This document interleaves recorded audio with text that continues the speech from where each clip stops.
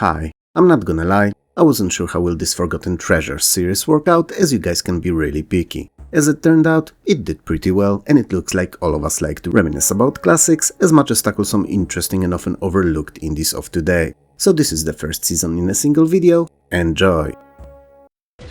By 1997, classic arcade-like shoot-em-ups may have been on their way out on PC. But just because the genre was not as popular anymore, doesn't mean that amazing games didn't keep coming out.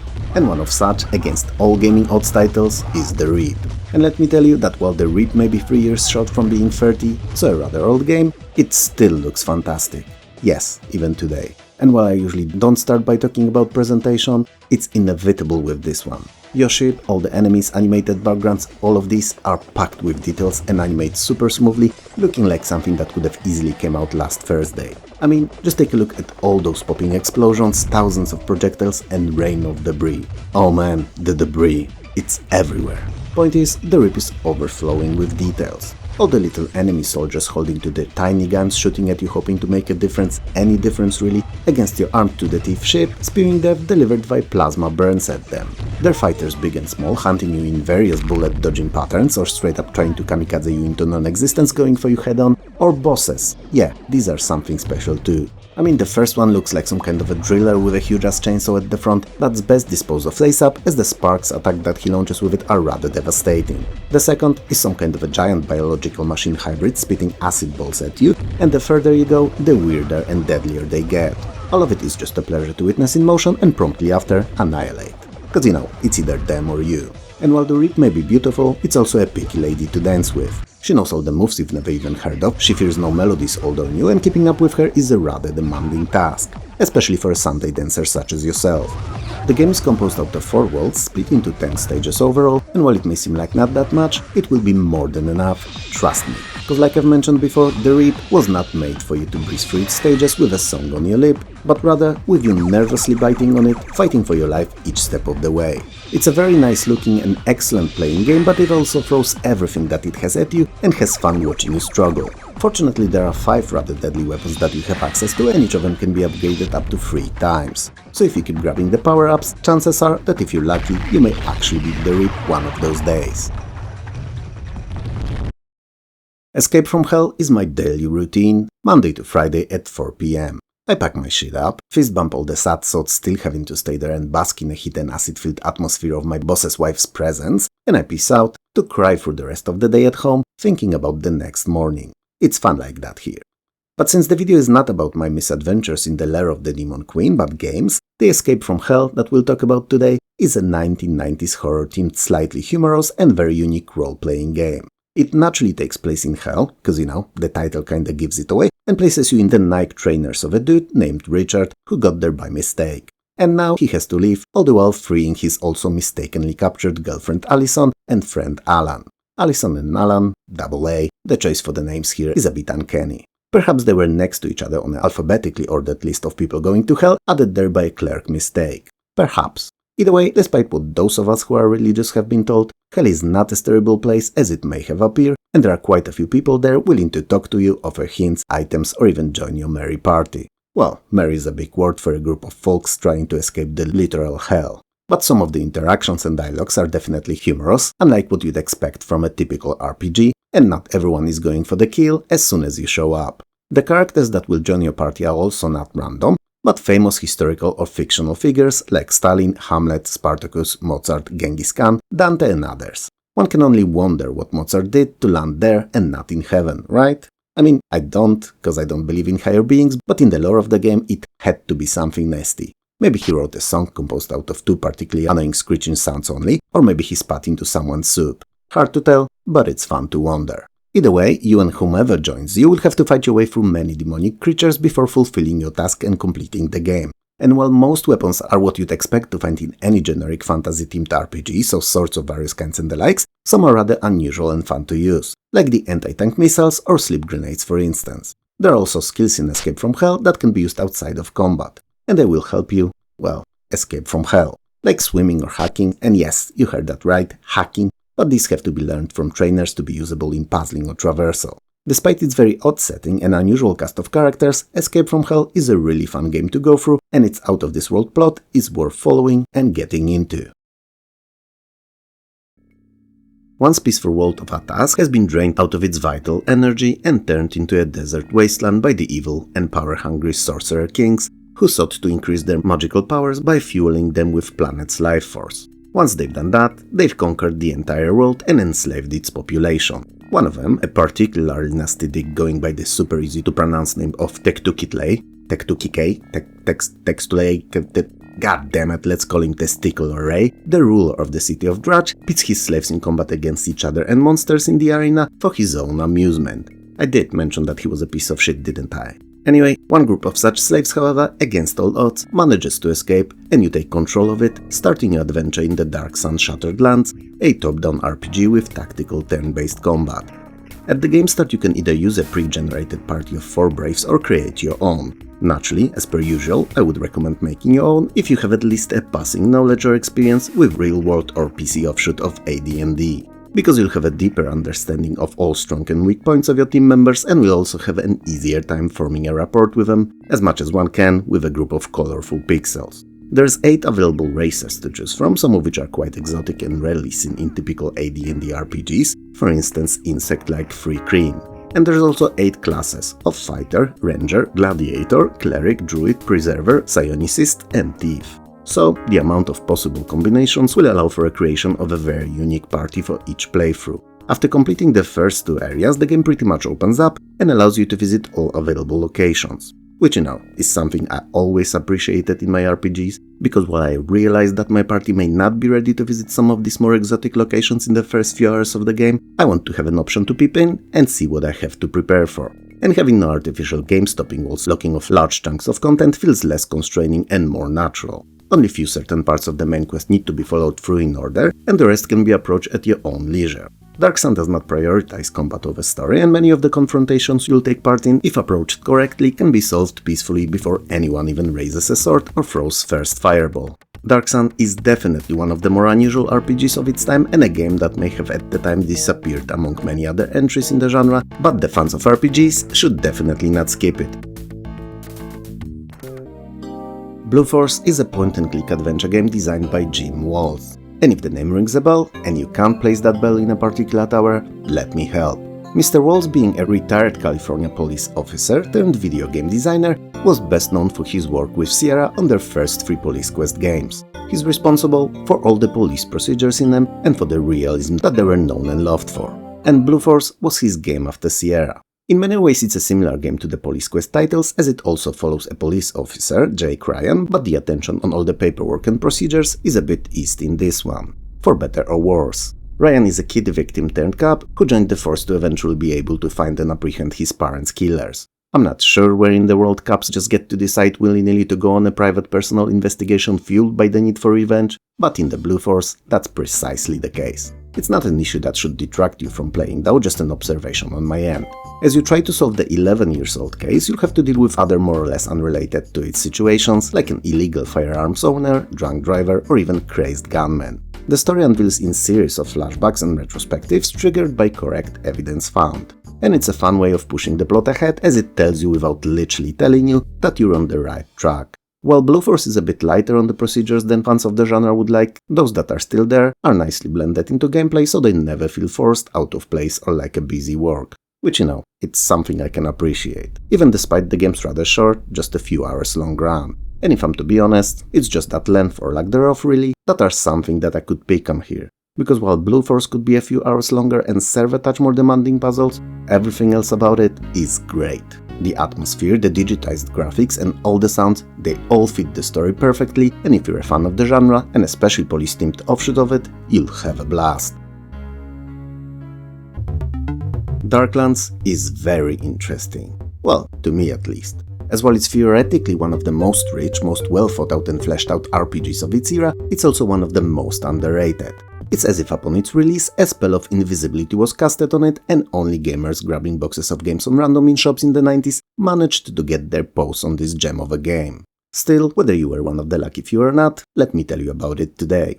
Darklands is set in the 15th century Holy Roman Empire, and is one of the most quote-unquote realistic games of its time, as everything that's natural and not imaginary in it was based on real history of the region. So the social structures and cultural backgrounds, weapons, items, customs and the likes, everything. But it is not, however, without its dose of unique and special, and the magic found in other similar games is replaced in Darklands with alchemy, and the mythical creatures are abundant and quite varied, though all are based on popular beliefs and legends in the area at the time. Your party of 4 does not earn levels or have traditional classes, but raise their numerous combat and otherwise skills with use. So the more you talk, the better you are at it, and the more you fight with a sword or shoot with a bow, the easier and more effective your swings, jabs and piercing shots will be. You may even be able to pierce someone's heart with a magical arrow of love. Or you may not, and I just injected that sentence in for no reason. Well, you won't know until you decide to give Darklands a chance. So, at least in the regard of skills and their training, Darklands kinda mirrors real life. While the story centers around eventual confrontation with a powerful and nasty demon, the game is entirely open-ended. It doesn't require you to run straight to your so-to-speak goal and allows you to travel around the entire game world freely and at your own pace, questing and having a great time learning all that there is about it. What's more, as your character ages, because yes, of course that they do, they become weaker and slower and may even die of old age. It may seem like something to annoy you now, but trust me, as you play the game and see all these things happen organically, you'll love it. And all that I just told you about Darklands is merely scratching the proverbial surface, like literally just its first layer. Because on many levels, it was a much bigger and more feature-packed game than anything else on the market at the time. Even the Elder Scrolls games, which while when looking at them from a pure map size perspective were gigantic, were nowhere near as rich mechanically. If you're in the market for an RPG that's lost in the sands of time, and will also provide you with a lot of freedom, incredible story, open world and fun gameplay loop when dug out from its involuntary video gaming grave, then there's hardly anything worth more of your time than Darklands. Remember the movie The 13th Floor? Oh, what a fun sci-fi romp that was. And also one that asked thought-provoking questions too. Both about us being real, and also if it's even important if we're not, if we're sophisticated enough to feel real.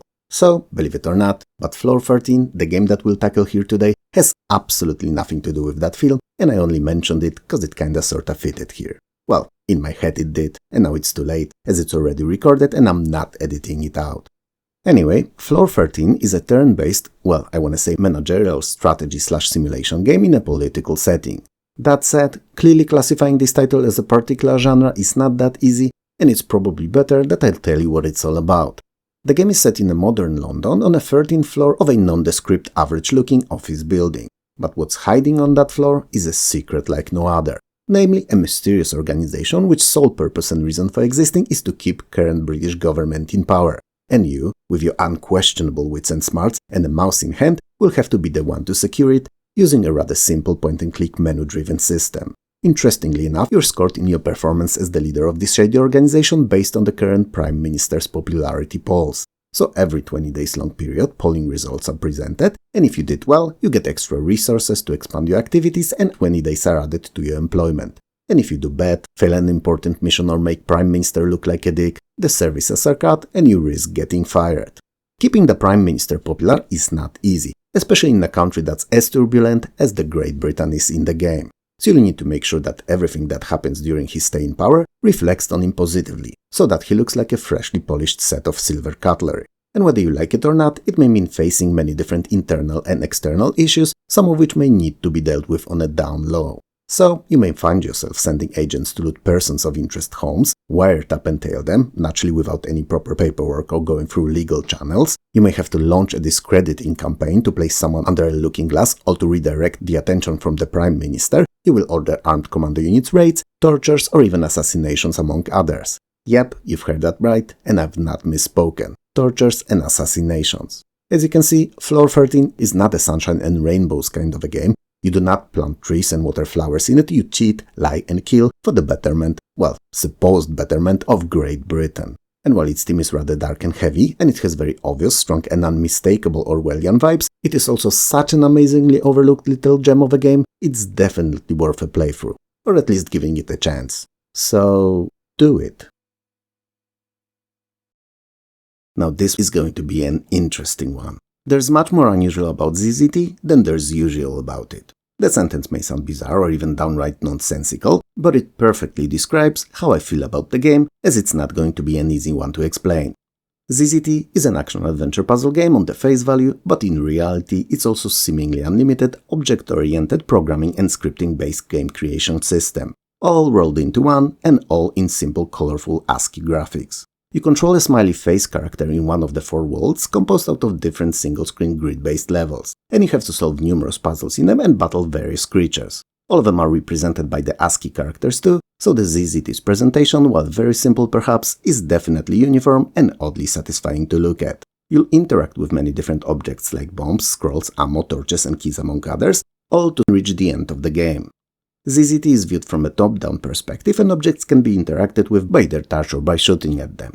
Game worlds are made up of levels/boards that connect to one another and you can move between them by either reaching the edge that allows for a passage or by teleports. The game starts in a hub with 6 exits, 4 lead to one of the 4 worlds, and the other 2 are respectively quote-unquote museum-type world, displaying all the items, terrain and creatures included in the game, and the second showing previews of all 4 worlds. The main goal, as earlier mentioned, is to reach the end of the board and hence complete the game, and you do so by finding purple keys to open locked doors and by gathering useful objects throughout the world.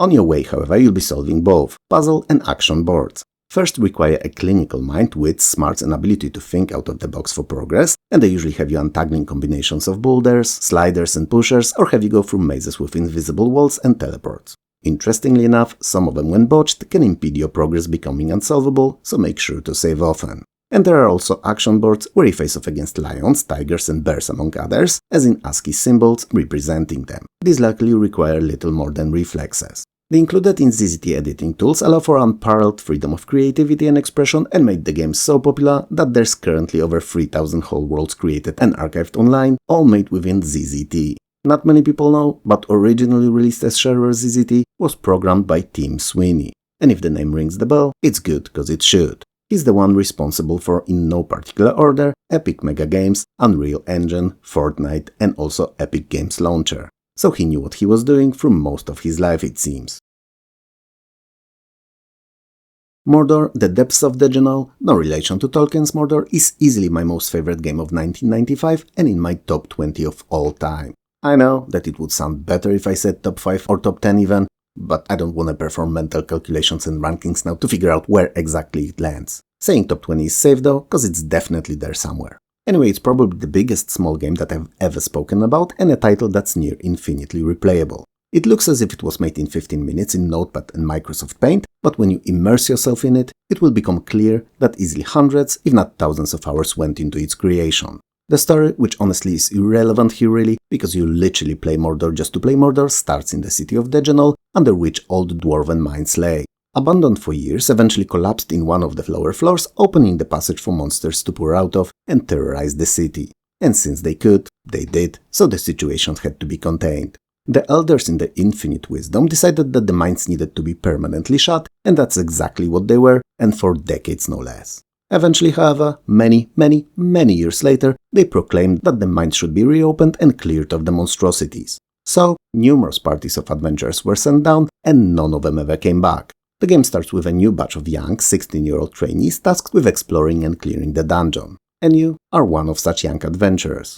Or 2, or 3, or 4 for that matter, because you can actually form a party in Mordor. And you should form a party in Mordor. While there are only few classes available at start, many more will unlock when your characters will raise their stats or pick particular alignments. This, however, usually happens when you're deep into your campaign. Naturally, mixed class builds can be very robust and powerful, but for the first few playthroughs, I'd suggest sticking to something basic. Especially that regardless of what you choose here, you will fail more than once in your first few attempts. Don't take it personally though, Mordor is not an easy game and it will punish you a lot. All these fails, however, will be lessons that will help you get better and understand how it works, how to min-max your future characters and how you should approach it from then onwards. City of Dejanol features a general store, morgue, guilds, confinement, seer, bank and a dungeon entrance. It may seem like just a few, but soon enough you'll learn how important and content-packed all of these are.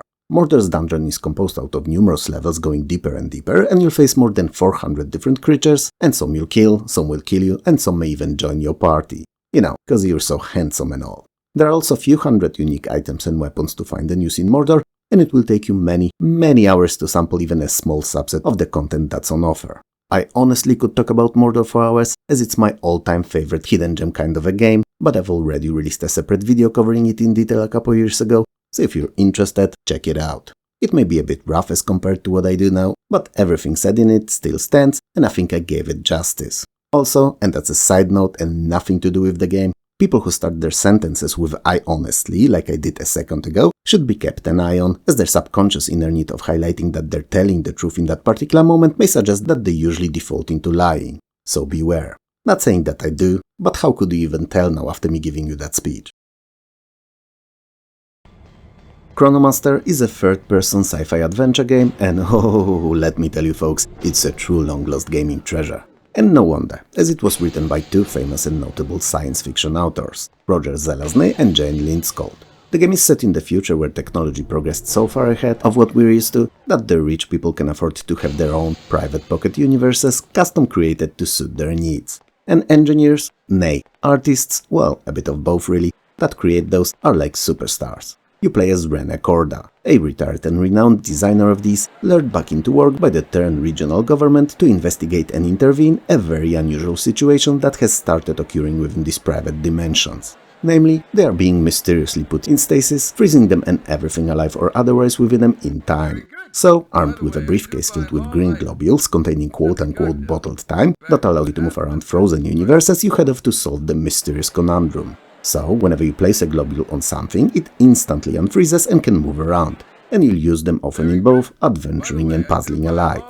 Unfreezing the universe, or more accurately restarting its time flow, requires you to find the so-called world key, which is found by first setting up a tripod gadget in the magnetic north and then using a tracer gadget to locate the key. Each of the pocket universes that you'll visit looks entirely different, obeys different laws of physics, and houses unique fauna, flora, and puzzling challenges. And this can be a whole manner of things. They may require you to manipulate objects, remember a particular sequence of things, pass through confusing mazes, pick correct responses in conversations, and many, many, many more. While these are just a few out of what you'll experience in the game, I think it's time that I told you what I absolutely hate and despise about it. And it's something that plagued early Sierra adventures too. So deaths. In fact, tons upon tons of pointless deaths. Deaths here, deaths there, deaths everywhere. Often triggered by a wrong choice in conversation, puzzle, or a small mistake. Numerous dead ends are hella annoying too, but at add less than deaths. I mean, if you're really careful, try to remember everything, give the game your full undivided attention and save often, chances are you'll only be slightly annoyed by all of it. But if you fail at any of these, it may happen way too often for comfort. Oh, and the interface sucks too. It doesn't seem to know whether it wants to be verb-based, rely on icons, or on unnecessary menus. It's all over the place and gets old and tiring fast. All that said, I do stand by what I initially said. Because if you do give Chronomaster a chance, prepare mentally for the deaths and constant battles with the controls, and somehow, against all odds, manage to ignore the god-awful by today's standards presentation, the story and the ideas behind it will keep you glued to the screen all the way through. Dominus is a very unique and because of that, also super tasty treat of a video gaming history. It's not the easiest title to explain directly in just a few sentences, but paradoxically, incredibly simple if you compare it to another, more modern and very recognizable title, Dungeon Keeper. Because in a way, that's precisely what Dominus is. Just not in 3D, not taking place in a dungeon of any kind and released years earlier. You're a ruler of a rich and prosperous kingdom. So you know, you're all set up, and will live a long and happy life, spending your days basking in the sun, sipping wine, and eating fat and tasty foods. Right? Right? Well, not necessarily, as not everyone has as good as you do. And while some factions made their peace with inequalities of their medieval fantasy lives, others are fuming with anger. They're so pissed with the state of things, in fact, that they band up and raid your lands. Your four armies are naturally bigger and stronger, and also well-fed, which in times of war matters a lot. But your kingdom is also vast and divided into numerous sectors. And as much as you'd wish you could, you cannot be in all places at once. So while you can most definitely hold off a few raiding parties at once, when there's too many of them attacking from all sides, some of the land will fall. You have 4 generals, each of which can lead an army of monsters, and it's up to you to figure out who to have them lead and where to send them to be the most effective and to minimize your land losses. You can also lay traps, use different offensive and defensive magic, but all that too has to be utilized smartly, as even combined with your forces, it's never enough. I do not want to scare you here, dear viewer, but the fact stands that in Dominus your successes are measured by the extent of your losses. Sucks, doesn't it? Overall, the entire game is a balancing act of having to figure out what and when to do. Is it more profitable in the long run to stop few of these armies approaching from different sides, or maybe it's best to sacrifice a sector or two to collect resources from somewhere else and henceforth secure extra defenses for the future? Choices, choices, choices. But whatever you bank on, it's a fight against time, and eventually all of your efforts will still fail. Well, they will if they will be all that you'll be doing. Because what you should also make sure to always try to do other than killing the raiders is capturing them. Because when interrogated, they may actually reveal information that can be crucial in your kingdom's survival, like goals and strategies of particular clans or how they relate to each other, whether they will or won't work together against you, or even what creatures they fear, so that you know what to summon for the next time that you face them. While the battles are largely automatic and you have a very little control over them, you can actually decide which creatures to release into combat. But when things go bad, like really bad, you can actually appear on the battlefield yourself. And you do control your own character directly, and he's rather strong. That said, if he happens to fall in combat for whatever the reason, it's game over. So keep that in mind. There are quite a few completely different kinds of monsters that you can employ, and they all behave differently in combat and are best used in different scenarios. But most importantly, you can crossbreed them to a certain degree. And these new hybrids are usually more effective and powerful than the base units. They cannot be modified more than once though, but I suppose that's the extent, and 1994's game could take the mechanic to. Either way, it's still an interesting concept and a one that you'll need to master to perform well. Dominus is a fun game, and especially because it allows you to put yourself in the shoes of the CPU and learn how it quote-unquote feels when it's usually you who's attacking its strongholds, castles and lands in other games. Brace yourselves, as I'm about to commit a blasphemy. At least I think so, because I'm not a religious person and I'm not 100% sure what can be considered one other than stating something that's so irrational that it hurts to listen to. So, Princess Maker 2 is a Tamagotchi game. Now, is it a blasphemy that is? To me, however, Princess Maker 2 is one, a really advanced, varied and extremely playable perhaps, but Tamagotchi nonetheless. You remember Tamagotchis, right? Those little electric egg-shaped keychain-sized toys that allowed for raising chicken, Pokemon or any other creature from an egg by taking care of it and making sure that all its needs are appropriately met. So yeah, Princess Maker 2 is basically that, but much better. You play as a father of a 10-year-old princess, which you may actually be in real life too, and over the course of the play that runs for 8 in-game years, you'll task with leading her into adulthood. Wow, that sounded surprisingly creepy. Anyway, you'll be deciding what her daily routine is, what her hobbies are, what she eats, and what and how she learns, how she reacts to other people that she meets, and you'll even go as far as to assign tasks for her to complete. And that just somehow managed to sound way creepier, as if she was partly groomed and partly used as a slave workforce. But don't let my inability to describe the game properly fool you. You just have to give it a go yourself, because Princess Maker 2 is a beast of a game. All the activities, part-time jobs, schooling, adventures and how she spends her free time will influence Princess's statistics, and they will fluctuate throughout the years, shaping the person that she will become. In fact, it's those stats that will ultimately determine her occupation, happiness and martial status at the game end. So you will have to do whatever you can to make sure to secure the best possible future for her. The entire playthrough lasted approximately around 5.5 hours, after which you presented with one of 74 possible endings depending on her future career choice. And naturally, not all jobs are scored the same. Queen or General, for instance, reward you many more points than what you get when she ends up becoming a barmaid. Which I kinda get because of the potential salary difference, but the game didn't take personal happiness under consideration, which is a bit odd. Especially that I can imagine many more scenarios in which the bartender may lead a much happier life than a general or a queen would. Princess Maker 2 is the only entry in the series to ever release on PC, and while it may not be the best one, it's definitely a fun and engaging experience that offers a lot of variety in its gameplay, random events and mini subquests that you'll need to solve, often in a form of turn-based combat. It's worth pointing out that English version never released officially, despite being nearly finished, with only some of the endings not having a proper English subs yet. So all the versions that circulate the internet today are actually intra-corp, so the translator's internal use versions that somehow got leaked. Now, I'm not a smart man. I'm not stupid, mind you, but also definitely not smart. I mean, look at the vocabulary I work with. I know maybe 17 or 18 word stops and keep recycling them in different combinations and order, and fail each and every time I try. Still, the best proof of my stupidity is that I still work where I work, despite hating the place with a passion of a fingerless piano player. Really wanting to hit those notes, but only randomly mashing the keys with my stabs. So in my near infinite simplicity, for the longest time, especially before I even played it, as it was nowhere near its original release, I thought that Bioforge was like Tomb Raider, only sci-fi. When in fact, being an action-adventure game, it's closer to Alone in the Dark or first Resident Evil games. Only much more difficult and, well, sci-fi. So it features pre-rendered static backgrounds on which all fully textured and rendered in real-time characters and objects are overlaid, and the camera jumps around to quote-unquote best spot to capture the action. You move around the game's world using early and not great is what I meant to say, iteration of tank controls and collect items and then use them to solve puzzles and discover the secrets of the complex that you're in and your past. All the while defeating dozens of different and incredibly tough to beat organic or otherwise enemies. So you know, in Bioforge you don't discriminate and you spread your kids' delivered anger to all manner of opponents.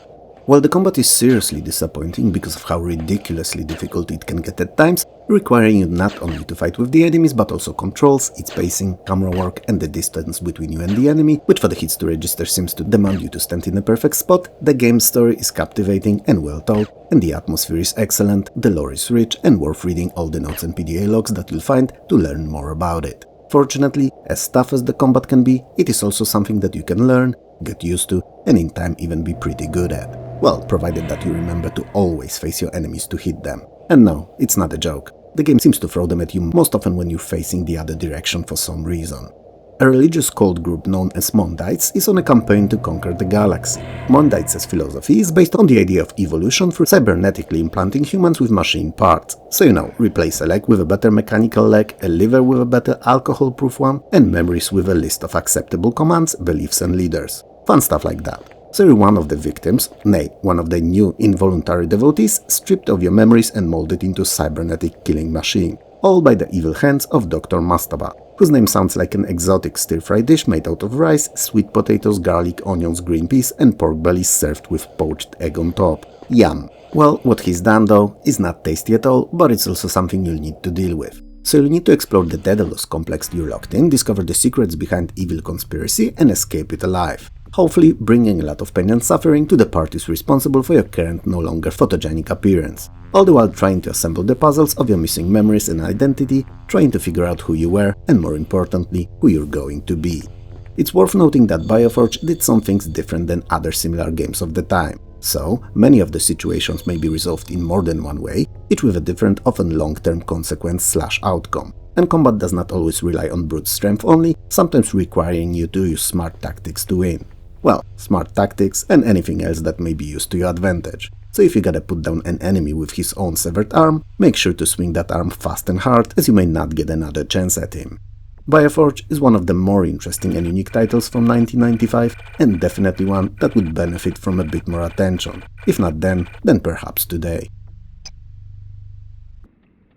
Machinarium is a point-and-click adventure game and a product of the time and technology long gone. It released in 2009 and used Adobe Flash instead of DirectX, OpenGL or any of the standard video game creation engines at the time. What it meant was that you could run it on anything that supported Flash, but also it was severely limited. For one, it was not the smoothest game ever, heavily relying on a fast CPU to perform well. For two, playing Machinarium in real full-screen mode on PC was not possible, which is tad annoying if you ask me, cause by 2009 I was done playing in small windows. And for three, same as with all other Flash-based apps, it was as secure as a colander is for holding water. So, not at all.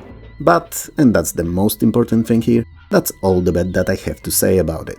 I wanted to get it out of the way before I get to talk about bacon. I mean good stuff, before I get into good stuff. And especially that 2017's Definite version re-release was made with DirectX and solved most if not all of these issues. So, Machinarium is one of the most clever and well put together adventure puzzlers of its time. It places you in a clickety-clackety steel boots of a small robot Joseph, who's been banished from the city and disposed of in a local scrapyard by the evil Black Cap Brotherhood that rules the city with a literal iron fist. Or fists, as there are 3 of these bad guys that make the Brotherhood. They also kidnapped our hero's beloved Berta, who he'd need to save too. All of it may sound a bit vague, but it's also because of how the plot in the game is told and how the story unfolds. Cause you see, there are no spoken, written or any otherwise direct ways that the game communicates with you or tells you its tale. All of it is presented using thought bubbles and simple iconography. It's arguably not the most obvious way of communicating with the player, but in the same time, it's hella unique and cute in its own way. It also fits Machinarium's very dark and dystopian post-industrial feeling crayon drawings-like kind of a presentation.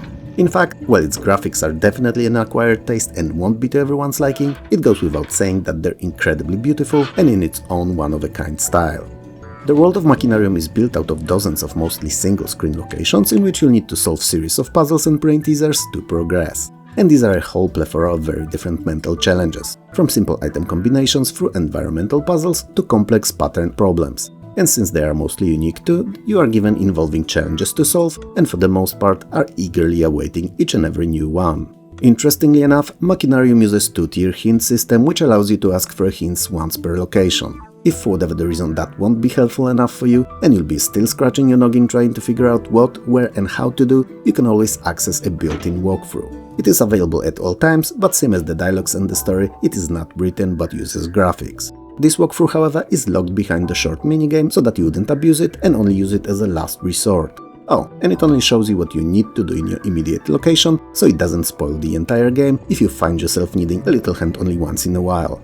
If you like point-and-click adventure games, and especially those that are unlike anything else, then Machinarium is definitely a title worth your time and one you should have a lot of fun with.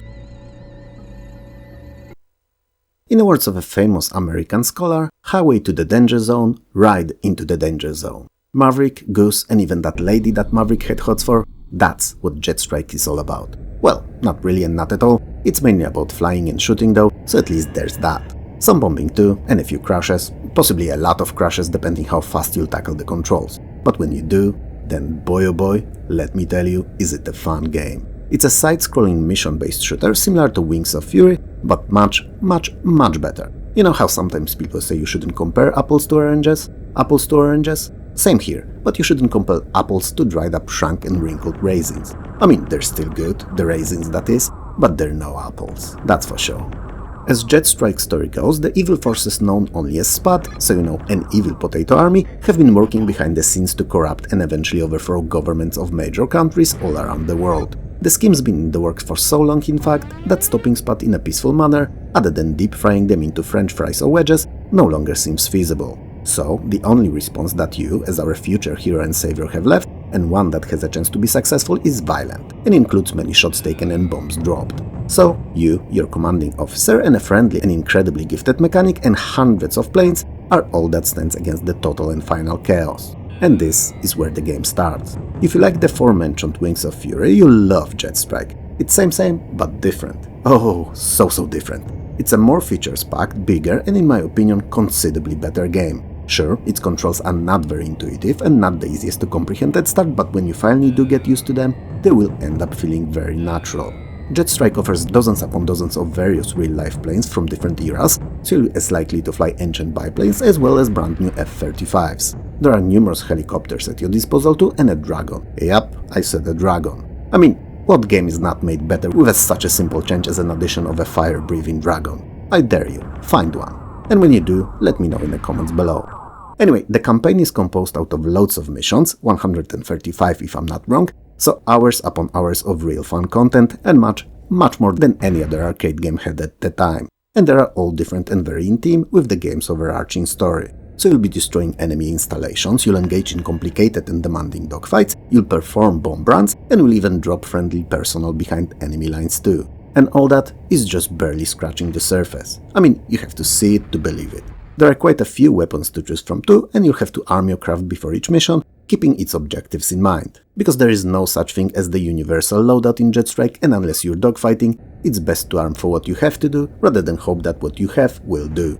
Jet Strike's presentation is rather solid too, in terms of both graphics and sound. What's worth pointing out here is that you will fail playing the game. I mean, it's no Souls-like, it won't be giving you nightmares, but you should be prepared to have to repeat some of those more demanding stages more than once. But you know what? You won't care. You'll just jump right back in, fasten those seatbelts, kiss your best gal goodbye, more likely in reverse order, and save the day like the hero goody two-shoes that you are. Point is, you'll keep trying, you'll get better and better, until at some point you'll just become good. And then, when you pass that initial high entry threshold, Jet Strike becomes a hell of a game that plays like a charm. That initial challenge, along with a lack of any useful tutorials, are the biggest problems that Jet Strike has. There are only 2 of them perhaps, but I feel that they may have been the reason for its obscurity. La Mulana is very special because of three things. First of all, it was made to look, sound and play like something that it wasn't, so an MSX game. In fact, even the protagonist carries a so-called Super Laptop MSX with him at all times. Secondly, La Mulana is a gigantic in size and fantastically unique screen-flipping platforming adventure that, despite gathering positive acclaim, somehow managed to become overlooked by the majority of gamers. Even I only learned of it from a fellow YouTuber This Is Scraps Let's Plays and not any ads or gaming mags. And lastly, it focuses a lot on mainly, but not only, environmental puzzling, effects of which can often be observed many rooms away. Which, as you can easily guess, made it a rather challenging title for the modern audiences not used to a very classic, NES-like feeling video game design. Well, MSX-like feeling I should say, really, shouldn't I? Anyway, La Mulana follows an Indiana Jones-like protagonist going by the name of Lemeza Kosugi, who, armed with his trusty whip, dashing good looks and bravery of a bomb disposal unit recruit, follows a mysterious letter with no address that seemingly arrived from his father. Lemeza's father claimed to have discovered a long-lost ruins of La Mulana, a birthplace of all civilizations that supposedly carries the secret treasure of life itself. Upon arriving at La Mulana, our hero realizes that it's an ancient ruin composed out of different smaller structures looking as if they came from different parts of the world, and then he learns the story of an interstellar being known as the Mother that crash-landed on Earth eons ago. Story that I will let you discover on your own, as it has an unusual conclusion and I wouldn't like to spoil it. While the game has only one ending, there's no single way to get there, as its open design and numerous objectives allow for freeform adventure through the ruins of La Mulana. That non-linearity, numerous weapons, power-ups and items that Lemeza may or may not find on his adventure make the game a very replayable, even if extremely challenging title. Because while most enemies only take a little bit out of our hero's health upon contact, there are very few ways he can recover his lost health. What's more, enemies respawn each time you enter a screen, and the game is filled with various traps and dead ends that may make further progress rather difficult or even impossible. Oh, and there's only one spot in which you can save the game, and it's at the very beginning of it, so it doesn't make things easier at all. I mean, you do find the teleport allowing you to get back there very early in your adventure, but the difficulty does not stem from having to go back, but from having to go through all the screens to get where you were on your following play after loading the save game. Other than the regular enemies, there are also occasional bosses, and while there's not an obscene number of these, they are considerably stronger and require figuring out how to beat them. Better weapons like mace, knife, axe, shurikens or even a pistol help a lot. I mean, why wouldn't they? I already said that they were better. Anyway, that MSX laptop that I initially mentioned is not there only to provide a fun callback to a system of yore that many of us may have no experience with, but serves as a system in which Lemeza may use the numerous cartridges that he'll find, and these offer many extra useful and often game-changing functionalities. Since La Mulana was made as an homage to the classic system, its presentation follows all the limitations that MSX had too. So it's low-res and sports only 16 colors, but don't let that detract you from playing, because even with just 16 of these, it looks amazing and is as fun of a game today as it was 19 years ago when it originally came out. Super Fighter is often considered a Chinese release only. It's because the copies that reached the West were in most cases of questionable legality, and it contributed to both game's availability and also interest in it. Not many people know, however, that it actually also had a very limited official release in English under the name of Fatal Encounter, which is a much more interesting name if you ask me. Either way, and naming aside, Super Fighter, despite being a more than obvious Street Fighter 2 copycat, is actually pretty fun, but we'll get to that in a minute. Its plot is so stupid, oh, so stupid, you wouldn't believe. I mean, sure, most versus fighters and brawlers were not known for the captivating or deep stories, and usually either used the simplest hooks their writers could think of, so something like saving the girl of one of the fighters or a tournament between two warring factions to hold the peace between them. Or, on the flip side, something so convoluted and overfilled with pointless side details that you got lost in it the moment you tried to understand what and why you're doing, other than mashing opposing fighters' faces with a passion of an Italian pizza dough maker. Super Fighter's story is set in the near future, or at least near to 1993 future, when an international drug broker, nay Kingpin, and his army of goons aims to take over the world and bend it to his will. He does so by murdering many of the world's top-ranking government officials, proving that nothing and no one is out of his reach. The United Nations are terrified, like knee-shaking terrified. But instead of forming a team of special agents armed to the teeth and ready to pew bodies out of the face of the planet, or better yet, send a small few thousands grand strong army to deal with the villain, they seek out help of 11 martial artists, each with their own fighting style and background, and send them to deal with the big bad. You know what, karate chops, roundhouse kicks and different throws are all fine and dandy, sometimes even flashy and cool looking, but in a situation like this one, a precision shot always wins an argument. But, and I am fully aware of it, if that was the case, we'd had no game. So the few fighters that we have access to are all unique, coming from different parts of the world and represent different techniques, only copying Street Fighter 2 a lot. I mean, Super Fighter even has its own Ryu and Zangief, though they're named Jan and Sarkov respectively. But you know what they say. Good artists copy, great artists steal, and Super Fighter is a pretty darn decent thief. While some of its characters may be really similar to those found in Capcom's classic, they have their own nice set of attacks and explosive specials, and the stage backgrounds are detailed and a pleasure to fight on. The controls are not terrible in the slightest, and the sound design is excellent. The animation, however, could have been a lot smoother. So if you're someone who just cannot stand rather stiff-feeling character movement, Super Fighter may not be a great pick for you. Overall, as copycats go, Super Fighter nearly nailed the formula. But the best way to enjoy it today is through a recent 2013's freeware release of the game using Mugen Engine to commemorate its 20th anniversary. It expanded on the classic considerably, adding a new soundtrack, additional attacks for all characters and extra frames of animation, making it even better than it originally was, and also fully playable on modern systems. Even if, like with most other versus fighting games, the replayability of Super Fighter in single mode is questionable, when approaching a multiplayer environment in a group of friends, it can provide a few hours of fireball throwing, uppercuts and kicks to the chin of fun. So, if you enjoy games in the genre, this one's worth a look. Now come on, don't skip to the next game just yet, hear me out, please. Just because there's Bejeweled in the title here, it doesn't mean that it's a game same as all the others. In fact, Bejeweled Twist is probably the most unique take on the tile matching puzzle game ever made. I mean, gameplay-wise, and not in terms of presentation, as when it comes to that, despite being quite nice, it's also rather simple. It's a spin-off from the main series, replacing the classic gem sliding mechanics with a much more fun and challenging 2x2 4 gems clockwise rotation. It may seem like a small change at first, and it really is, but when you give it a chance, you'll realize that in terms of gameplay it's monumental. Even if you're still only creating lines of at least 3 gems, the rotation allows for many more possible combinations and strategies and requires your mind to work twice as hard as it would with the regular game.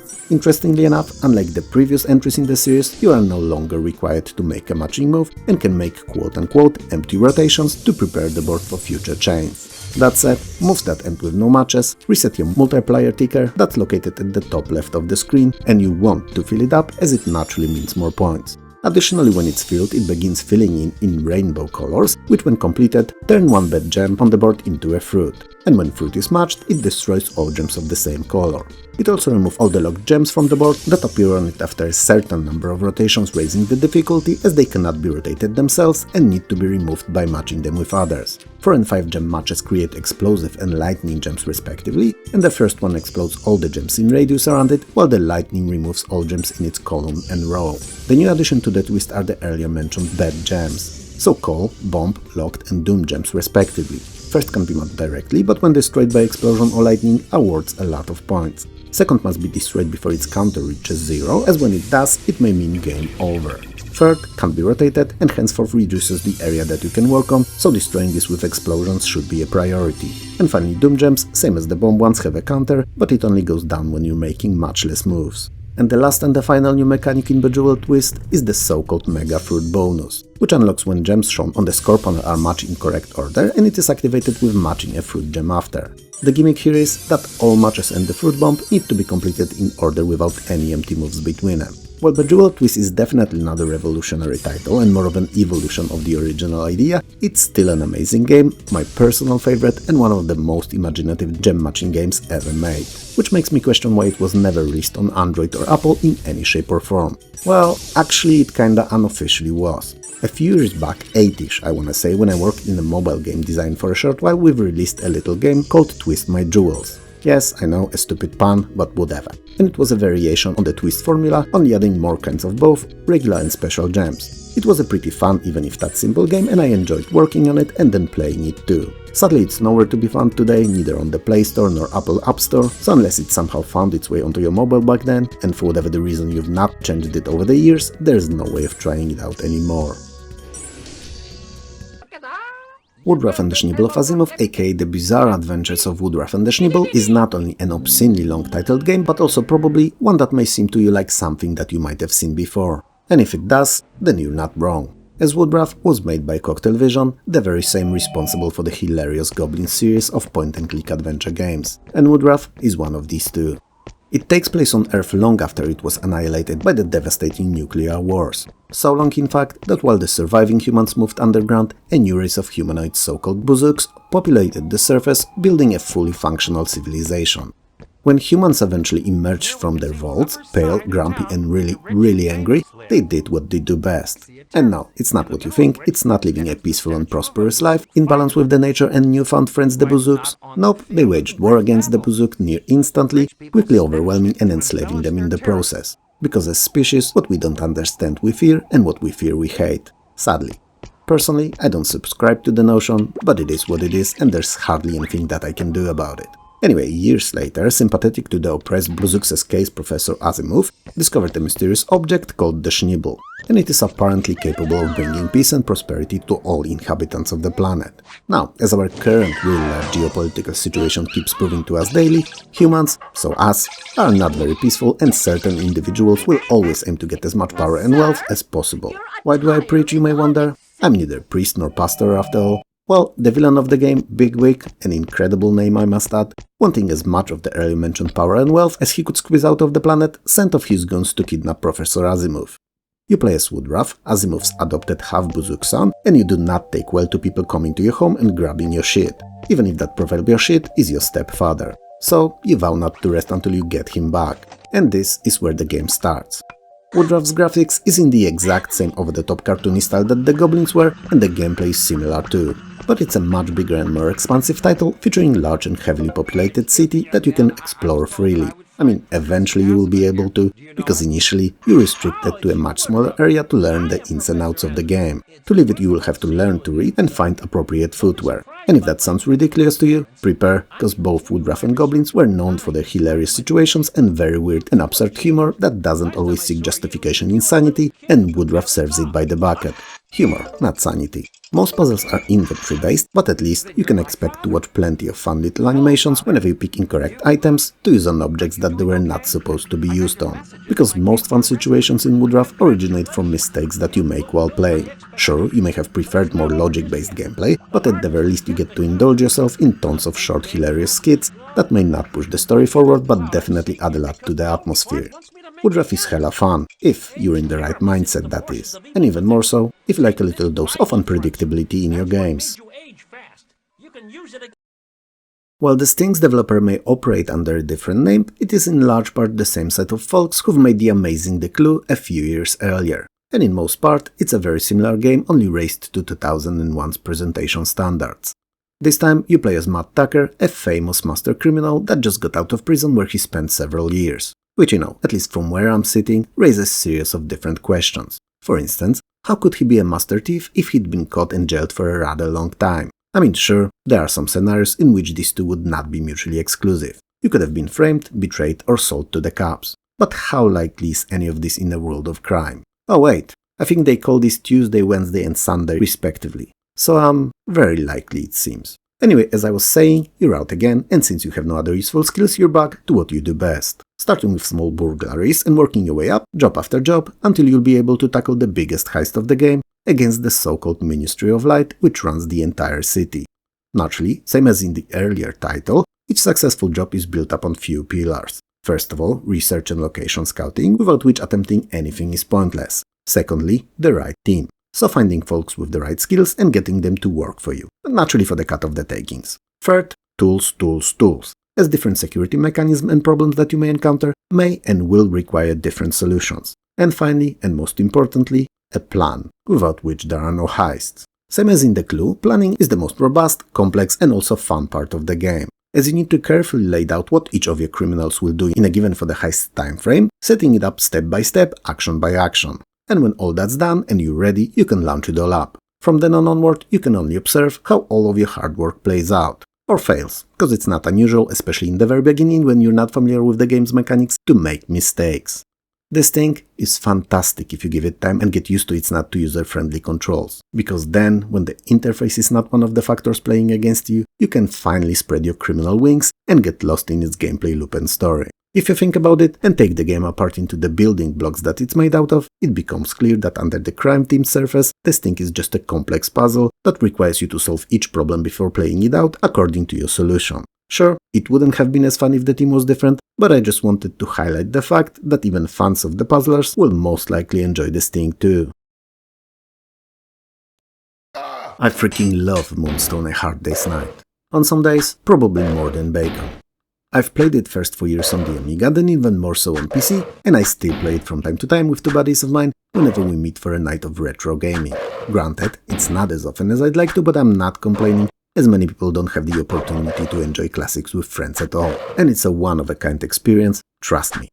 Moonstone is a game of many genres. It's a multiplayer party real-time role-playing board game. Yeah, you heard that right, I did in fact said board game, and I'm standing by it, with a single-screen brawling combat sequences and some very superficial RPG elements. So the nights that you and either your friends or the CPU play as earn experience points, can raise their skills, purchase or find extra gear and various helpful consumables and items.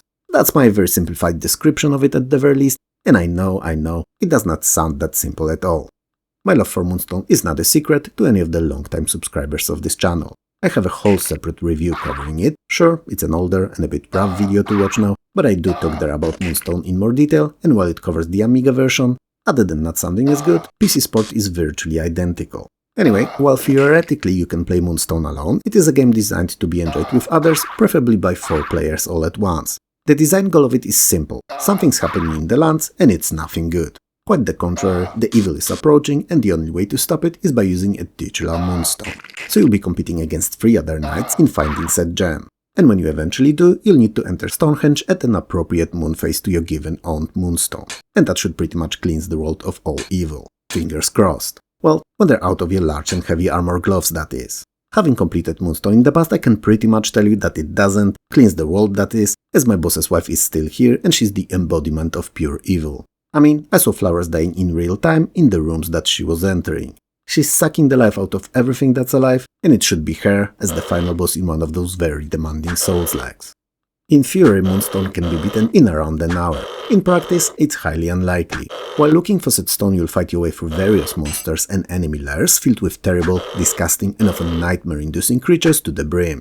You'll face other knights, whether they're controlled by humans or not, in a 1v1 medieval bouts to the death. Also, since it's you playing, all of it will naturally be in style. You can also gamble for money, fight the dragon, yes, a real life or real game I should say really, huge as fire-breathing and head-biting of dragon, and use various magic spells too. There's not that many of them, but they're all really useful. Oh, and you'll get to kill the so-called guardian too, but that's something that I'll let you discover in detail on your own. What Moonstone was most famous for though, other than its addictive gameplay that is, was its gore-filled presentation. The game is beyond brutal. After some of the battles, the screen is more red than anything else. And I can only imagine how big the medieval bills for the cleanups were. I mean, some areas are so drowning in blood that it probably costed around 2 cows, a pig, and a year's worth of flour to clean them. And that's not nothing given the inflation level in those mythical fantasy times. For the time that Moonstone released in, there was just nothing like it on the market. But don't let the brutality and violence fool you, it's not a cheap money grab riding the crimson wave of pain and misery. Moonstone is a stellar title and an amazing time to be had in a small group of friends. The most surprising thing about it though, given how fun, innovative and unique it was that it was mostly made by a single Canadian developer, Mr. Rob Anderson. I mean, sure, he had a couple people helping him with art and programming here and there, and someone else made the music, but the majority of it all, from the concept design to the final touches, were made by Rob alone. And it's something that is worth noting, because it's very rare for the games of Moonstone's quality to be products of a single mind.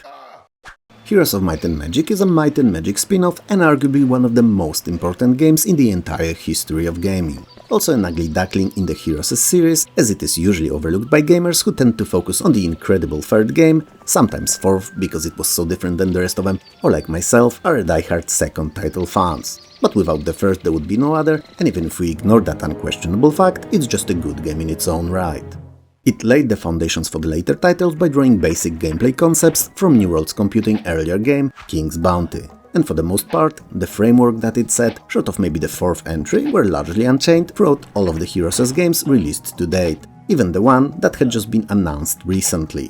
While the story of the first game is rather basic and nowhere near as convoluted or deep as that of the later games, it's okay, as between you and I never played Heroes games for the story. I love the mix of an overall map exploration, kingdom management and tactical turn-based combat. Combat that many relegated to a simple formula of stronger is the winner or more is better. which was wrong, as in fact a correct army composition and use of magic could offset a considerable difference of power between the two warring sides. Still, the story is there and tells a tale of Lord Morgling Iron Fist, whose name sounds like something that should be put on a bottle of an industrial grease cleaner, with him drawn on it too, standing there with his iron fist raised in anger because of all the sticky spillage. Anyway, Iron Fist was forced to flee his homeworld of Varn, which should be known to fans of the classic Might and Magic games, through a magic portal, barely escaping death by the hands of his evil cousin Ragnar, who usurped the throne after killing Iron Fist's father, a true ruler of the kingdom. It was a very long sentence, and I'm tired now. Stranded in a previously unknown to him land of Enroth, Iron Fist and his followers decide to face 3 other warlords fighting for control over this unruled land.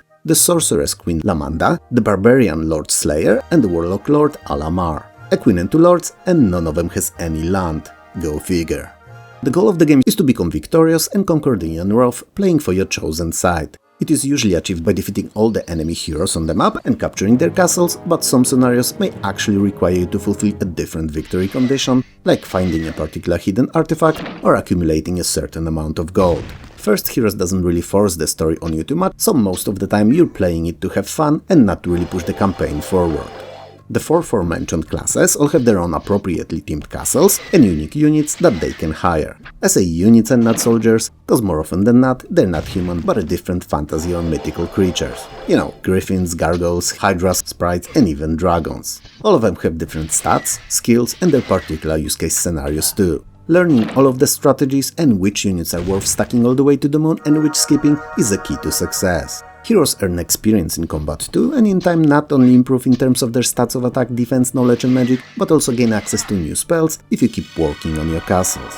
The overall gameplay loop revolves around keeping your castle well defended and expanded, all the while exploring the map, hunting down and defeating enemy heroes, and then capturing and holding their castles too. When captured, you can naturally add them to your kingdom and use them as your own. So erect new buildings that allow for recruiting of various units for your armies, build magic guilds to supply your heroes with new and exciting spells, and raise strong and sturdy defensive structures. Other than that, you're exploring the overworld map, find and capture different mines and basic resource sources, all to develop and strengthen your kingdom. You can also collect different treasures and artifacts and engage in combat too, both with neutral creatures guarding random points on the map and enemy heroes. Whenever you are attacked or attack a random group of monsters opposing hero or a castle, the game switches to a side view tactical mode. All of your units are shown here as stacks and you can move them around on a hexagonal grid. This is also where you get to use them in battle, which same as an overworld map section is turn-based. Each turn you can move one unit and then order it to attack if possible. And then the opponent's turn starts and follows the same rules. Rinse and repeat until only one of you is left standing and the other fertilizes the battlefield with his/her rotting remains. Other than casting combat and support spells, heroes don't take direct part in a battle. They gain experience from combat though, in a typical RPG manner no less, but we've already discussed how it can be used. The first Heroes of Might and Magic is truly a unique and too often ignored experience, that many more of us gamers should give a chance, because while it may not look great anymore, it's still a lot of fun to play. Blam blam blam, bra bra bra bra bra bra bra, pew pew pew pew pew, kerplank. Blam Machine Head, also known as Machine Head, is a post-apocalyptic sci-fi hovercraft 3D first-person shooter like no other. It's a fast-action intense shooter that will keep you on the edge of your seat all the way through, shooting and killing everything that you will come across. Like, literally everything. If it will show up on your screen, don't think about it, shoot at it and forget that it ever was there in the first place. It may seem a bit mindless, but it's hella fun, so you will hardly find yourself thinking about it for too long. But let's start where the most things do, so at the very beginning. You're Kimberly Stride, a beautiful, smart and most importantly cool named scientist turned world savior in the making.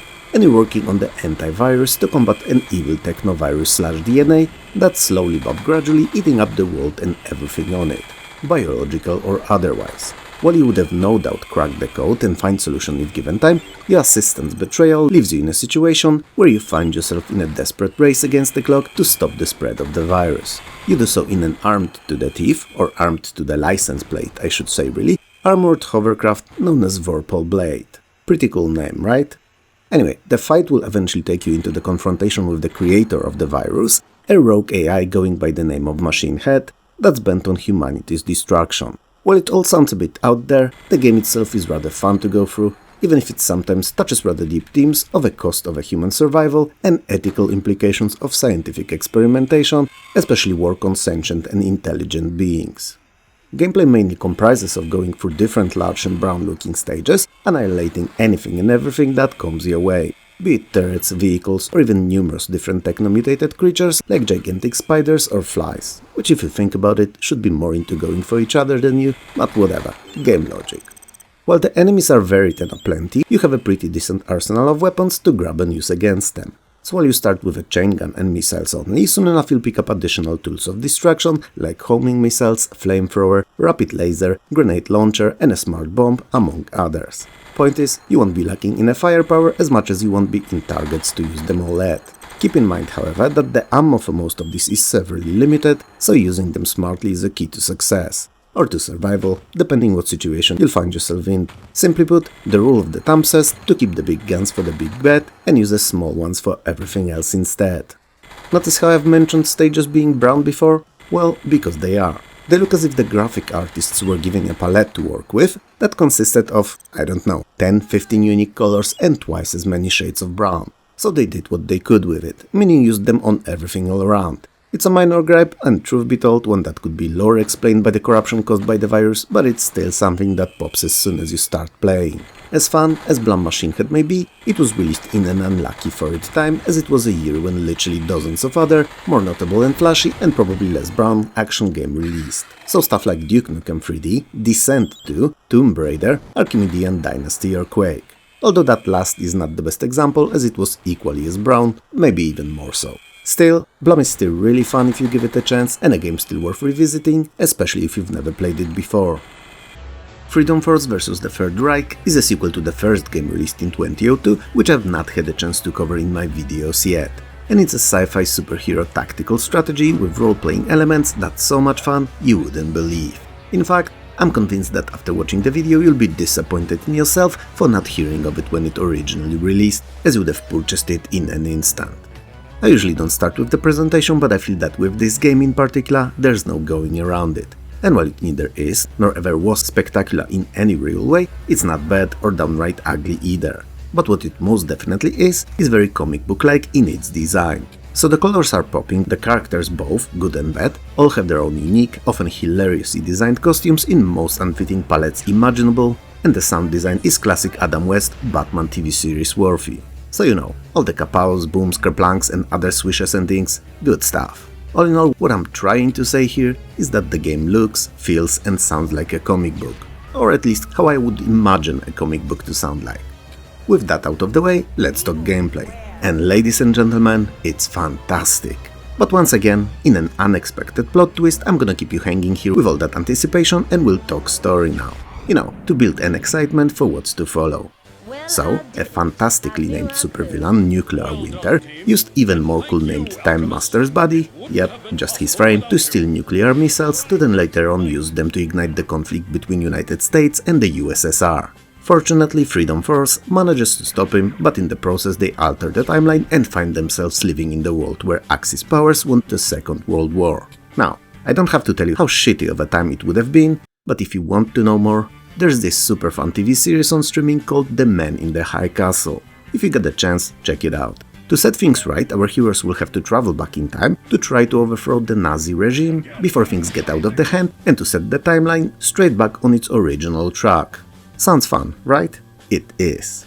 The game is a top-down real-time tactical strategy role-playing mixture that sees you leading a team of up to 4 superheroes at once, from your stable of musclemen and women on missions set on nearly entirely destructible 3D maps. I mean, you'll be throwing cars, using lampposts to maul villains into submission or even collapse entire buildings on them. To simplify, if you can see something, anything when playing, chances are that it can be either used somehow in combat or entirely destroyed.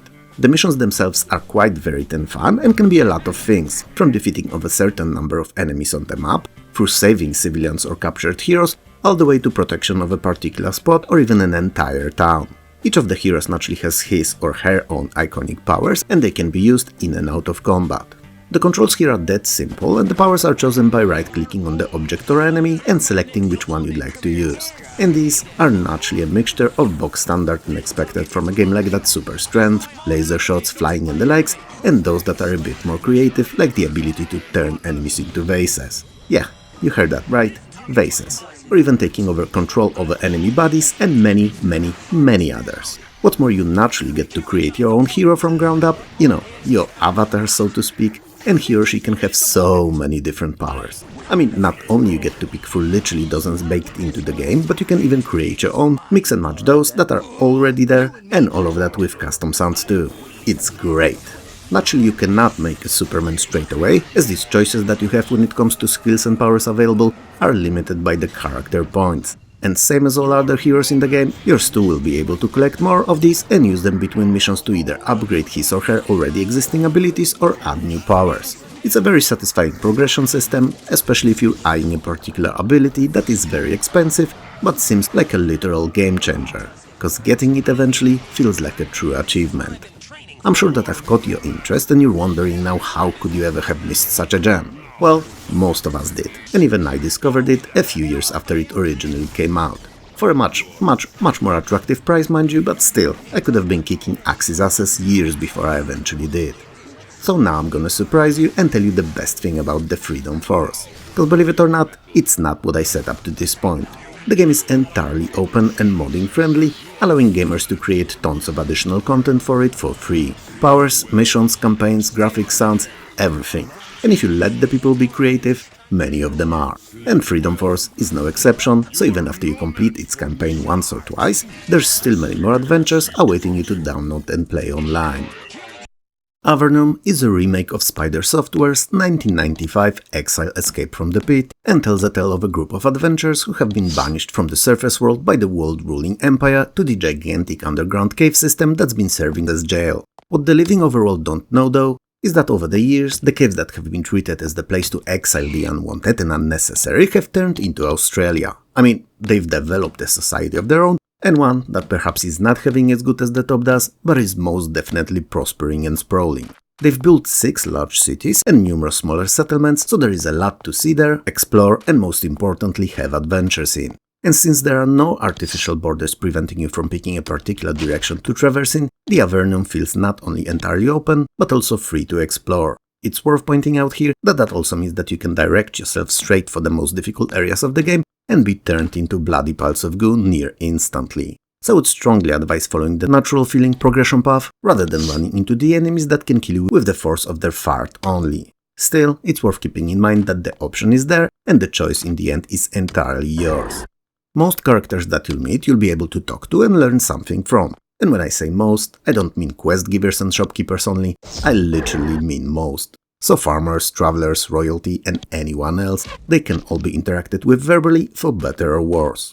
The plot of Avernum progresses in a very natural way, not pulling you in by the hand along numerous important stops, but letting you wander around and discover/figure out everything on your own and at your own pace. In fact, out of the 3 large main quest chains that you should take throughout your adventure, finishing the game requires only completing one of them. The first out of the 3 that you get, you don't actually really get anywhere, it's just something that you know that you have to do, and when you start pulling the thread, it will envelop and take you on a hell of a ride in a very natural way. While you only really have to complete one of the 3, doing more rewards you a more satisfying game ending, so if only possible, it's worth not to rob yourself out of the experience. Other than these 3, there are obviously countless side quests, and these are shorter and simpler, but still a lot of fun. It's actually an overarching theme of Avernum that is very often lost by those who bounce off of its presentation. But if you give the game time, allow yourself to be immersed in its lore and story, and can ignore a rather simplistic even by 2000 standards presentation, then you will most likely have tons of fun, leading your party through an incredible adventure and seeing them grow and get better. Since we're on the characters, the progress for their growth is rather spectacular too. There are numerous skills that they can develop, and these are not limited in any way, be it by class or race. Some of them are skills that the characters can use personally, others may benefit a few or even an entire party. Each party member can learn up to 18 spells with 3 levels of mastery each, and each of these levels strengthens the corresponding magic considerably. The third clearly offers the biggest boost, much bigger than the second in fact, but it cannot be trained by a regular teacher and requires you to find a special location. These are usually very well hidden, and rarely connected to any questlines, incentivizing you to explore on your own.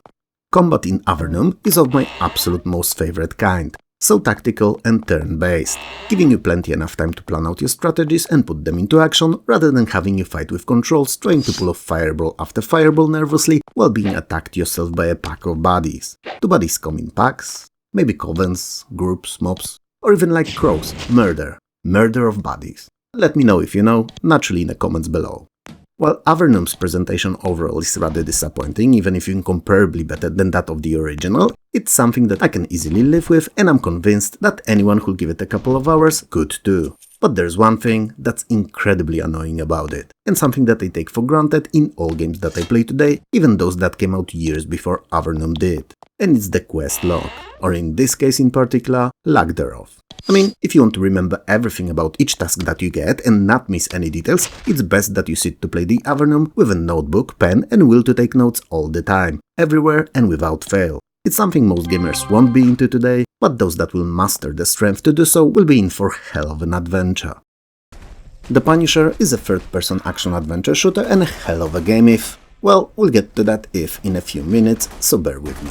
Given how shoddy most superhero games were by 2005, and since we've not had pretty great Marvel Ultimate Alliance titles yet, the Punisher had no right to be any good. And yet, it kinda was. Partly because of its brutal and action-packed gameplay, and partly because of its story being written by Garth Ennis and Jim Palmiotti, well-known and renowned comic book authors.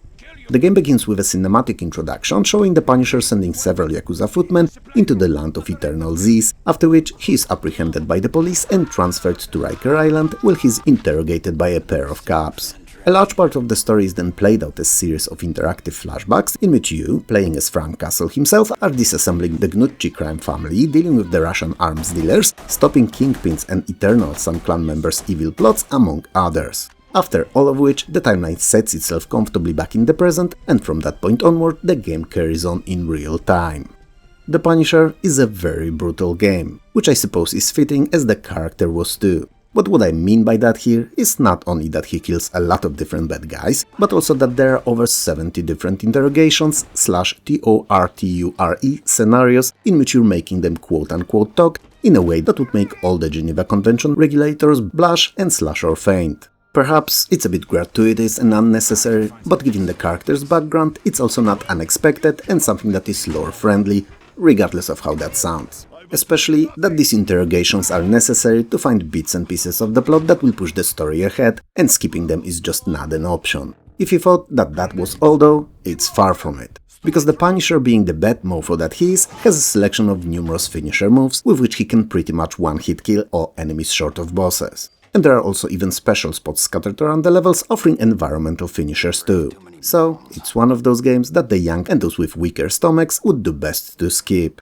I mean, stuff like having someone's face eaten by the piranhas, their head crushed in the press, or kicking them out of balconies is nothing unusual in the game and some of the least gruesome ways to dispose of the enemies. Clearly, a lot of thought went into all of these, and as someone who likes his action games to be full of, well, action, and who is not easily upset with a sight of fictional and clearly not real-life violence either, I had a lot of fun with the Punisher. But if you do, it's definitely not the title for you.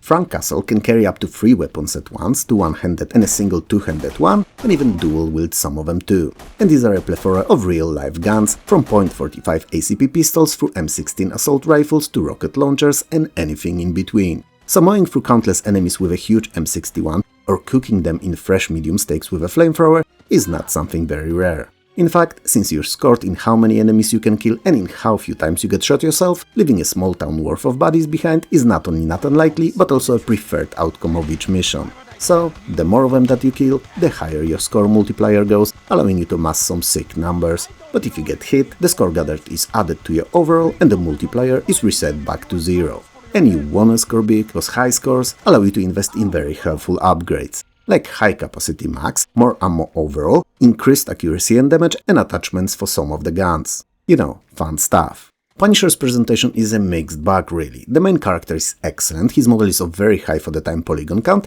and even comes with 3 beautiful skins covering 1980s, 90s and 2000s character looks, and a definite graphical highlight of the game. The enemies and weapons are great too, but the backgrounds and environments are average at best. and if you happen to play The Punisher on PlayStation 2, then they are downright ugly and ancient looking. So keep that in mind while picking your platform of choice. The sounds are decent, but that's pretty much all I can tell you about them, since shots, explosions, grunts and screams all sound fine, but are also not anything we've not heard in countless other titles. Overall, there's nothing to pick here really, at least on PC, but also very little to praise other than the obscenely brutal gameplay loop.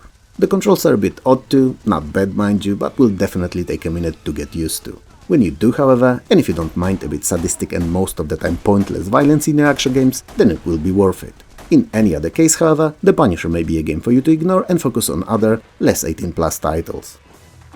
I bet that if I was to ask you about some of the best RPGs from 1993, I'd hear titles like Ultima 7 Serpent Isle, Secret of Mana, Lands of Lore, Throne of Darkness, Shining Force 2, Ultima Underworld 2, or even Might and Magic Dark Side of Xen. Or on the flip side, you'd tell me off for asking you about particular years, as no normal person would ever use up their limited brain storage space with all those pointless details.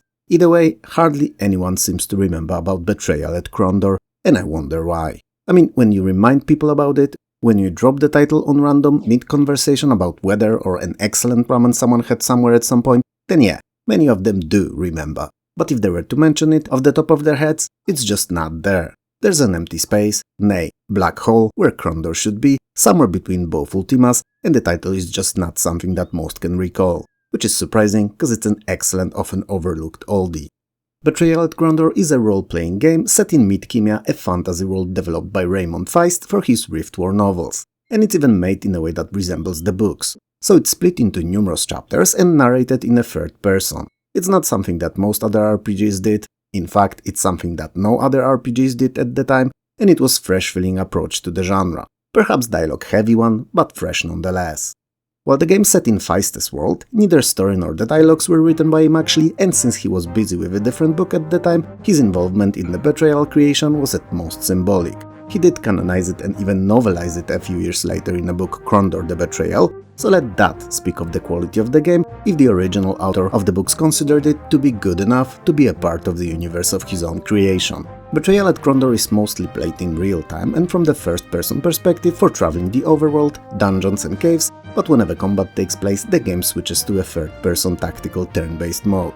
Each of the 9 chapters of the game is usually set in 1 or 2 regions of the game world only, but they are near entirely open, giving you a lot of freedom to explore. To find optional side quests, hidden numerous Mored Hell Warlock chests, enhance your character's abilities, upgrade your gear, and so on. The possibilities may not be endless here, but they are definitely pretty wide. Since I mentioned the chests, I should probably expand on it a little too, right? So they are hidden all throughout the game world, and all of them have combination locks and a riddle written upon them, serving as a hint/clue on how to solve said log. It is written in Mored Hell language, so Dark Elfish, and you can understand them only if there's a character in your party who actually can, naturally or with help of magic. If for whatever the reason no one in your party can, the riddles are jumbled, but the chests can still be brute forced into submission by trying out all lock combinations till you hit the correct one. I wouldn't recommend it as it's hella tedious, but it's possible, so had to be mentioned. These chests are of 2 kinds, quest and bonus. Quest chests are usually very easy to find, and they are either near the roads, crossroads or places you meet important NPCs, so placed in a way that makes them near impossible to miss, and they often contain items required by the game to carry on with its plot. The bonus ones, however, may and will require a bit of adventuring, going off the beaten path if you will, and exploration outside of the most obvious road to your quote-unquote quest target. All of them are worth finding and will be of huge help on your adventure. But what is Betrayal at Krondor all about, you may wonder?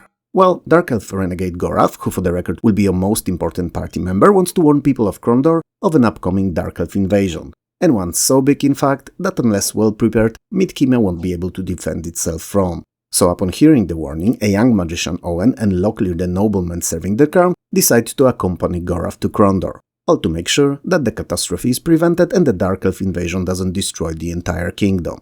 The story starts off simple, although with walls of text, but as you go through the game, you will face many new challenges, and the basic sounding at first plot will evolve into something that's not only captivating, but also very grandiose in its design and feeling. The fate of all of Midkemia will be in your hands. Betrayal at Krondor, quite unusually when compared to other RPGs of the time, features only 2 classes, fighters and magicians. First use swords or crossbows, and the second staves and can cast spells. It may not seem like a lot, but it's plenty enough, trust me, and it's the best example of the design principle that the devs applied to the entire game. They focused on the story and role-playing, especially choices that you will make throughout your quest, rather than overflowing us with party and characters micromanagement. So in line with that, all the characters are described with 4 stats only, and it's health, strength, speed and stamina.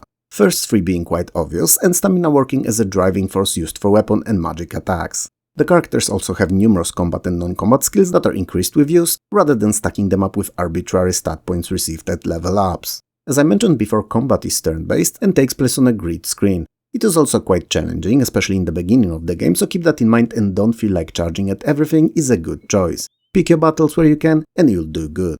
Graphics are digitized and an excellent example of a perfect use of the technology. They are there to support the gameplay and plot and not to be the selling point or a buy-bait for gamers hungry of new and lifelike presentation, if you will. That said, all of the actors wear costumes, ill-fitting wigs and makeup. And while it's probably unintentional, it makes them appear hilarious or cringe even, rather than serious, which would be more fitting given the theme of the overarching plot. But that's a me problem, and perhaps you couldn't care less of how they look like. And even if you agree, and chuckle each and every time any of them appears on the screen, to mention something very grim, in their wig clearly sliding off their head, it's still a very minor issue with what is otherwise a fantastic adventure.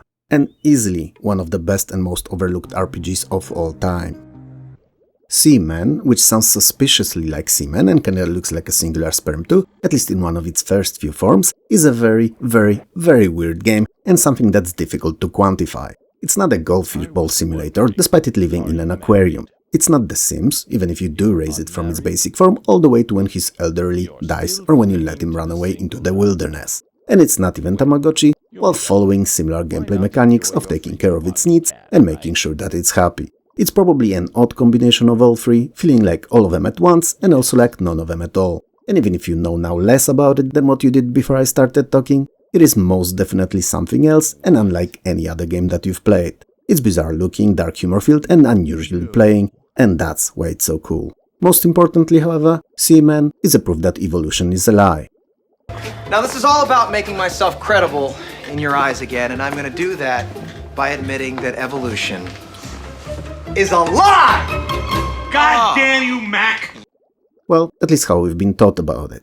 Because it's clear to me now that we're not missing a link between an ape and a human, we're missing one between a frog and a man. And to make things even more interesting, Seaman is also a proof that we're actually not missing it anymore. It is that link in an evolution chain, proving once and for all that humans came from frogs. Note that down, kids, you're not gonna learn that at school. Seaman's gameplay is hella unique because the entire premise of it runs on the idea of you taking care of a real living and breathing seaman in real time. And by real time, I don't mean like in RTS hectic action mouse clicks galore real time, I mean you have to take care of it every single day. Like launch the game up daily, preferably more than once, and care for the creature. Talk to it and nurture it into the monstrosity it will eventually become, or else he might die. And by talk, I once again don't mean like crazy delusional person talking to themselves talk, but you actually do have to talk to it via microphone. It will ask you questions and expect responses, and in general, you'll have some of the weirdest interactions with it you'd had in your entire gaming career. For the first few days, your seaman is a rather basic, simple creature, and the interactions with it are somewhat limited. It is also the best time to learn all the controls, all things you can and can't do, to prepare for what's to come later. In the second life stage, that comes shortly after the initial one, Seaman develops a rather ugly face and some very basic vocal skills. Sure, initially what it says makes no sense, as it's more like a child learning to speak, but it's also a great time to teach it some words. Yes, with the use of your mic.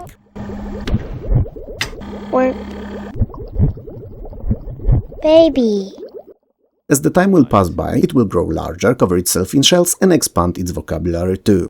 So what do you use your computer for? So you use your computer for fun and games? Okay, just don't get so absorbed in your little games that you forget to take care of me. I'd hate to lose out to some flight simulator or something. And then comes the podfish stage, so your seaman will still look like a fish, but with small legs dingling around its fish-like body. I like to call it not yet, but nearly human stage. You know, to highlight the fact that it is the missing link that we've been looking for so long. You humans are going to get lazier and less mobile, and forget how to deal with each other face to face. I think things could get pretty ugly a few decades down the road. Do you think the internet is dangerous? This is also when the aquarium is transformed into terrarium, and your little fellow begins transforming into a mostly land-based creature. And as you begin to appreciate this new form and what it's capable of, also all the comments that it makes about you, and it will, trust me, it lays eggs and dies. Yep, shattering your dreams of ever having kids of your own. Well, half human, half fish kids, so merman if you will, but kids nonetheless. Well, I guess this is goodbye.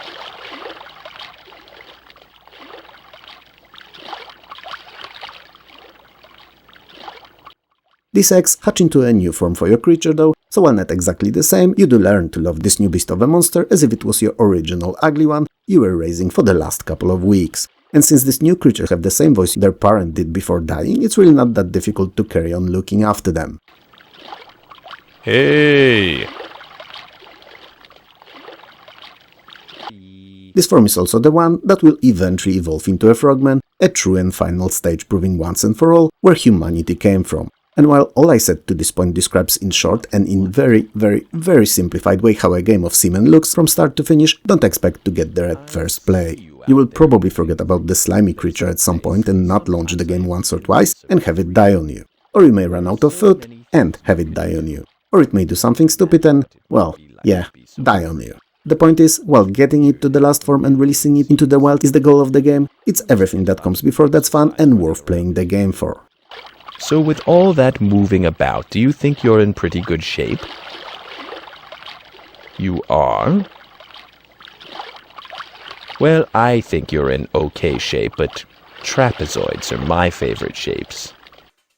The best thing about it all though is not the cleaning of the tank, feeding, caring for, observing the little fellow grow and evolve or any other of countless things you do for it, it's the dialogues. While your semen grows, he will talk to you about everything. Games, life, dating, food, famous assassinations. Yup, it will. What he likes, what he dislikes, he will even comment on how he feels about you. His take on meaning of life, everything. He'll be asking questions, some of them will be obvious and easy to answer, and some may leave you pondering what to say. It will be great. That said, more often than not, your semen will act like a dick. Yeah, you heard that right. He will be harsh, cynical, often sarcastic, and all of these may be directed your way. You're a pain in the ass. How's that? And if he mishears or misunderstands what you're saying, which you know, for some of us non-native speakers is always a factor, I mean, I bet you're half guessing what I'm saying most of the time I feel, he may even become upset, angry or straight up pissed off for no reason. And he will make sure to let you know how he feels and how your existence factors into it all. And you know what? Dick or not, I wouldn't have it any other way. Semen is a fantastic experiment to fire off once every decade or so. Yes, decade, because you're not gonna be wanting to replay it straight after you've done with it. But when enough time goes by, you may feel that urge again, that draw to jump in once more, and remind yourself about the harshness of being a tadpole and how creative some of these older titles were. Anyway, I'm going to go think about things for a while. It was nice talking with you. Bye! Franco the Crazy Revenge dropped like a meteorite on a bit-style by 1994 beat-em-up/brawler market on the Amiga, being a very junky and rough, but so fresh-tasting addition to the genre. It's a simple, short and very basic story of revenge told via side-scrolling medium of breaking of noses, dislocating of jaws and a general whoopassery. I'm not sure if it's the best way to tell any stories, at least non-appropriate for the kids, but it's definitely a good vessel for fun and action-packed romp. It's a game for 1 or 2 players in which you can play as either Franco or Alex, a pair of buff dudes living instead in Poland during the late 80s and early 90s period. So a time when country just barely freed itself, nay, crawled from underneath a communist Soviet's crusty heel and slowly started exploring what it meant to be truly free. And moist. Let's not forget about that.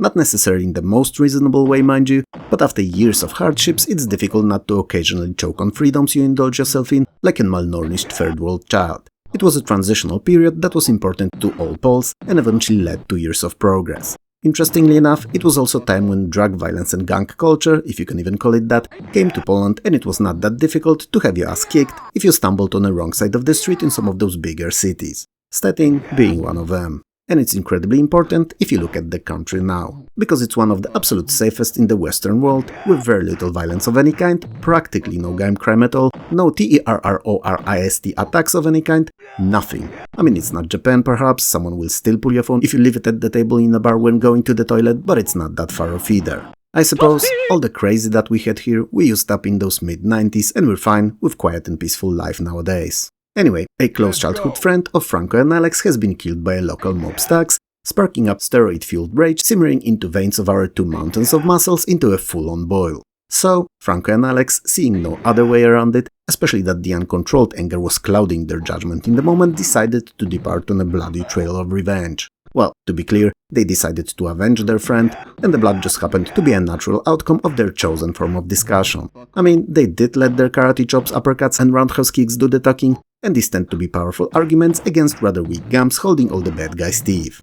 The game is composed out of 3 very long stages, each ending with a boss fight, taking our two heroes through a large chunk of setting, until they get to the final encounter with the last boss of the game, Klocek, which more or less means the brick. And it fits, cause he kinda looks like one. Literal and metaphorical too. The levels are intertwined with bonus sections in which you're driving a tiny, but very popular in the 90s in Poland, economy car Fiat 126P. And yes, P standing for Poland. I mean, I think so, I've not checked that, it sounds feasible in my head. These sections have you drive over bad guys while avoiding innocent pedestrians. They're perhaps unnecessary, but are a nice change of pace from all the bicycle kicking and split-grown punches. And no, neither of the two attacks are actually present in the game. But it doesn't mean that it's lacking in moves, and it has quite a few of them actually, with many of the more flashy ones starting off with a simple grapple. So you grab the enemy and then you can either throw him, smash his head into your foot, yes, you heard that right, I've no idea how the move may be really called, but that's precisely what it looks like, or even knee-kick their kidneys into a pot. There are a few more attacks naturally, but these feel really fun to pull off. There is also the most fair play move of them all in the game too, so you can mow down on downed enemies, making sure that when they're down, they stay that way.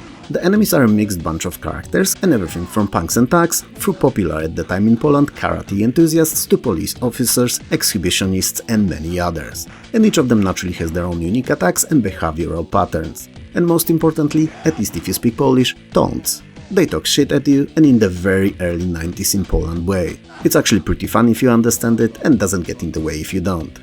While Franco doesn't feature any weapons or pickups of any kind, it more than makes up for it with violence. I mean, after all, it's what the game was mostly known for.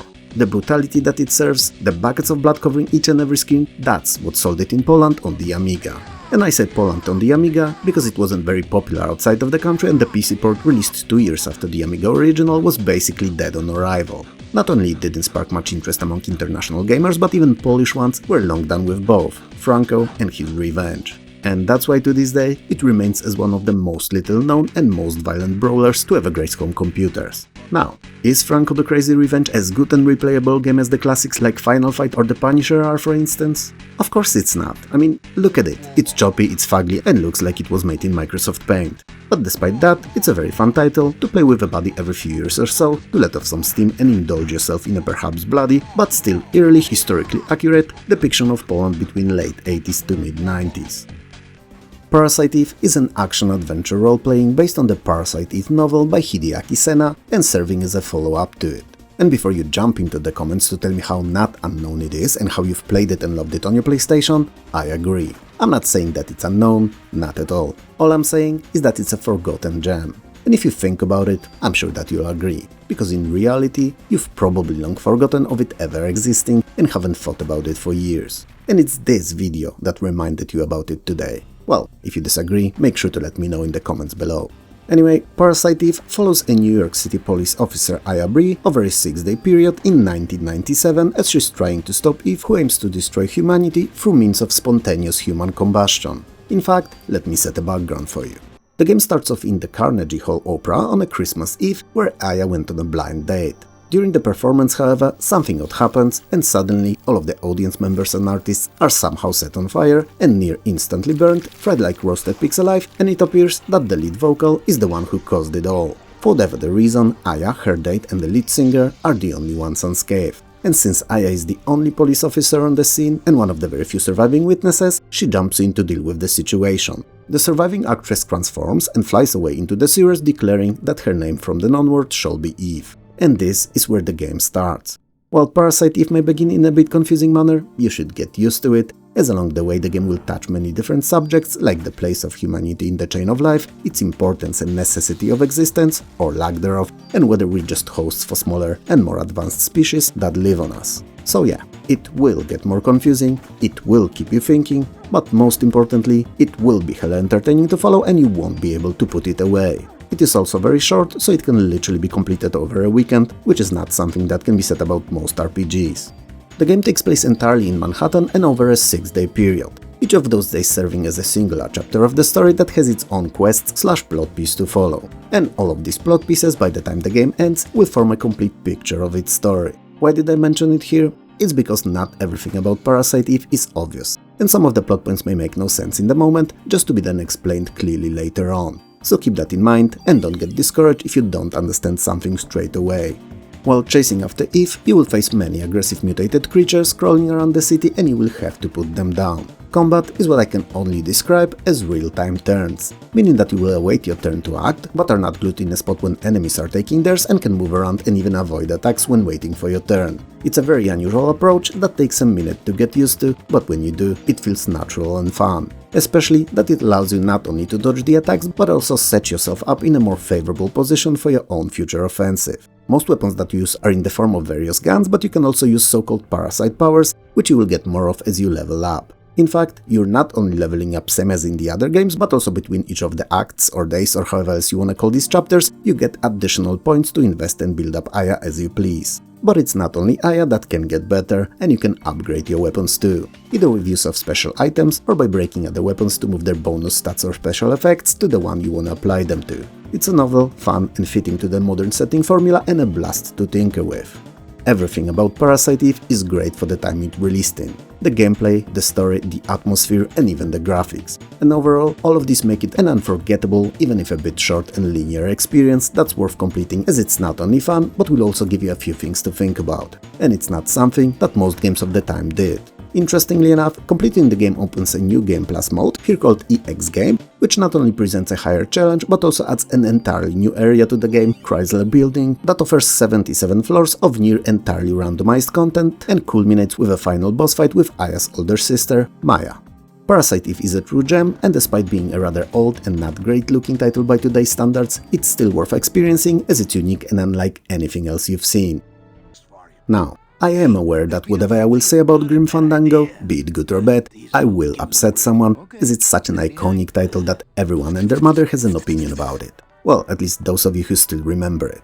Cause as great of a game as it was, it's equally as forgotten. So, let me start by saying that it's great, and we'll carry on with more that I have to say about it with that mindset. Grim Fandango is obviously Tim Schafer's baby and LucasArts' first full 3D adventure game. Tim Schafer was a mastermind behind some of the most well-known, beloved and most significant games in the history of computer adventuring. Well, Ron Gilbert was the other great figure in the genre, and along with Tim, they've been responsible for some of the absolute GOATs like Maniac Mansion or all Monkey Island games. But he happens to have very little to do with Grim Fandango, so his segment in today's video ends here. Grim Fandango takes place in the Land of the Dead, the so-called 8th Underworld, where deceased human souls go, on their way to the final destination being the Land of Eternal Rest, the so-called 9th Underworld. And to confuse you even more, the transition between the two is called the 4-year journey of the soul, Kachi. The protagonist, nay hero, that we'll get to follow in Grim Fandango is Manuel Manny Calvera, a travel agent at the Department of Death in the city of El Marrow. The travels that Manny organizes, however, are not of a regular kind. He's responsible for assigning modes of transport to recently departed so that they would get to the Land of Eternal Rest. And what they get depends whether they've led a good life. So if a person did a lot of good deeds, they are considered good clients in the afterlife and sent to their final destination all set up, so in a fast car, by an express train or via luxury ocean cruise, to name a few. Point is, they get there fast and in an effective and most importantly comfortable to the soul manner. And if they were assholes or politicians, that second part comes from me personally, the politicians are not really mentioned anywhere, then they're the bad clients and go to the underworld with nothing and on foot. And that roughly takes 4 years. Such souls on a long and perilous journey often lose faith in the existence of the 9th Underworld and instead abandon the trip, find jobs and stay in the Land of the Dead. So their lives after life look eerily similar to the original first one that they had on Earth. So they have careers, sleep, go shopping, travel, fall in love and do everything that we do, just in their second, undead iteration. Since Manny's been recently getting no good clients whatsoever, he feels that something odd may be at play and that there's some scheme brewing that's preventing people from having a good afterlife. So the 9th as in opposed to 8th Underworld life. I know, it's confusing again. Anyway, as it turns out, he's right, and it seems that the people have been using bribes to secure good spots in exchange for those who really deserve these. The game is divided into 4 chapters, each of them taking place on November the 2nd over a span of 1 full day in the 4 consecutive years. we get to see Money go on an epic quest full of odd happenings and intrigues, all to uncover a corruption within his organization and the problem plaguing the entire land of the dead. Most puzzles in Grim Fandango are inventory-based, with some occasional environmental ones here and there to keep it fresh all throughout.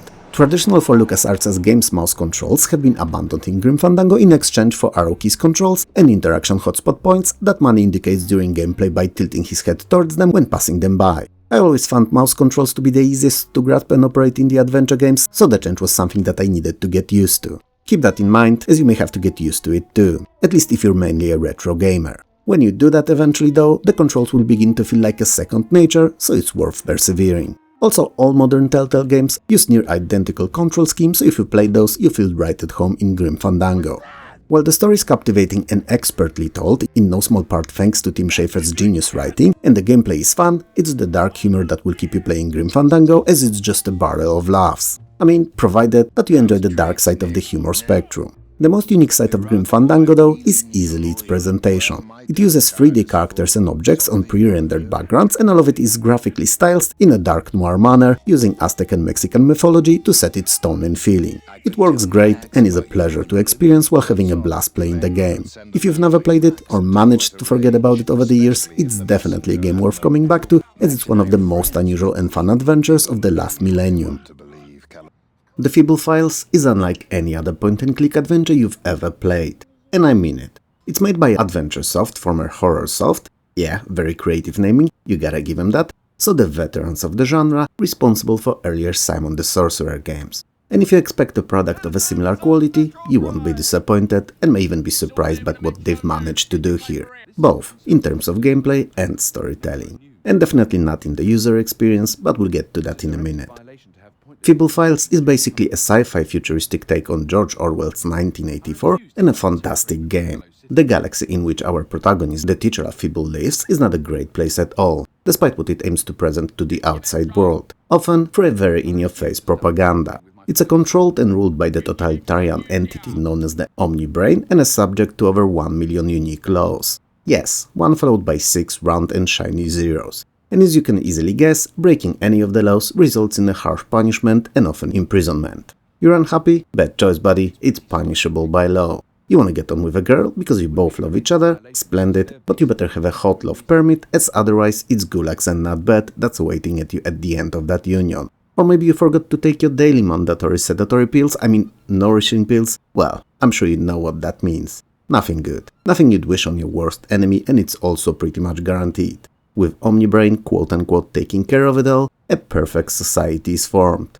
Well, perfectly imperfect, oppressive one perhaps, but a society nonetheless. Oh, did I mention that death is also a punishment for a quite large chunk of these numerous laws? Yep. Omnibrain quickly figured out that those that can be reprogrammed into obedience are much easier disposed of, rather than kept alive, using up resources and always being a risk of revolution on the horizon. Fun. Feeble is a low-class blue-collar worker.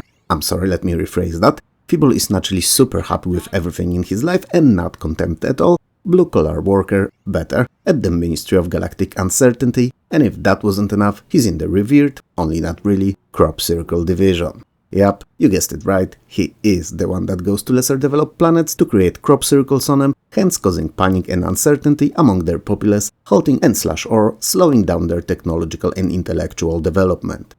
Not wanting to be a subject of personality restructuring, Feeble is a perfect employee. He goes to work daily, he makes them circles like a boss with a near-perfect precision, he is obedient, is what I'm saying here. A perfect citizen, if you will.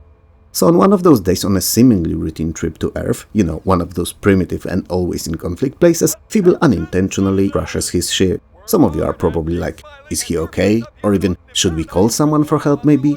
Well, don't be silly, my dear viewer, it's the oppressive Omnibrain that we're talking here. And instead of asking any questions, it issued an arrest warrant on Feeble for destruction of the company's property. And if you think that's a bit harsh, I'd like to remind you that the alternative was death. So, as a result of his so terrible crimes, Feeble is sent to a Supermax prison, Cygnus Alpha, to pay for his unforgettable bad behavior. Dolores there introduces him to her freedom fighters movement, aiming to not only free themselves, but most of all, overthrow the nefarious and maniacal Omnibrain, bringing freedom back to the galaxy. And this is where the game truly begins. While the story of Feeble Files is rather dark and heavy, the game is filled with humor to the brim.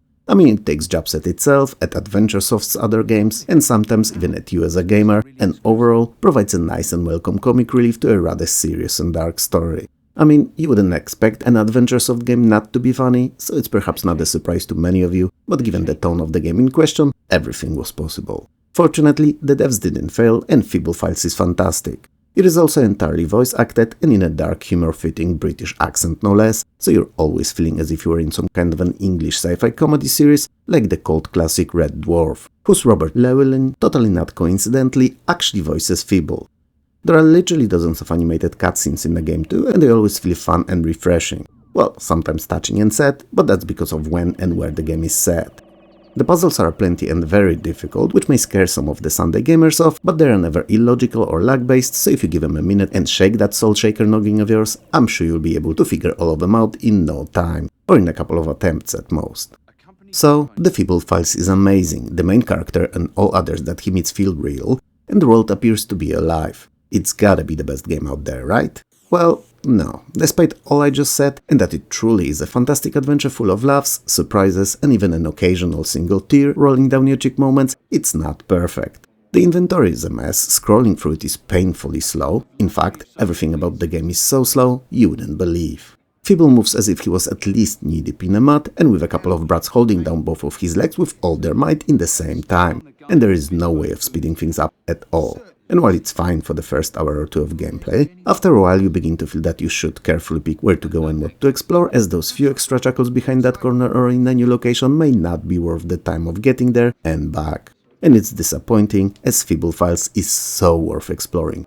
The care put to all of its areas and characters is so obvious, but is it really worth that extra time? Well, that's something for you to decide on. Sadly, that's not all, and there is one more thing I have to pick on, and it's the controls. The icon-based interface is just stupid, and feels as if the devs took what countless, even their own games did before, and were like, nah bro, that sucks, let's make it a challenge on its own, and then just went with it. It's unnecessary, it's tiring, and makes the game feel like a chore at times. So, to summarize, Feeble Files could have been one of the best and most memorable adventure games ever made, if some of its shortcomings weren't so infuriating, that is. As it stands though, it's just a good game that you need to approach with a I'll make it work mindset, and if you do, I'm sure that you'll have a lot of fun. Messiah is my boss's wife, well, at least in her own vivid imagination. She's the creature of light, and she's down here to preach to us all about the power of the omnipresent energy and higher beings. In reality, she's the monster from down below and not top down, but up here, spreading misinformation and her venom poisoning anything and anyone that comes in even remote contact with her whatsoever. Messiah is also a sci-fi futuristic humorous cyberpunk third-person action-adventure with some slight occult themes rolled into it all too. Wow, what a mouthful. I could just say a game. Messiah is a game, and be done with it. Anyway, the world in the future is rather terrible, nay, awful place, and not when and where you'd like to raise your kids. Crime and corruption spreads, and the planet is ruled by a single, and evil to the core I must add, spiritual leader, commonly known as Father Prime. Yes, like the numbers, or Optimus. Both fit as well. And he's just the worst kind of a dick. We have an evil dick, we have a nasty dick, and we have a slightly unpleasant dick too. Father Prime is stinky, rotten, demonic kind of a dick. The worst of them all. Also, 5 dicks in one video, so it's definitely not going anywhere. If you stumbled upon it on random and enjoy it too, please leave a like, cause I sure as hell know that YouTube is not gonna promote it at all. Now, Father Prime, is not only holding a firm grip on the entire planet, but also scheming to summon Satan into our reality. And not to cause death and destruction, mind you, that he can, if he only wanted to, dish out himself. Or order others to do so, to be precise, but you know, potato potato. No, he's doing it so that he could learn to control the Dark Lord and then discard him like a dirty rag. Because that knowledge and skill are something that Father Prime needs for one purpose and one purpose only. To find and control God, naturally for his own needs and devices, whatever they may be. And that, kids, is who we have in charge of the entire planet. The future, it seems, is rather bleak.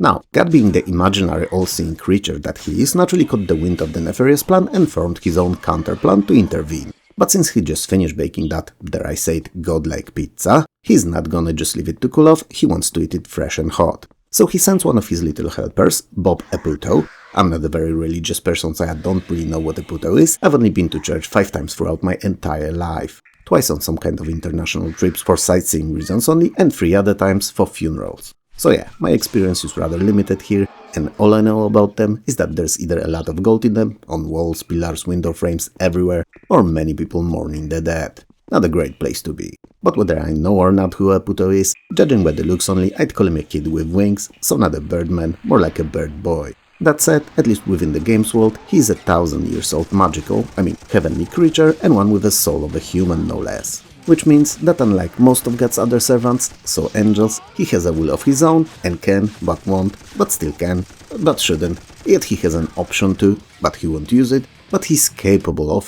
Well, I think you get where I'm going with it, hopefully. Point is, he can oppose God, even if given a direct order, if he really wanted to. That may or may not resurface on your adventure, but for now, that's all you need to know. So you're a kid with wings and free will, probably buzzing with hormones, not knowing what to do with all that energy inside you, and you're on a mission from God to stop Father Prime. Excellent. In your basic chirp form, you're rather prone to damage and getting killed, so that's not a good way for you to face villains' countless goons. But you can literally possess any other creature you fly into and take full control. So animals, humans, aliens or cyborgs, all are fair game as long as they're at least in part biological beings. And since Father Prime kinda sorta knows that you're after him, he sent entire world's police and military forces after you. So getting to him will be a blast. Or a blast. Oh my god, cringe. But yeah, it most definitely will be fun. Especially that the levels that you go through are rather big and open, often quite vertical in their design too, and that you'll get to use different skills, weapons and abilities of all the creatures that you possess. And while some will be quite obviously used for combat, like brute strength in melee encounters or policeman's gun for shooting, others may be utilized for puzzling, especially if/when you stumble upon a certain area where only particular folks can enter. While all of that may sound rather dark and grim, and your mission a bit like David versus Goliath kind of affair, Messiah is actually quite humorous. And many of the conversations you'll witness or situations you'll walk on unexpectedly will serve as a comic relief to your otherwise deadly mission. The world that you're moving around, in fact, feels very alive, as if it could carry on even if you were not there, and other than the military and cops, you'll meet and take over many other people. Countless civilians, pimps, hookers, and even cult members, to name a few. You may actually witness them fighting against each other and either decide to help one of the sides or just observe and see how the conflict will go, taking part of a not really, but nearly independent Olympic Committee observer. While each and every of these creatures, and yeah, I keep saying creatures cause you're not limited to possessing humans only, there are also quite a few weapons to find and use, and you won't get bored for a minute when playing Messiah. It is worth pointing out though, that when you're quote-unquote in a body, you are treated by everyone around you as that person, and for as long as you stay in the character, your cover won't be blown. So it also goes without saying that you should never really allow anyone to see the possession of anyone else, as it will send the observer into a violent frenzy.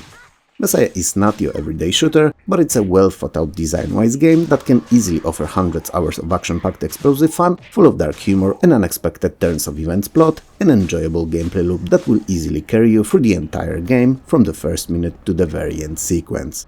Definitely try it out. Let me start by saying that Fury of the Fairies is probably the single most often covered game on this channel. And there is no mistake in that, it's all by design. All because it's so incredibly good and criminally overlooked that I try to stick it in any video I can, for as long as it fits the overall theme, that is. So while you're not gonna find it in one about Windows or C64 games, in a Forgotten Gems one, like the one you're watching, it's a must-have. So, with that out of the way, what is it even about?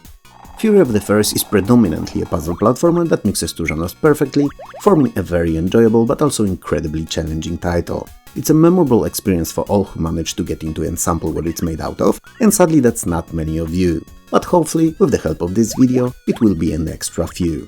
So you, yes you, make sure to check it out, as it's King Salmon of gaming and not a small slimy trout. Oh my god, cringe again.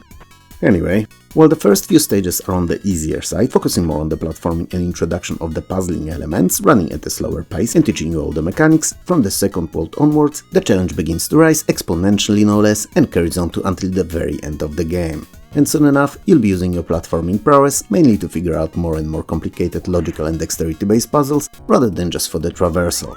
It's a game that calls for keyboard mastery, nay, for you to become a true keyboard assassin, arrow keys ninja even, all the while making use of that head of yours more and more, seeking solutions for many of its problems and environmental challenges. It may feel a bit overwhelming at first, I admit, especially that you have to learn the pattern in which it crafts all of its puzzles and also pixel-perfect controls. But as per usual when it comes to some of those more unique titles, in the end it will all be worth it.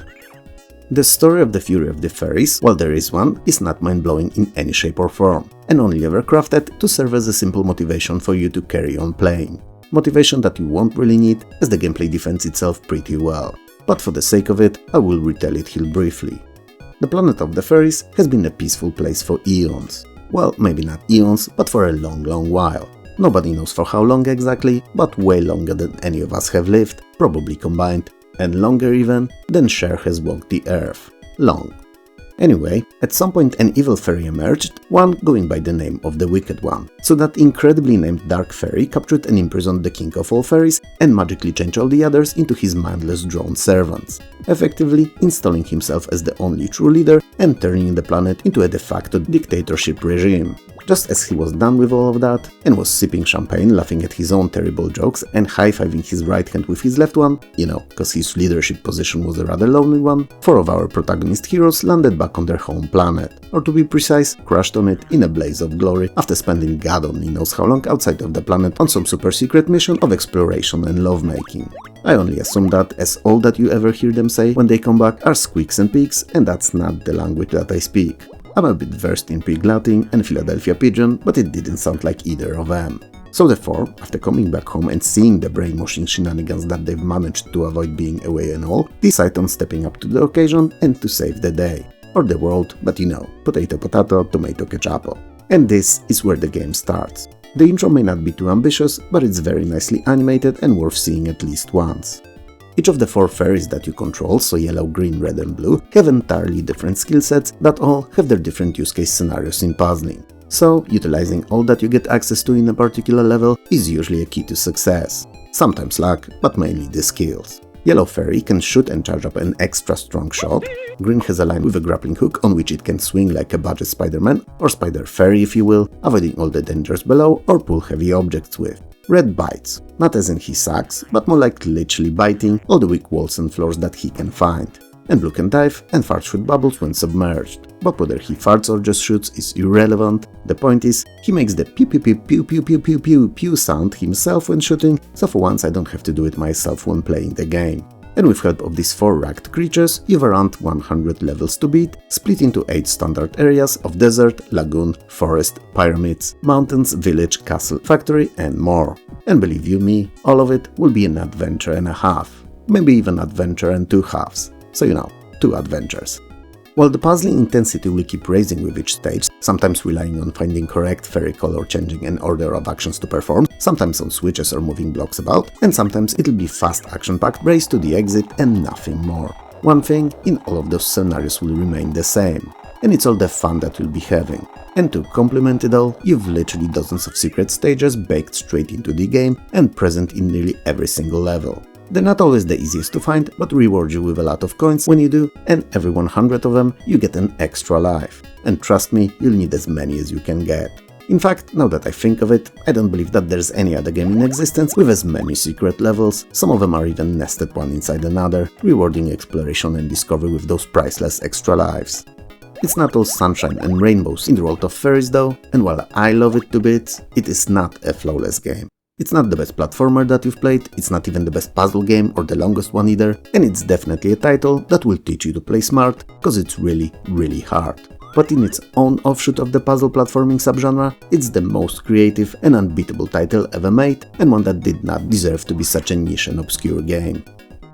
While Mini-Metro is over 10 years old by today, it didn't age at all. It is as fun and demanding as it's ever been, and a gem of a game that most should know about. It's a simple in its general design idea puzzle game that sees you creating complicated webs of metro line connections in any of the numerous cities it comes with. You do not have to worry yourself about budgets in Mini-Metro, about types of boroughs you'll be connecting, or even different kinds of trains. All you have to do is create a net of those connections and one that would make sure to move all the passengers around it in a reasonable time and manner. In essence, it's a simple supply and demand system really, in which you have to move passengers where they need to get to for them to disappear off your screen. So gameplay comprises of these differently shaped metro stations popping up on the city map. So a square here, circle there, triangle in a couple of spots and maybe even an occasional star somewhere too. and you have to connect them by drawing metro lines between them. It's very simple when you start and comes down to creating one between all the stations that pop up, but soon enough you'll notice that they're filling up quite fast. And since the stations have a certain size limit and cannot hold more passengers than they're designed to, you don't want them to overfill, because when they do, it's game over.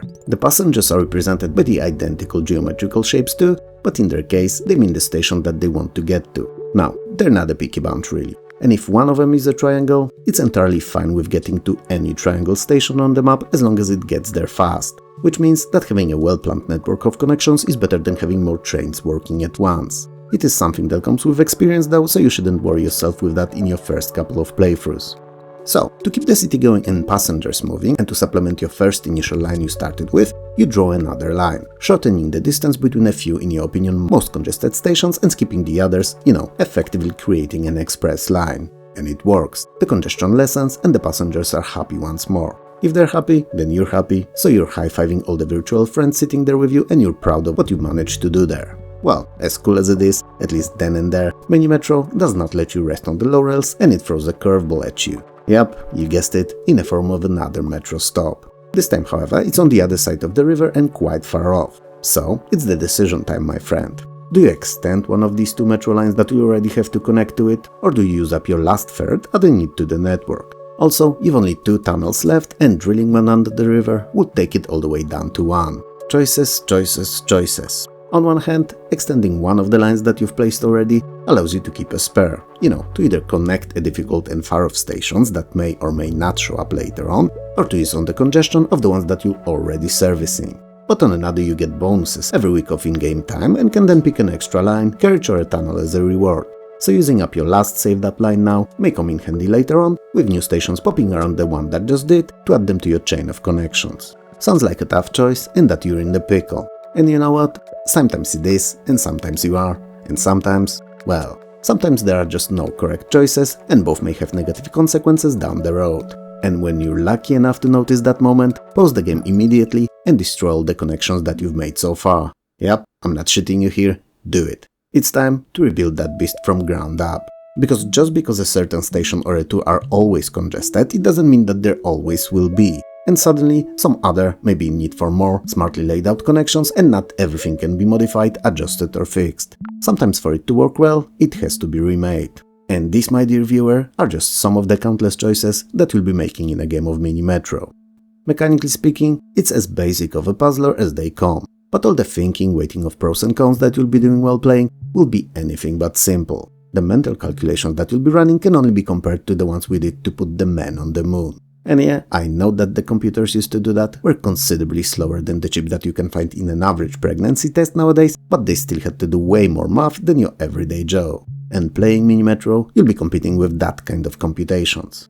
Mini-Metro's gameplay map, whichever of them you choose really, is a living and breathing organism and it evolves all throughout your gameplay. So the new stations will pop up randomly, they may even change their symbol over time, and as you keep playing, the map will slowly zoom out, giving you a bigger and bigger area to cover and manage. Let me be clear here, so that we have an understanding, Mini-Metro is not a game that you can win. You don't play it for the well done you're the boss / superhuman screen, you play it for points as each game ends at some point and only your scores there to prove how well you tackled a particular scenario. But to combat all the odds that are truthfully always stacked against you, like I mentioned a little while ago, you have weekly bonuses. And this can be an extra carriage that you can add to any of your already working lines, a new train line, which I don't think requires an explanation, a tunnel / bridge, and these are hella important on those maps that have many rivers, so don't use them up too fast there, and larger stations that increase the number of passengers that they can hold. It may not seem like a lot, but trust me, it is plenty, and you'll have a hard time often rebuilding your entire networks more than once to accommodate newly emerging challengers or to have that last-ditch effort at saving you're on the brink of a failure city. It's fantastic.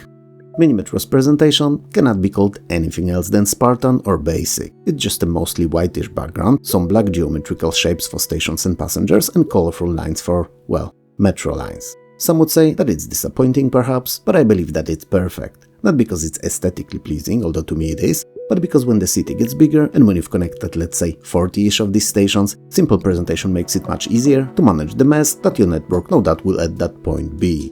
Mini-Metro is an achievement in puzzling video game design and a gem of a game worth revisiting, replaying, and owning on all of the devices you can get it on, as it never gets old. Rodland is the best classic single-screen action platformer. And I know it's a bold statement coming from not a bold at all burly English-speaking foreigner that seems to be forgetting about how fantastic Bubble Bobble was. But hear me out. I believe that we should start where it's only natural to do so at the very beginning. Rodland is cute and colorful to look at, very enjoyable to play, alone or with a friend, and rather hard to master.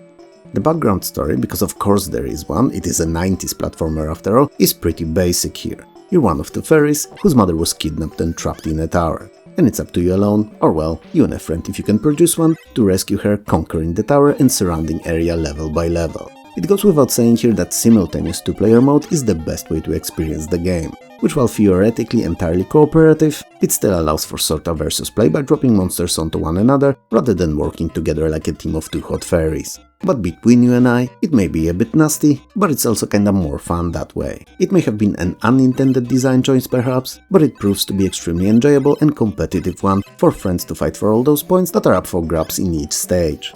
While Rodland may not be an overly long game with just a few dozen of stages, it features a huge-ass boss fight every few of these, and each of the levels, be it regular or bosses, is a self-contained, single-screen challenge built out of platforms, ladders, tunnels with doors on both ends, flower pickups, and filled to the brim with differently acting and overly cute enemies. You know, those that you would not want to attack if given a choice, but unfortunately have to save your mother naturally, not for shits and giggles.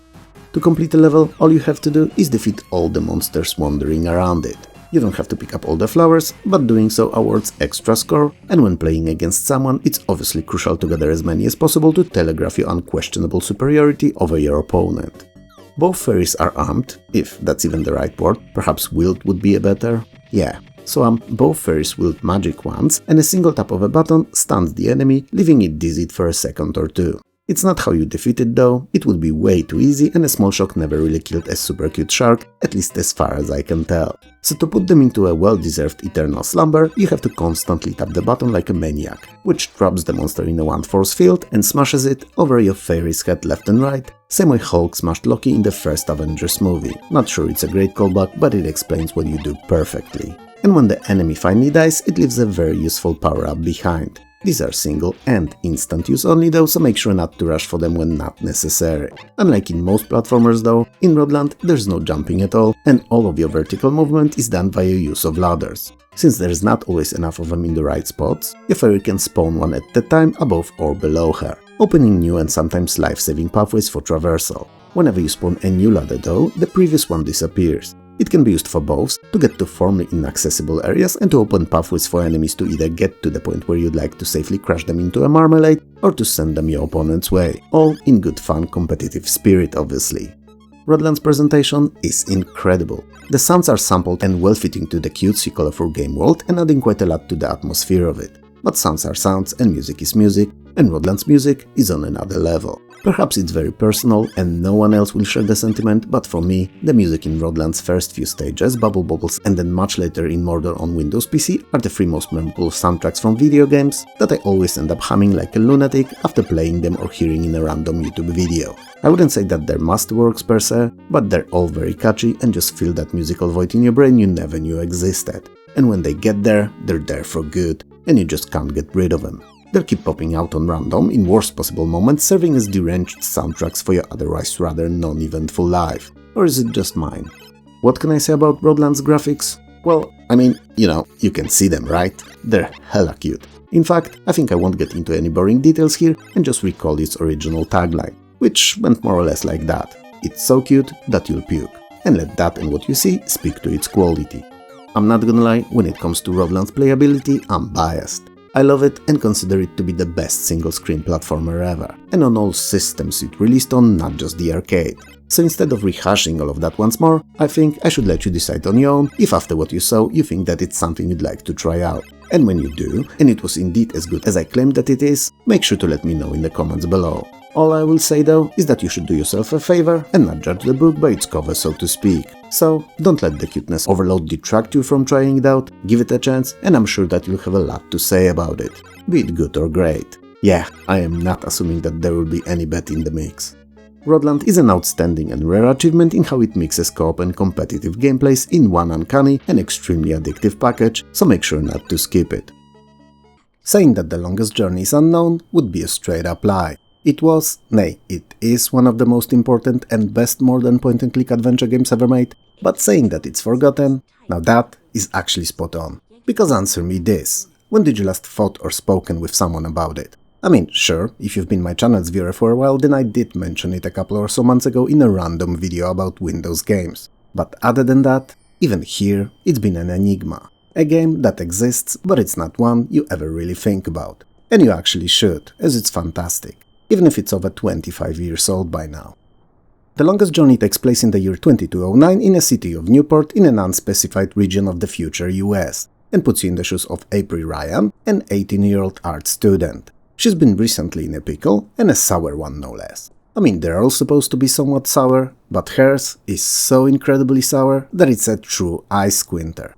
Not only she's been struggling with finishing her painting, and you know, those art students do precisely that, art, but also have been plagued with very vivid and realistically feeling nightmares. And not for days or weeks even, it's been every single day for months. And as strong as April is, I mean, we all know her, and how tough of a girl she will eventually become, well, after she changes her surname to O'Neill after a failed marriage and moves to New York, that is. But here and now, or then and there actually, deprived of sleep and rest, she's slowly losing her will to deal with it all. Which raises an interesting psychological subject. When does one begin question one's sanity? When exactly is that moment when you ask yourself, hey, what's that? Why does it keep happening? And why am I the only one affected? Well, I suppose that's a subject for an entirely different video, but feel free to ponder about it if you want to. I know I will, in the shower. And no, that's not nasty at all. That's just where I do my best thinking. Anyway, one of those odd, hot and sweaty nightmare-filled nights she dreams of a white dragon that tells her that she's the mother of the future. Weird, right? But you know what's even weirder? April's real-life, completely lucid encounter that soon followed, with a man named Cortez, whom tells her with an absolute confidence, and not asked about the subject at all, that she must face the reality in her dreams. Now that really messed with our heroine's mind, and she's unsure what to make out of it. Soon enough, however, April learns that the world is not what it seems and that the reality has many facets. In this particular case, April's world has two parallel realities. One with ninja turtles that eat pizzas and live in the sewers, and one without them. No, wait, wrong script. Let me check again. Ah, yes. One that's science and technology based, called Stark, and that's the one that April lives in. And there's another one called Arcadia, where the magic reigns. So you know, fireballs, lightings ups, trolls, dragons, the whole shebang. As it turns out, April possesses a unique ability to shift between these worlds. And all the nightmares that she was having were not nightmares at all, but unintentional shifts she was making between the realities when asleep. So from this point onward, April's life changes, and soon after, she learns that she's in a unique position of being the only person capable of restoring the balance to both worlds before it's too late. Because technology and magic can only coexist in equilibrium, in a fictional yin-yang if you will. This is where your adventure truly begins. I know that the setup may seem a bit vague and out there, but trust me, The Longest Journey is one of the best games in the genre and a captivating story from start to finish. While it sports absolutely despised by me with a passion of an armless juggler, pre-rendered backgrounds with fixed camera points, it's not an action-based title, so I'm much less annoyed by it than I usually would have been. Because all the shifts in the viewpoints don't get in the way of quick-time events or random enemy encounters that you'd need to tackle in other games utilizing the viewpoint. So despite that, I can appreciate The Longest Journey's graphics without worrying that the camera jumps may cause me to lose a life, halt my progress, or even worse, end the entire game. In fact, The Longest Journey follows the grades of the genre in this and features no lives and/or points where you could actually lose them whatsoever. So you don't have to worry before trying things out or when seeking unusual solutions to some of the puzzles that something may irreversibly break your game. And since we're on the puzzles, most of them are classic adventure fare, so inventory based. Which quite honestly feels a bit like a missed chance, as the unique world mix in tech and magic could use a few more, let's say, creative ones. Perhaps something that would even more highlight the difference between the two realities, or maybe something that would have to be solved in both of them to be fully completed. It's hardly the case in the game, but at least some correct picks in multi-choice extensive dialogues will be needed to advance the story. And let me tell you, some of those dialogues are truly wildly long. And I get it, I really do. The devs wanted to do a little world building with them, and good. They are, after all, a big part of what made the game special, but I feel that every now and then they could be shortened or simplified. It's not a complaint, mind you, I like the game the way that it is, it's just an observation. and it could be argued that those dialogues along with beautiful and very atmospheric presentation made The Longest Journey a stunning, often very emotional and deep work of art that was, nay, is unlike anything else. The split into realities of technological and magic in The Longest Journey and the bigger-than-life quest that seemingly our unprepared for young turtle tamer must face, and she does like a boss no less, makes the game one of the more rewarding and fulfilling adventuring experiences of its decade, and I can't recommend it enough. Though, it has to be said here that if we're talking 90s, my opinions in regard to point-and-clickers should always be questioned, and you should always take it with a grain of salt, as I will always pick Monkey Island games as my absolute faves, despite other games being objectively better. But I have the reason for it, and it's not unfounded at all. And my dear viewer, it's all because... Look behind you, a three-headed monkey! Mr. Driller is a very simple puzzle game at heart. It's so simple in fact that if I'd run no footage here in the background and just told you about it, without any video to support what I'm on about, I'm pretty sure that most of you would never give it a passing thought. Well, at least those who don't already know what it is. And it's that simplicity that makes it a hard sell, but it's also what makes it so addictive. Because while the entry point is truly set very low and you really need no higher education diploma to grasp what it's all about and to start playing, doing good in it though is another thing entirely. So, let's check it out. Mr. Driller originally released in the arcades in 1999, and then ports of it quickly followed to most other popular systems of the time, in the same manner they would a few years earlier during the heights of the arcades. 1999, however, was when the arcades were already disappearing everywhere, outside of Japan that is, and most gamers no longer craved similar to arcade home experiences, but instead wanted big games made for their systems in particular, with those systems' power and capabilities in mind. Mr. Driller is not one of those games. It can run on anything and everything and work well there too. So while it's genuinely a fantastic little puzzler, it's also a game that most never wanted or cared for. And it's a mistake, as it's a lot of fun. In Mr. Driller you play as, well, I'm sure you can guess, right? Mr. Driller. And he's this tiny, cute pink and blue clothed fellow whose only real skill in life is drilling. While it may not seem like a lot, he's so good at it, he's made an art out of it. He can drill in all directions and jump one block high too, note that down. The idea here is rather simple, beat series of levels by drilling downwards, period. Yes, that's pretty much it. But it only sounds simple. There are two types of challenges, 2500 and 5000 feet, and each block is supposedly 5 feet high. Every single level is 500 feet deep and composed out of randomly placed, differently shaped blocks of 4 colors. The gimmick here is that our hero starts with only enough air to last him for 100 seconds and he has to complete the entire stage in that time. Theoretically, cause he can always dig up and pick up air capsules that extend it by an extra 20 seconds. Now, digging down is very easy, like really easy. You just basically stand there, start digging and that's how it's done. There's no philosophy to it whatsoever. Survival, however, now that requires a bit of brain work. Cause you see, the blocks that have no support under fall down, and as you can pretty much guess, two things happen when you dig. For one, you remove supports from many blocks stacked above you, and for two, you gotta avoid those falling bricks like the plague, as they're equally as deadly. So air and heavy objects falling on your head is what you're mostly worrying about. That is obviously not all, cause while the 4 colored blocks that you're going through are really easy to manage, there are also those with an X on them. These take a few more hits to destroy, when they also take off 20 seconds from your remaining time, which as you can easily guess, can be devastating to both your ego and Mr. Driller's life. There are, however, some ways you can manage your life easier and progress faster, also less painful, which is always helpful. Namely, you gotta drill in a way that would make falling blocks join in a specific way. If 4 or more of the same color connect, they disappear, like in Tetris, clearing the space that they were taking. Additionally, if you manage to make the X blocks to fall and join in a similar manner, not only they will disappear, but also leave a small blue creature behind, which when picked up is worth a lot of points. So as you see, while simple in its premise, Mr. Driller is anything but simplistic. Because while I might have made it sound like a thinking man's game, it's actually both. Thinking and quick acting man's game rolled into one. Because you see, it's a constant race. Race to the bottom, race not to get crushed by falling blocks, and race to that next air tank that you're desperately in need of. It's fast, it's hectic, it's often feeling like too much to handle, but it's also always a lot of fun. In essence, Mr. Driller is just an arcade puzzler for points. It doesn't matter how far you get really or how many blocks you drill through, and all that counts are the points. And the sooner you learn how to turn those seemingly 10 points worth single blocks into chains of rather big numbers, the better. And it's those chains that are secret to it too. You gotta drill to form as many of them as possible. and chances are that they may cause a reaction that would start farming them for you for a little while and boost your final score by a rather large number.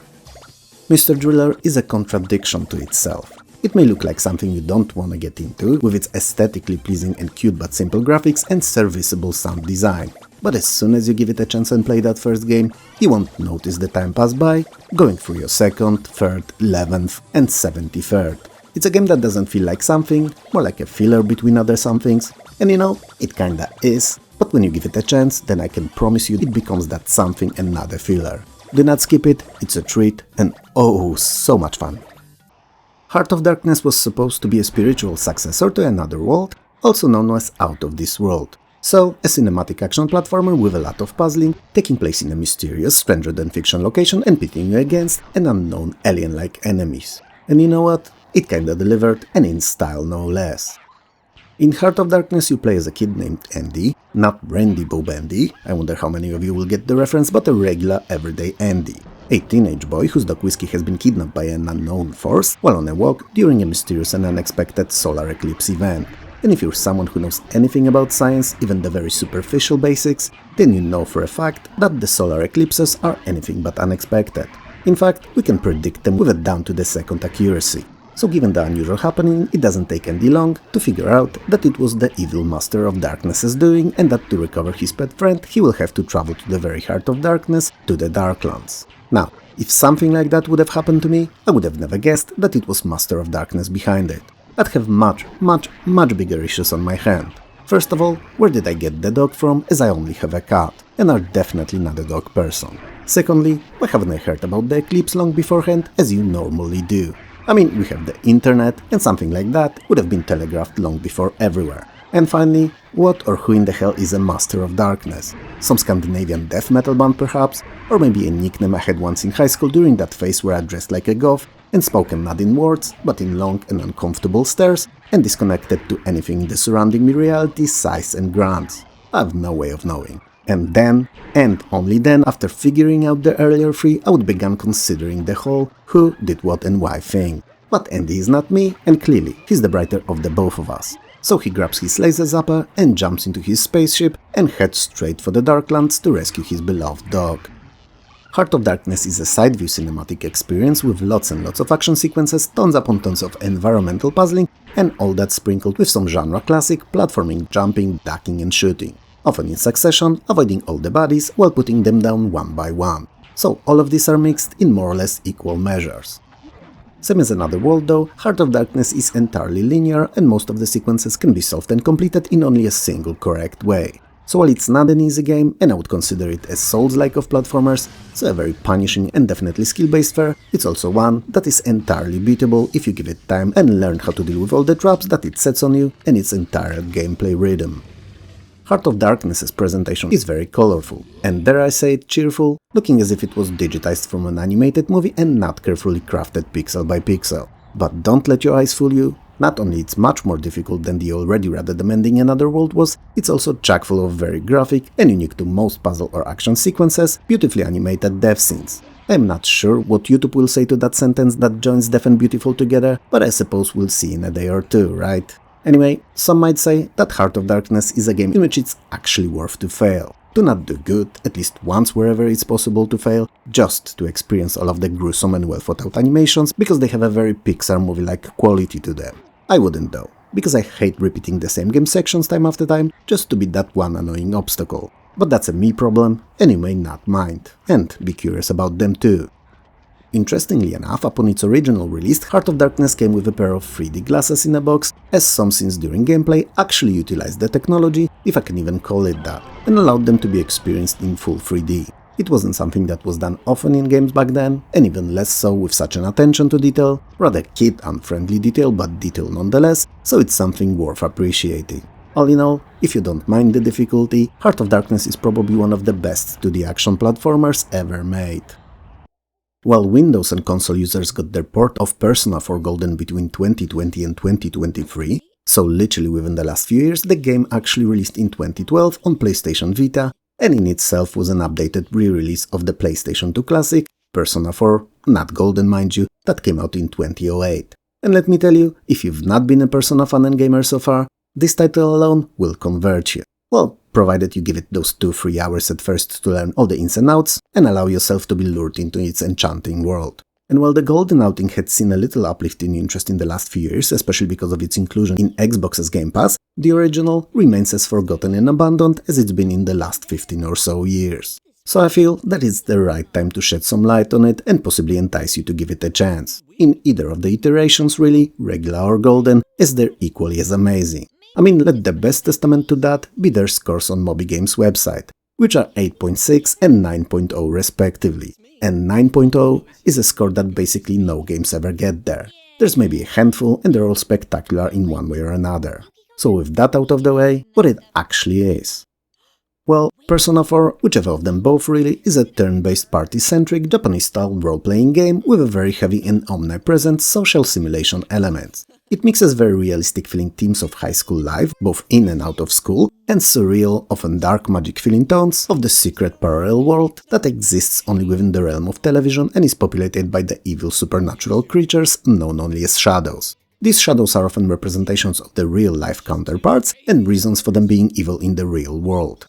Not all shadows are pure evil, however, and Yore and your soon-to-be group of high school adventurers all have their shadows too, granting them unique and special powers that can be used to battle the evil ones. But we'll get to that in a minute. A small Japanese town of Inaba has been a quiet one for a long while. It's a place where no crime really ever occurred, and it carried on being a forgettable place where nothing of note happened for decades. Until suddenly, and seemingly out of nowhere, strange murders began to plague it. People are found dead in usually very mysterious circumstances, and there are no real evidence that could link the murders to a particular person, group, or even joint reason, despite them all being equally as weird. You play as a new student that recently arrived in Inaba and is living with his uncle, a police detective, Ryotaro Dojima. Soon after your arrival, a TV announcer is found dead, her body hanging from a TV antenna, and a little while later, a student who found her is also discovered to be killed. So now you and your group of friends, well, friends that you will have to find using the social gameplay mechanic and recruit to your case, will embark on a mysterious quest into the parallel TV universe to battle the evil shadows and find one responsible for all the killings in the real world. The gameplay is divided into two main parts and stretches over a whole school year. So you have this real-world part that is split into morning, school, after school, evening and the likes, and then there's the parallel world that most of the quote-unquote action takes place in. So the real world is mainly comprised of you going to school and hopefully doing well there, and forming and strengthening of relationships with your friends. You will also join numerous clubs, work part-time, study, or even go on trips and little adventures with your friends. All of the romance and teen drama takes place there too, and both will, a lot I must add, so basically it's what you'd expect to happen in real life to high schoolers. And despite what it may sound like, it's super fun, especially that it also follows a real in-game calendar, so juggling what and when to do can be a bit problematic, especially if you're trying to spend the time as efficiently as you can. Oh, cause naturally I failed to mention it till now, but each of those activities has an impact on your character's personality and /or attributes. In the parallel TV world, you'll solving crimes with your friends by going through these random generated dungeons that are populated by a plethora of different shadows to beat and usually crafted around the particular victim that died in real life. And beating the dungeon, going to the end of it and facing the boss allows you to solve the crime, find the party responsible and then bring them to justice in the real world. Sounds complicated, I know, but trust me. As convoluted as it is, the game does a really good job of explaining it over time in small chunks that add background to the general idea of it as you progress through the game.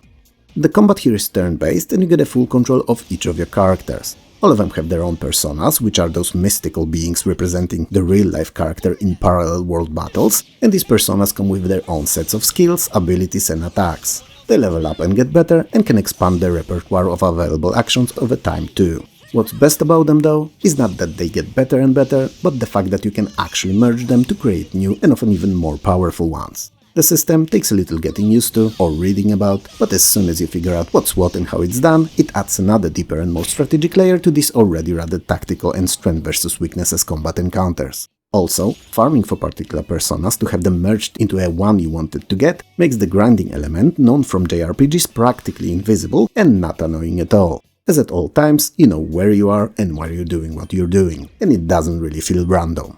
I realize that all I just said, literally all of it, may sound like a bunch of odd ideas Frankensteined into one game with no care, and in a way that will not make them work, appear stupid, boring and fall apart in no time. I really do. and it does kinda sound like it. But it's not the case whatsoever. I've no idea what kind of Jedi mindfucker the devs did here, but not only Persona 4 does not fall apart or seem broken, unfitting or even boring, it works great together, and to the point that if you give it a couple of hours, you won't be able to put it down until you finish it. And that's what happened to me. I sunk in and finished it in just a few days, playing it non-stop. It's also the only problem that I have with the game, that it ends so fast, because while it's not a short game in any meaning of the word, you'll go through it in no time. I wish it was extended to 2 or 3 years even, that it would give us a bit more, but it's not the case. And perhaps for good reason, because sometimes more may end up too much, and if it was any longer, it could have possibly fallen apart, just as I worried that it will. To this day, after playing most if not all of them, Persona 4 in its gold iteration to be precise is my most favorite entry in this series, and one that I have the most fond memories of. If you enjoy tactical and very strategic JRPGs, and also don't mind fun and quirky mechanics mixed into them, there's virtually no better game around, and you should definitely seek it out and give it a chance. The cover of the Big Red Racing says it all, and it's as quintessential representation of the 90s in a video game form as you could have ever hoped for. It's adrenaline-fueled, action-packed, Mario Kart-like racer with a touch of off-road, bits and pieces borrowed from other racing games and a lot of crazy to boot. It's the Sonic the Hedgehog of racers. It's cool, rad, hype and whatever else you would have called it back then, it's a riot.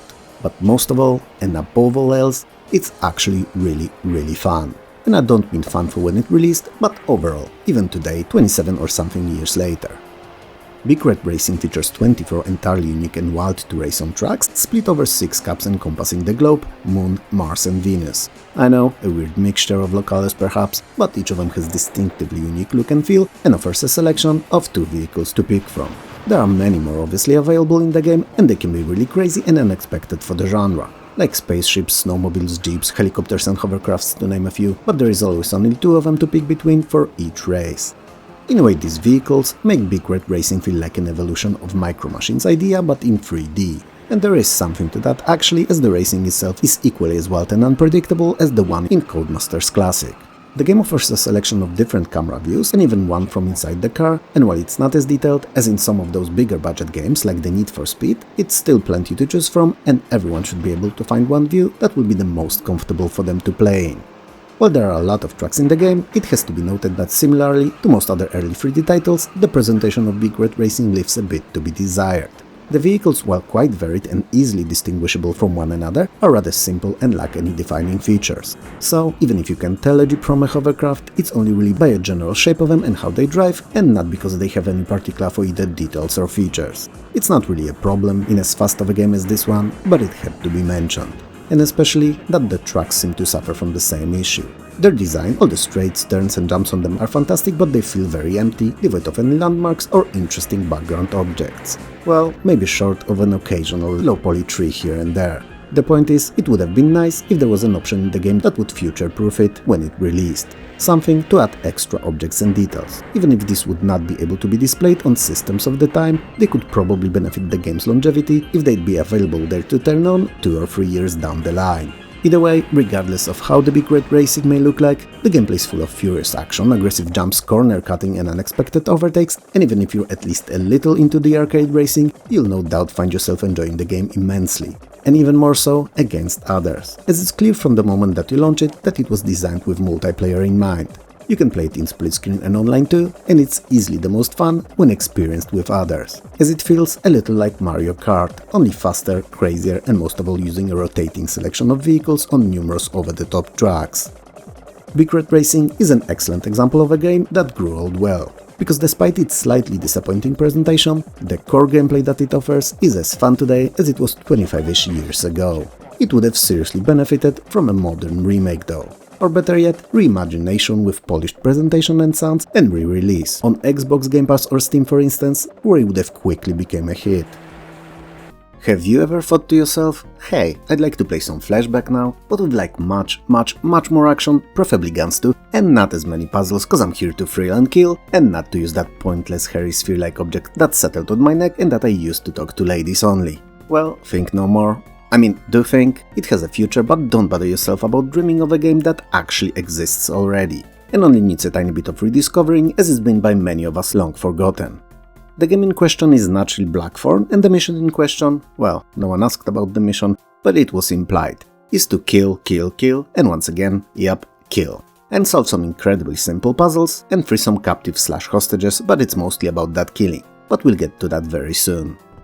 Blackthorn is a side-view action platformer that's very similar to the aforementioned Flashback, but focusing much more on a fun and bloody combat rather than the story or puzzling. It doesn't mean that there's neither, only that they take a backseat and allow the action to take the front. It's not a bad choice if you ask me, cause while definitely action-packed, Blackthorn is not the frantic action run and gunner you'd expect. Or at least one you'd expect if you haven't been watching its footage for a minute or so by now. It's more of a tactical platformer where combat takes a couple of minutes to learn and a whole game to have fun with. So the entire idea is built around each level being constructed of two layers, background and foreground. Most of the action takes place on the latter, so you meet characters there, find, pick up and use objects too, and even occasionally involve yourself in a conversation that may or may not end up with you shooting the person you were talking to. Your call. Most importantly, however, it's also where the combat takes place in, so all the shootouts with numerous alien enemies.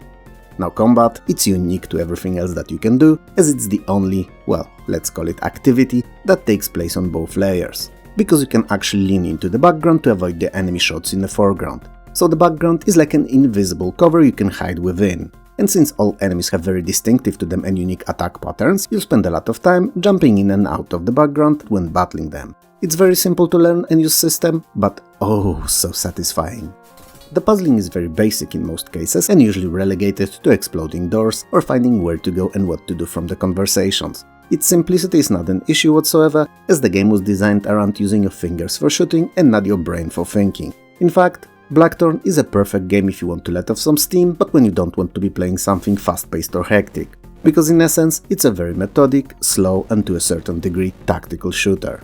I'm sure that you're wondering why are you even on this alien killing spree and not picking flowers somewhere, gardening or roasting pigs on an open fire? Well, let me explain. You play as Kyle Blackthorn, an ass-kicking, jaw-dislocating and bone-breaking mofo that's afraid of nothing and no one.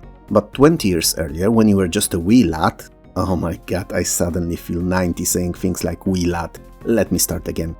But 20 years earlier, when you were just a small kid, your father, King Vlaros Blackthorn, ruler of your home planet Tool, sent you off to Earth to stay in hiding. Yep, just like the Superman, but you've been sent to our blue marble alone, without anyone to help or guide you. But while Soup had his fortress of solitude and countless years of Krypton history to learn from, you had your fears, doubts and bottled up anger to lean on only. Not a great combination, mind you, but the only one you were left with.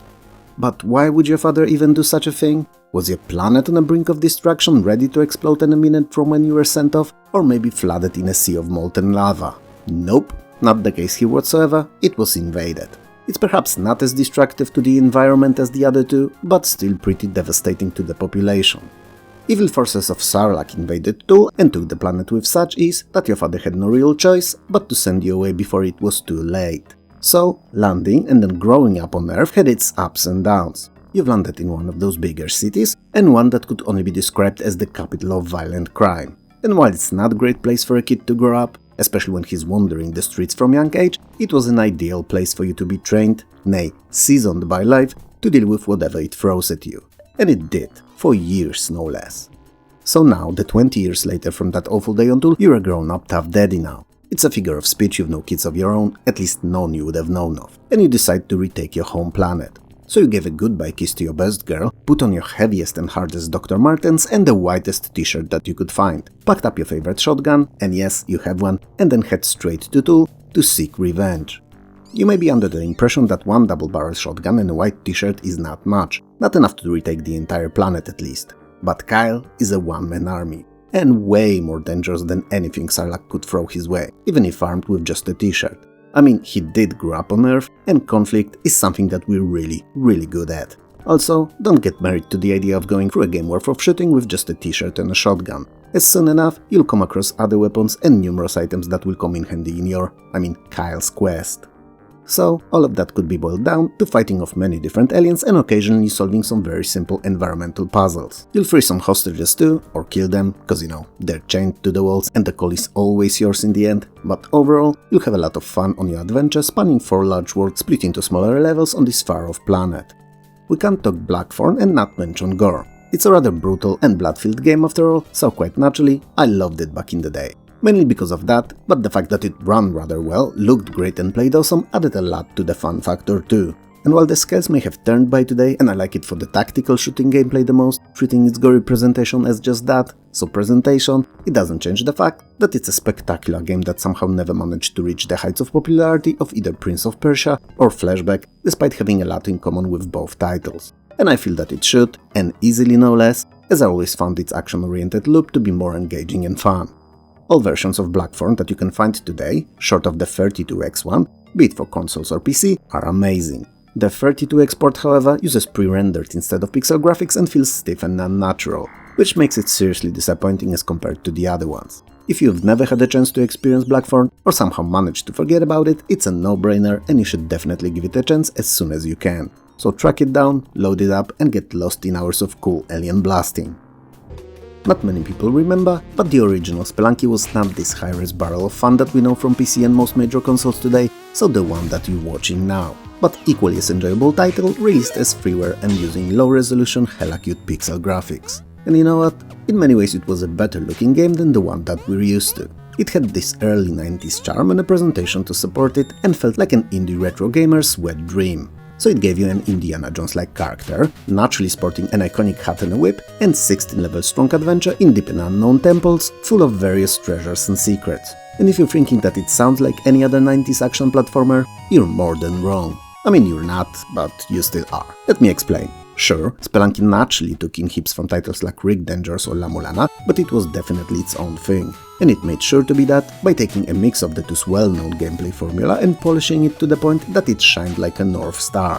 So while you go through the same 16 levels every single time, collecting treasures, fighting buddies and doing a whole manner of other things, their layout is entirely randomized on each playthrough, meaning that no two games are ever the same. And while some may end up being easier because of that, others may be a challenge even to the most seasoned platformer fans. Some things don't change though, like the teams of all 4 temples split into 4 levels each, or the enemies that are unique to their teams, but overall, other than the decoration of particular stages, the game feels fresh each and every time you play it. And especially that it's not just a simple collect gold and leave kind of a game. Well, I mean it kinda is, but not only, is what I'm trying to say here. Other than your whip that can be used to pacify a whole manner of snakes, bats, spiders and other nasties populating the temples, you have access to other items that can be found or purchased in shops to help you on your quest. So stuff like a rope that can be used for climbing up or down, because yes, you can't walk on walls and no, you cannot fall from great heights unscathed, and bombs, which sound terrible but are every spelunker's best friend, allowing you to explode not only enemies but also walls, floors or ceilings into non-existence, opening new and often life-saving pathways. And since many of the best treasures are hidden in the walls, they're also the only means of getting this out. Other than those though, and the fact that you can pick up nearly anything from stones, torches or even bodies of your dead enemies and use them as projectiles, there are also other useful items that can only be purchased. And there's a lot of them. I mean, a pistol or a shotgun, everyone knows how useful this can be. A knife is decent too, though I would much rather save up for something else than spend my found gold on a knife. It's a personal choice, you don't have to subscribe to that notion.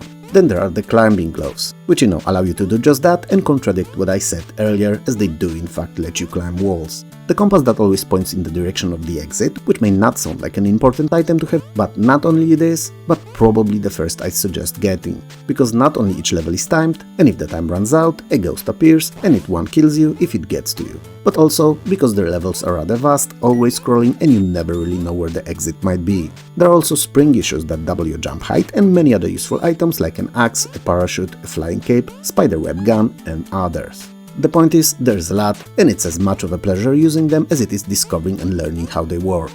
All of what I just said is still just scratching the surface, cause Spelunky is a much bigger and more feature-packed game than it ever had any right to be as a freeware title. And I am not surprised at all that the dev decided to re-release it with updated graphics, multiplayer support and a few add-ons as a full-fledged commercial game. I mean, I've not spoken about numerous different kinds of traps that you'll need to learn to recognize and avoid, or use against your enemies, because yes, they can be lured into them too. I've still not mentioned special levels either, of which there are few, and some of them may take place in pitch black and require you to beat them with use of flares only, while still giving you same as always limited time and hidden deep within them exit.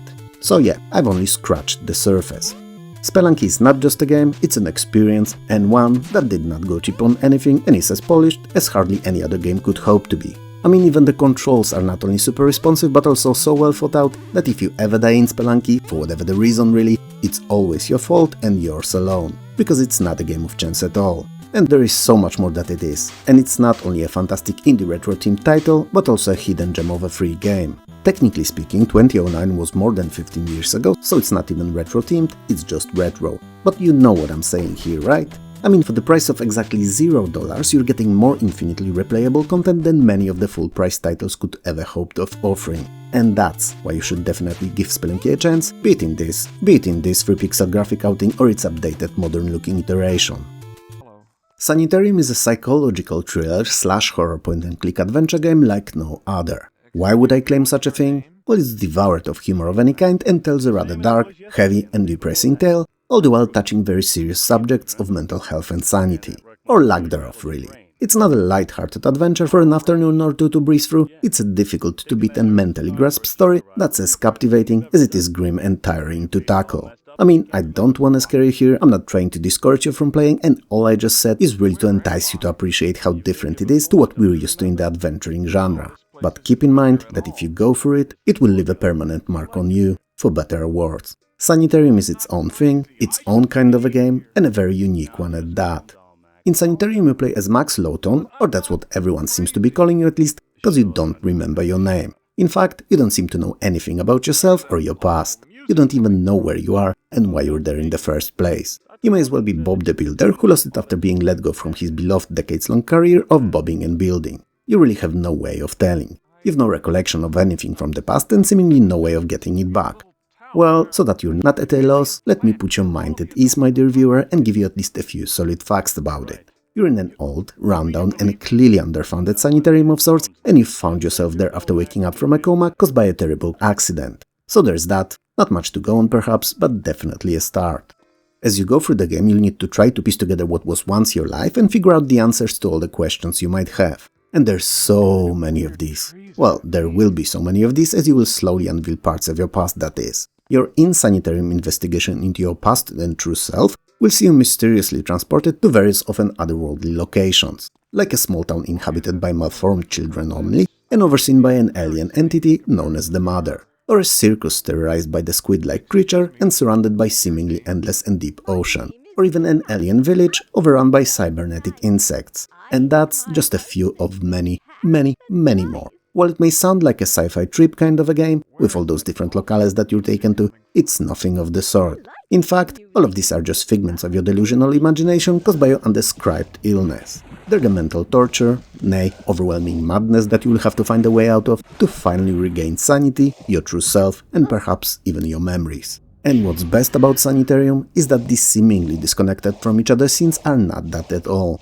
They're parts of your broken, troubled mind's doing that desperately tries to push through these warped and surreal scenes to uncover hidden behind them memories, to crawl back to reality, to sanity, to your true life. The game's chilling in so many ways you wouldn't believe. But none of them is because of jump scares or a sudden appearance of a monster or some otherworldly creature. And while these do appear in the game, they're not what's scary about it, it's the depths that the mind can sink to and how lost it can be where it is, clinging to bits and pieces of reality, trying to find a way back to the surface. It's as sad as it is scary. Because looking at what Sanitarium is telling us, or more likely how it's telling us what it's telling us, I can't not consider it being a digital look into Alzheimer's disease. I mean, sure, it's not, and we know it now, or at least we will after completing the game, but the line between real and imaginary in Sanitarium is so thin, and not always clearly visible, that it feels like a perfect picture, painting someone gradually getting lost in the illness. Especially that all these imaginary locations that you visit, while feeling anything but right, also appear to be very real in the same time. In fact, the whole going in and out of reality thing is an overarching theme throughout most of the game. All in all, as you carry on, you will struggle to regain your memories and eventually even unravel the truth surrounding mysterious Dr. Morgan, the head of the asylum, and the role he played in it all. The plot will take you on a trip and a half that will be filled with more than one twist before its eventual and surprising conclusion. And while it's definitely not a game for everyone and can leave some of those who are more empathetic a bit scarred, it's definitely something that is worth seeing. Sanitarium's presentation is spectacular for the time it released in. High-resolution, high-color graphics and over-the-head viewpoint portray the nightmare-fueling locations perfectly. All the extra background and foreground details used liberally in each of the areas that you'll visit will add on to the feeling of uneasiness, being lost, nay, drowning in the sea of craziness, fighting for each little and shallow breath of normality in this otherwise hallucinations-induced dream world. It's a difficult tale to explain and even more difficult to go through. but in its own weird and twisted way, it's one worth experiencing at least once. Amiga's version of Cannon Fodder started off with a slogan and a very catchy song, "War has never been so much fun." And while the political climate today is not the best for statements of such magnitude, for oh so many completely non-ironic and complex reasons, in a video game format, war has indeed never been so much fun. Cannon Fodder Sports to DOS, Genesis, SNES or 3DO did not have that intro or song. They either had a crappy pre-rendered animation that was anything but good, or nothing at all but a title screen. So if you ever get the chance, make sure to check out the introduction that came with the Amiga original, as it's super atmospheric and fun. What other versions retained though was the most important thing about it, so gameplay and level design. And in my humble opinion, it's one of the best arcade squad-based shooters of the early 90s. Probably of all time. It's a deceptively cute-looking top-down shooter that's fully mouse-controlled, or gamepad if you're playing on one of the consoles, but despite the gamepad implementation being rather solid, I'd still advise you to play either Amiga or DOS versions, as they're the most fluid working and intuitive to control. I mean, the choice of using the mouse, which was not common in action-packed shooters at the time, was genius. It's not only ergonomic, but also incredibly easy to grasp and master, even for someone who's not familiar with games at all. Though with each passing year there's fewer and fewer people who'd never played games. And good, because games are interactive and by extension of that much more fun than TV series or movies. But that's a subject for an entirely different video. Anyway, in Cannon Fodder you're in command of squads of up to 5 soldiers going through 24 larger-than-life missions split into 72 smaller phases. Each of these phases having different objectives to fulfill, ranging from simple killings of all enemy units to destruction of all enemy structures, which coincidentally are also nearly always where the enemies spawn from. The enemies that you'll face perhaps don't differ too much from one another other than having access to different weapons and sometimes using vehicles, but despite that, clever and increasingly challenging level design, objectives placement in well-defended or more difficult to get to areas makes for an overall hella fun gameplay. The arsenal of available weapons is rather limited too, and consists mainly of your guns, with access to grenades and rockets in some later stages. Don't let the rather narrow number of articles of destruction fool you though, Cannon Fodder more than makes up for it with addicting, excellent gameplay and stellar level design. It's one of the easiest games to get into and toughest to let go of. When I first played Cannon Fodder, it enchanted me with the aforementioned accessibility because by then, coming from a lowly but super fun to play on C64, it was an entirely new experience to me and something I've not seen before. And being as simple as it was, I didn't have to read through the manual, go through long ass and boring tutorial stages, or seek advice from my local sages, which as you can probably guess were just older friends who might have had prior experience with the game. I just sat down, mouse in hand, and got immersed in the jungles filled with bloodthirsty enemies that I could all magically turn into pulps of red and green via spells of fast-moving projectiles and exploding balls of fun. While the low entry threshold was what lured me in, dragged me into this explosive adventure, it was the addictive gameplay and persisting units that kept me playing. Cannon Fodder was the first game in which I actually cared for my little soldiers, as these who got through the missions alive always gained promotions, and I just loved seeing them getting better and better. Now, it's gotta be pointed out here that when they die eventually, and they will, cause Cannon Fodder gets considerably more demanding in the latter stages, you'll get replacement rookie recruits that are gathering at the gates, which coincidentally is at the hill that the gravestones of all the fallen soldiers would pop up onto. So the game was hardly over with them gone, and you just needed to train and get used to the new badge. Each soldier that you lose becomes one of the gravestones or crosses on the rookie selection screen. And some of those gravestones and I went through a lot. Well, at least when they've still been bags of mostly water and bones, and not concrete slabs sticking out of mud. We've been in the very heart of the jungle, hunting enemies, hiding behind trees, crossing rivers, destroying ammo depots, and ambushing rocket launcher-wielding demolition units too. And don't ask me to tell you what took place in the snow-covered tundras, dry sandy deserts, or inside the enemy bases. I'm not proud of it, especially that I enjoyed it a lot. Let's say things happened, things that resulted in many more of those gravestones appearing on the enemy's side of the hill, and that I'm glad that I'm here to tell the tale, because it will be my version and mine alone. So by the time that I completed Cannon Fodder in each of the playthroughs, neither my first, my second, or even my third squad was there to share the glory with me. And trust me, that when I say that I cared for them so much, that not once when playing I toyed with the idea of restarting the entire playthrough because I lost one of my starting trio of soldiers. Jules, Jobs, or Stu. It's obviously a silly notion, but you do get used to them pulling you through the enemy-packed maps and putting away bodies left and right, and the feeling of loss and regret after losing them was surprisingly real. But given that with each level Cannon Fodder gets more and more demanding, and in few spots the difficulty spike is just unreal, it usually got to the point where I lost them. Well, and many more after too. so it became clear, it dawned on me if you will, that the game was just a bit too tough to carry on by myself. So the best experience I had with it was playing with a friend. We've swapped mouse whenever one of us completed a level or failed at it, and this way, not only both of us managed to keep our heads clear, but also take a breather between the stages, which, believe it or not, was needed later on, as some of those levels were really punishing. Like Souls-like punishing, but much cuter. Still, if you've never played Cannon Fodder, it's definitely a game worth experiencing, because even if it doesn't look like anything special at first glance, it's actually really cool, and I can pretty much guarantee that you'll have a blast playing this often forgotten by many gem of a game. And especially because the war indeed has never been so much fun. Chameleon is a third-person action-adventure stealth/espionage shooter. I know, it's a lot. It's also an interesting title because it's not only a game that many forgot about, but also one that hardly anyone knew of when it originally released. It somehow managed to get under the radar of most gamers and never really gained traction or attention it deserved, despite being a fantastic little game. Well, just a fantastic game, there's nothing little about it. In fact, it's a rather big title that takes you all around the world throughout its few hours long run. The reason for its obscurity, however, may be the fact that it got very little advertising and that it released for a budget price. And these prices usually meant low quality back then. Not the case with Chameleon, but you can excuse the gamers for treating it as such, given the video gaming climate of the time. Chameleon is set in the 1980s of the last century and portrays an ex-CIA agent who's been dismissed from the service for trying to figure out who stood behind his parents' killing. A pretty dick move on the agency's side if you ask me, especially that the parents were killed during a diplomatic mission in Nicaragua, so definitely not outside of agency's jurisdiction. And especially that our hero barely managed to survive the assassination himself. Free from the shackles of duty, however, and raging with ache for revenge, Chameleon is now free to pursue the killers and solve the mystery behind the murder. He's not left entirely on his own though, and his old CIA friend helps him with his mission.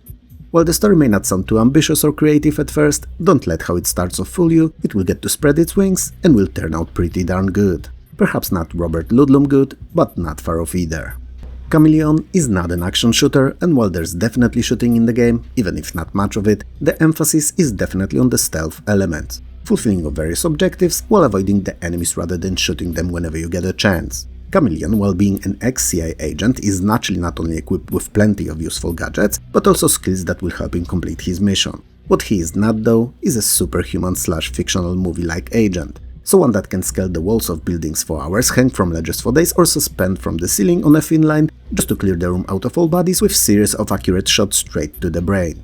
So the game will take you through 17 entirely unique missions taking place in different places all around the world. You'll be in Ireland, in Albania, New York, on Cuba, in Beirut, or even running around the Havana streets or Afghanistan sands among others. The point is, you'll travel a lot and fulfill many different missions. Some of them may see you stealing important documents that can shed a light on who's behind the killings, others may have you try to get onto a super secret plane unseen or even dispose of a particular person. All of that naturally to uncover the breadcrumbs that will lead you to finding who's behind your family's untimely demise. While both locales and mission types are not something to complain about and will always keep you on your toes and having fun, there's one thing that I feel could be done better, and it's choice. Or well, lack thereof. Cause while everything you do is hella entertaining and you love it, the game is incredibly linear, to the point that at times it feels as if it was leading you by hand every step of the way, not letting you experience it in any other way than the one that it was crafted for. So, like a movie. It's not really game-breaking issue though. I mean, some of the most popular and beloved games like Uncharted, Tomb Raider or even The Last of Us games are also rather point A to point B first, but they do give you a little bit more freedom in terms of a limited exploration or how you can handle particular combat scenarios. And Chameleon is played in one way and one way only. It's a great game to play once, but then can be easily put away for a decade or so. Well, long enough for you to forget all about it, so that when you decide on playing it again, it would once again feel new. But if you're someone who's playing it for the first time, it's a lot of fun and you will enjoy its stealth gameplay a lot. Especially that it's really a stealth game, in which trying to go in guns blazing 99 times out of 100 ends up with you dying. So you gotta move smart, move quiet and stay out of enemies' view. In fact, most missions, outside of few here and there, can be completed without use of any weapons whatsoever. Nay, they should be completed without them. But it doesn't mean that you're left with nothing to do but moving in the shadows, as Chameleon is not a walking simulator. You have lockpicks, binoculars that also show you the distance to your target, night vision goggles, spy camera and a few other useful gadgets that you'll rely on all the time and also are quite fun to use. The presentation is a mixed bag, and while some things look great, like the character models or environments, others feel as if the game was a few years older than it is, but fortunately it's all irrelevant because it's never bad enough to detract you from playing, and the story and gameplay that you'll focus on will be so engaging that you'll never really stop to ponder about how the game looks or sounds. Well, outside of perhaps few of the enemies' deaths, as the ragdoll physics in Chameleon is non-existent, and what happens to bodies from time to time is just out of this world weird. It's not much of an issue though, just an observation. Chameleon may not be better than your Hitman or Splinter Cell games were, but it's a very solid and fun title that's definitely worth going through, especially if you're a fan of the stealthy offshoot of the action genre, because on that front, it definitely delivers. So if you are, make sure to track it down and give it a chance, it's worth it. Being a pirate is not easy at all. I mean, not only you have to ruthlessly attack other ships, raid and pillage settlements, battle sea beasts big and small, and seek treasures, but also have one of the hardest working livers in the Caribbean, or Indian Ocean, as traps and treasures is actually said there. And trust me when I say this, grog that pirates drink, or rum, however you wanna call it, is not what you can get in your local store. It's an Amiga exclusive, so if you've never had a chance to experience how gaming on the system looked like, I believe that it's an excellent title to start with, as it represents the best that the system could offer, in terms of sounds, graphics, and level design. It may not pioneer in either of the three, but all of them put together make for a very enjoyable and very Amiga-feeling classic. I mean, just see for yourself. Traps and Treasures places you in the stylish brown leather with gold straps shoes of a fearless, grog-drinking, swashbuckling and fruit-loving pirate, Jeremy Flynn. Why does he like fruit so much and gobble on them whenever he gets a chance, you may wonder? Well, who knows, personally I'd bet on scurvy, but it's just a guess. I'm not a pirate now, and even when I was one back in the day, I was not that kind of a pirate. Let's say that the seas that I traveled on were electronic and not stinking of fish. Anyway, Flynn is in a pickle, or in a gherkin. Potato, potato, pirato, pirato. Point is, he has a problem on his hands, and it's not a small one. His entire crew of 9 braves has been kidnapped by a nefarious and fearsome pirate Redbeard and his band of cutthroats. You know, I was always under the impression that pirates killed each other and not kidnapped. I mean, keeping someone alive requires food, water, and a place for them, you know, do one and two, because you don't want them to relieve themselves on the floor. So the whole situation is a bit puzzling to me. I mean, I understand kidnapping of a young and beautiful governor's daughter or a royal family member for ransom, and even other pirate leaders for the rewards put on their heads. But regular stinky and sweaty pirates? Now that's unheard of. Playing as Flynn, you have to rescue your entire crew and all the treasures that the Redbeard stole. And you have to do it alone, smartly, and in style no less. Because not only the 9 sailors is all you had, but also your ship crashed on a nearby rocks during a terrible storm, so the crew and the new ship is what you're after. The game is split into 4 thematically unique levels of Threadneedle Lagoon, Skull Grotto, the Temple and the Fortress. The last naturally being where the Redbeard resides. The first, while still rather demanding, I'd consider a tutorial level only, as it's easier than the others and considerably shorter too. Levels 2 to 4 will not only take a long while to beat, because of all the times that you'll fail like a book, but also because they're huge, scrolling in all 4 directions, and will require a fair amount of backtracking, solving simple puzzles, fighting Redbeard's goons, and avoiding of numerous traps. They may all be linear in their design once you learn how to beat them, that is, but it will not be something you'll do over one weekend. Trust me. I mean, for instance, even something as simple as opening of the door to progress may require getting the key for them, which in turn may be hidden somewhere, for instance behind a destructible wall on the other side of the level, which naturally needs explosives to be destroyed. These have to be purchased in a shop, and that requires money that first has to be found in treasure chests or other random locations. I think that you see where I'm going with it, right? Traps and Treasures may seem like a simple save captives and collect gold kind of a platformer, but in reality it's anything but. The puzzles may not be too demanding and all similar to what I just described, being of the environmental kind mostly, but they're all fun to work out. The enemies and traps though, well, these are aplenty and will put your platforming skills to the test. I mean, they all may be marine themed, beautifully animated and to a certain degree even cute looking, but they're deadly nonetheless, and you'll have to bring in your A-game and ninja-like reflexes to do well. Traps and Treasures' presentation is great. The game is chock full of super smoothly animated sprites, be it Flynn, traps, underwater fauna and flora, or even enemy pirates, and a literal sea of colors crafted to the last pixel and moving as if they were taken straight from the cartoon. What's worth noting here as well is the smartly used music scripting that switches tracks in very specific situations, usually in response to what's happening on the screen. So there is this main tune that plays on the loop, but when you for instance dive underwater, it will switch to a more soothing, nautical melody. It's perhaps nothing new in video gaming overall, but the effect is nice and complements the presentation. The swashbuckling piratey atmosphere is spilling through the screen when playing Traps and Treasures, and for the life of me, I cannot fathom a smart guess why the game didn't get more wider recognition and popularity. Maybe because it wasn't as well known outside of its country of origin, or maybe the advertising was limited, or perhaps the reason was Amiga being on its last legs in 1993, barely a year from when Commodore went bankrupt. We will never know. And while we could discuss here if releasing it on PC would change anything, it's ultimately pointless. In the end, I suppose, the success and popularity was just not in the cards for it, despite it being one of the best and most fun platformers on the Amiga, and a game I enjoy coming back to, even if only to fail a couple of levels in. While Blue Dragon is a great JRPG, and one that looks incredible thanks to late Mr. Akira Toriyama's graphics, it's not the game I boasted about in the intro. That one is actually the last title in this video, but for now let's focus on what's at hand. Unlike most JRPGs of the time, Blue Dragon was actually an Xbox 360 exclusive. I wouldn't go as far as calling it a system seller, that would probably be Gears of War, but it's probably one of the best and most fun games in the genre to ever land on the system, and one I'm sure many of you never played. It's a wonderful and magical experience that, while perhaps a bit on the easier side, it's still so enchanting and warm that you'll hardly feel the 50 hours it takes to complete it pass by. In many ways, I think that Blue Dragon is better than the Final Fantasy games of its time. I wouldn't say that it's better than the best that the Final Fantasy had to offer over its decades of games, but Blue Dragon is a single title, and it's already more fun and engaging than quite a few of Square Enix's classics.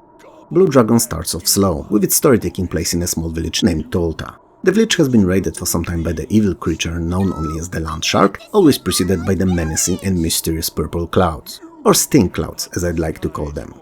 Whenever the creature attacks Tolta village or any others too, it leaves behind a trail of destruction and despair. And as evil creatures go, I'll take a land shark any day of the week over the likes of a mythical fantasy monster known only as the trouser snake. Well, more like a tragedy of the call the police kind of a monster, and not a fantasy one per se, but if you're to choose an attacker and someone to raid your town, definitely pick the shark. The trouser snake is no fun to most who have been on the receiving end of it unexpectedly.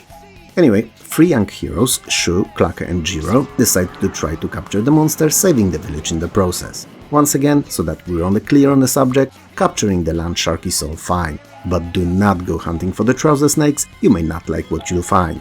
So, as they go about that, they soon realize that not only the land shark is not really a creature and a rather complicated machine, a construct if you will, but also that there's an evil person behind the attacks, one only known as Nene, which coincidentally sounds like what the units in Age of Empires used to say when converting enemies to their side.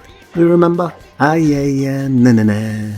Aye, na-na-na. Yeah, the ones. Never mind, I'm clearly straying onto other, less important subjects here. So, armed with the knowledge who's behind it all and nearly no other useful facts whatsoever, our heroes leave the village seeking the villain in order to stop him and his ancient but incredibly powerful technology from evil doings at all cost. Completing Blue Dragon and all of its side missions will easily take you around 50 to 60 hours, so while it's objectively speaking a lot, especially for the game from 2006, it won't feel like it, and like I initially mentioned, it will pass like a breeze. All because you'll be having so much fun. With its masterfully crafted storytelling, its fun and surprisingly deep characters, and the uncanny beauty of the world that the adventure takes place in. You'll get lost in the plot and where it will take you, and in the tactical combat battles that you'll partake in. Oh, and since we somehow landed on combat, let me tell you a word or two about it. It's naturally turn-based and party-centric and features shadow monsters. Well, I mean, each of your heroes will have a particular monster at their disposal, and these are sorta manifestations of our heroes' inner powers. They have a variety of attacks, skills and spells, and you'll use those monsters to do your bidding. They naturally also gain experience and level up, unlocking new skills and abilities and becoming stronger and stronger. And funny enough, unlike most other JRPGs of the time, you're not chasing the difficulty curve with grinding, trying to get better and better to be able to progress with the story, and for most of the time are at exactly right point to face what's ahead of you. The battles are also not randomized, and you don't have to fear encounters popping out of nowhere when you're not ready for them, as all the enemies are visible in the game world, and if you don't decide to quote-unquote walk into them, the combat will not take place. Blue Dragon's presentation was incredible for its time, full 3D, with characters designed by and in style of the iconic manga creator Akira Toriyama, and in beautiful, often otherworldly feeling locations. The sound design and music scores are also fantastic and fit perfectly to the overall atmosphere of the game. It's a title that will give you the warm and pleasant feeling inside as much as it will keep you on the edge, awaiting the next twist and turn in the story. It's immersive, it's captivating, it's beautiful, in short, it's a must-play. Heartlight is a game that I think most people never heard of. It originally released in 1990 on an 8-bit Atari, and I don't mean the Atari consoles here, but those small home computers, you know, those 400/800 of the XL XE variety, and these were not that widespread, at least when compared to their console counterparts or the C64. Still, despite dropping where it did, the game was good enough to get a port to the Amiga in 1993 and another one to PC in 1994. That last was even published by Epic Mega Games, which, you know, at the time at least, it was a synonym of quality in the shareware corner of the video gaming.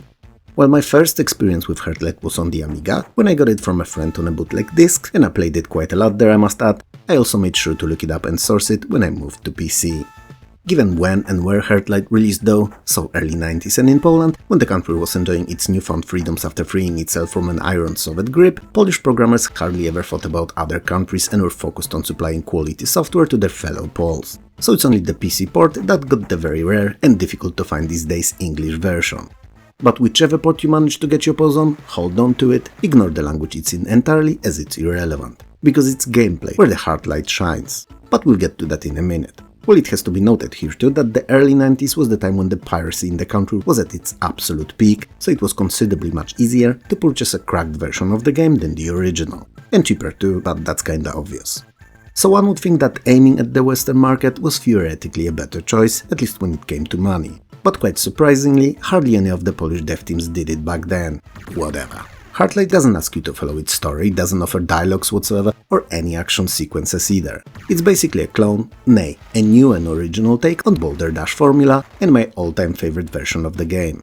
Its levels are not multi-screen scrolling mazes though, and always only fill up the entire screen of 20x12 in size grid. They are much more puzzle-focused than Boulder Dash 2, which is a nice change. While each of the versions has a slightly different number of levels overall and is between 64 and 70, it's still plenty enough to satisfy all those minds that crave logic challenges.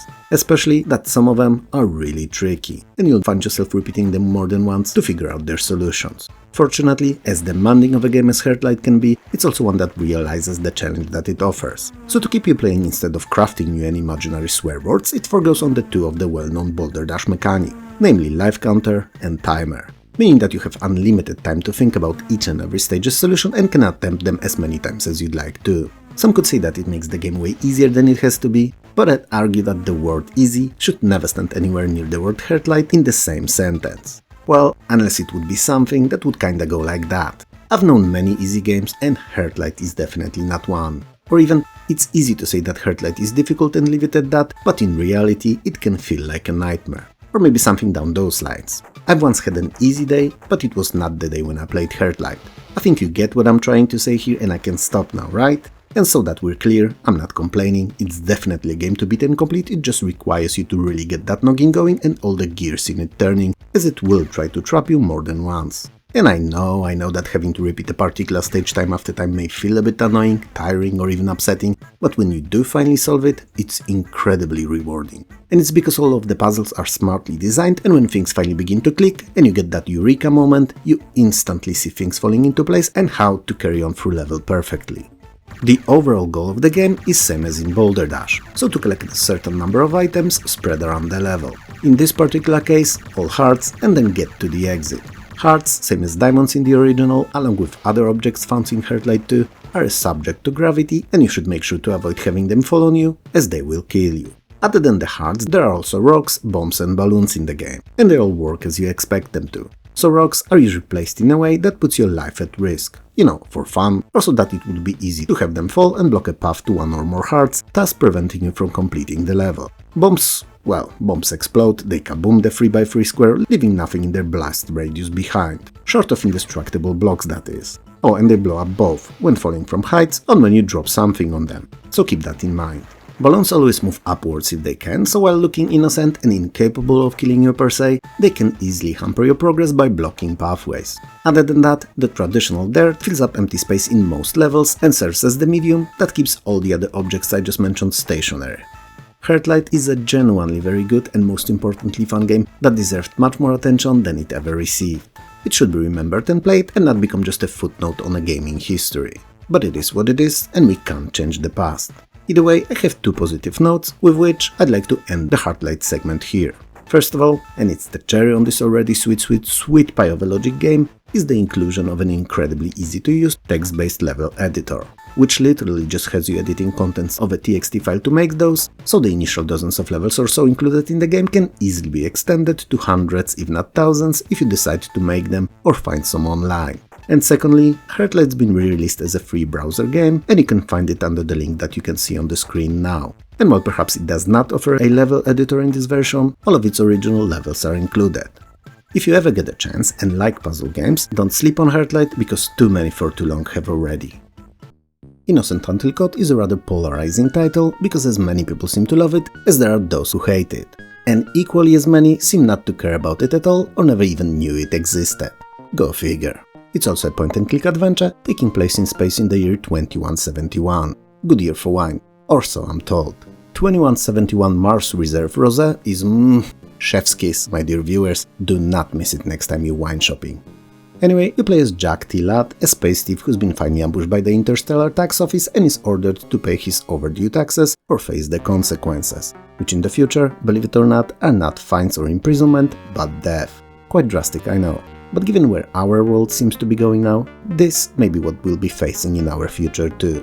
Fortunately, Jack has 28 days to do so or to settle his affairs. Your call really, as you'll be in control. But since you're in no mood to see him die, you're gonna have to find a way for him out of this terrible predicament. So you agree to take 3 high-paying jobs for a rather shady individual, either a pawnbroker Ebenezer or a crime boss going by the name of Git Savage. Like Git Good, but not really. So you're tasked with sourcing of 3 unique items. And by that I naturally mean stealing. Or to be politically correct, you're in charge of facilitation of an ownership change performed by means which would not alert current item owners of their subsequent relocation and legal status modification.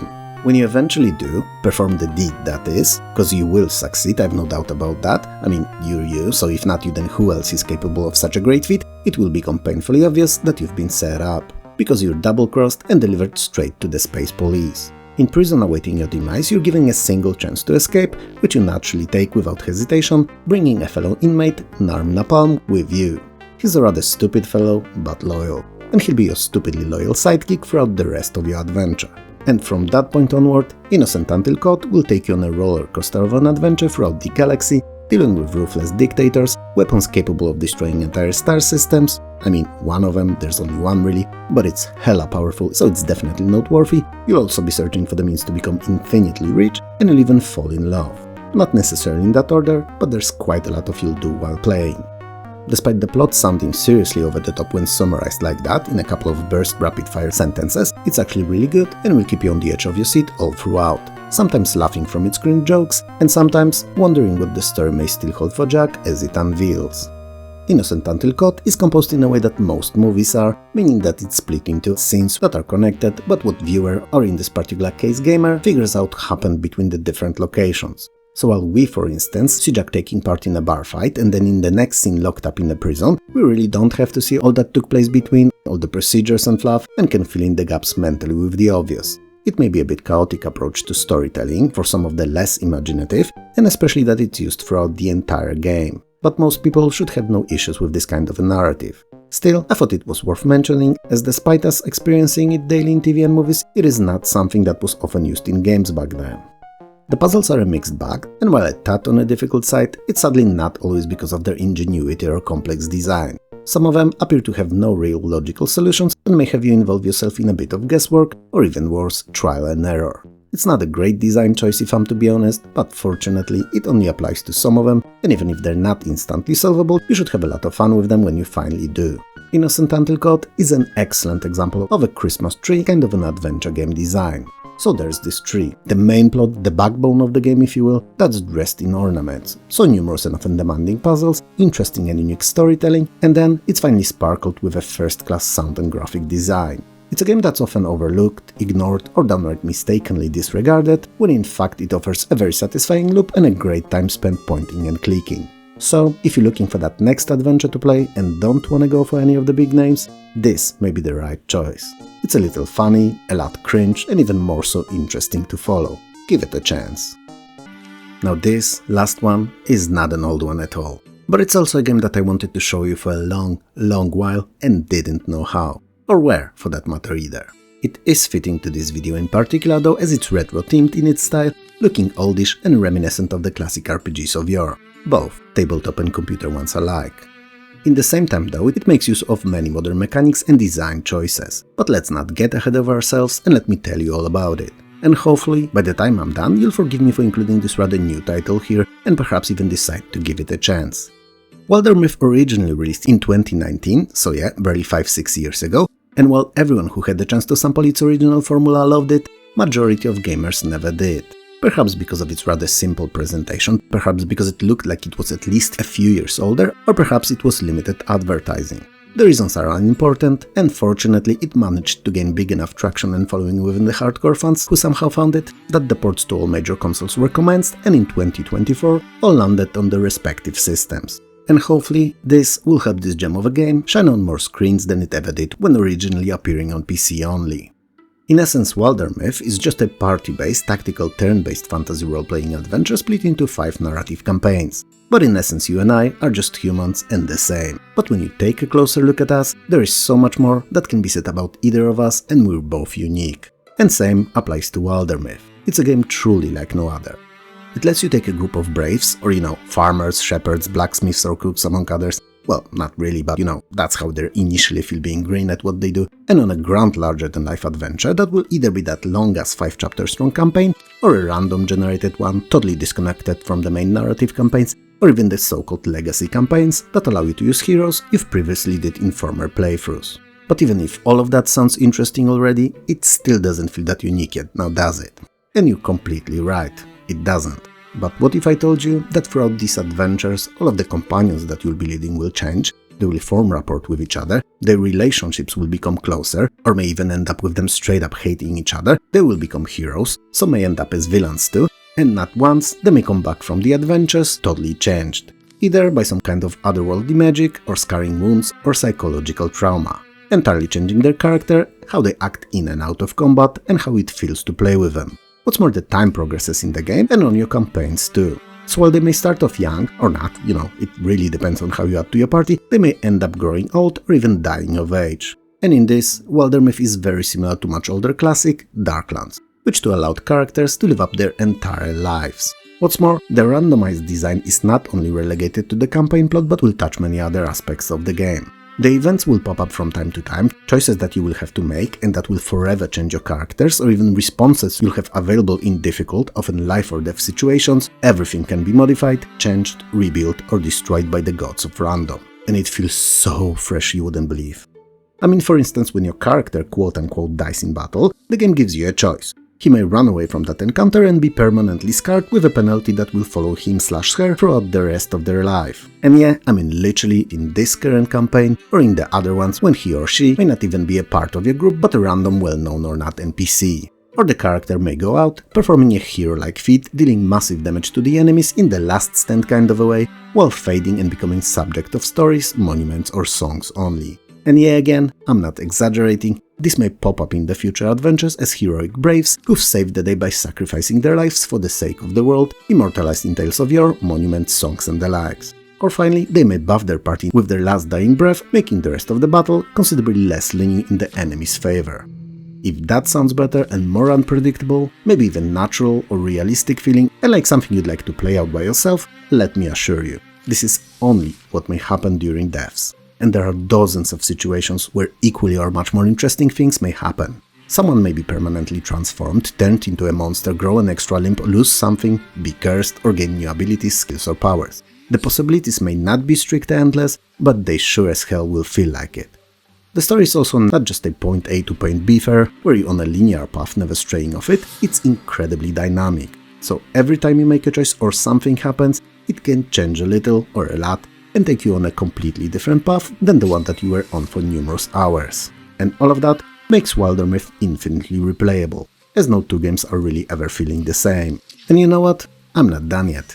Wildermyth doesn't shy away from the roguelike genre either, and uses a lot of well-known from them mechanics too.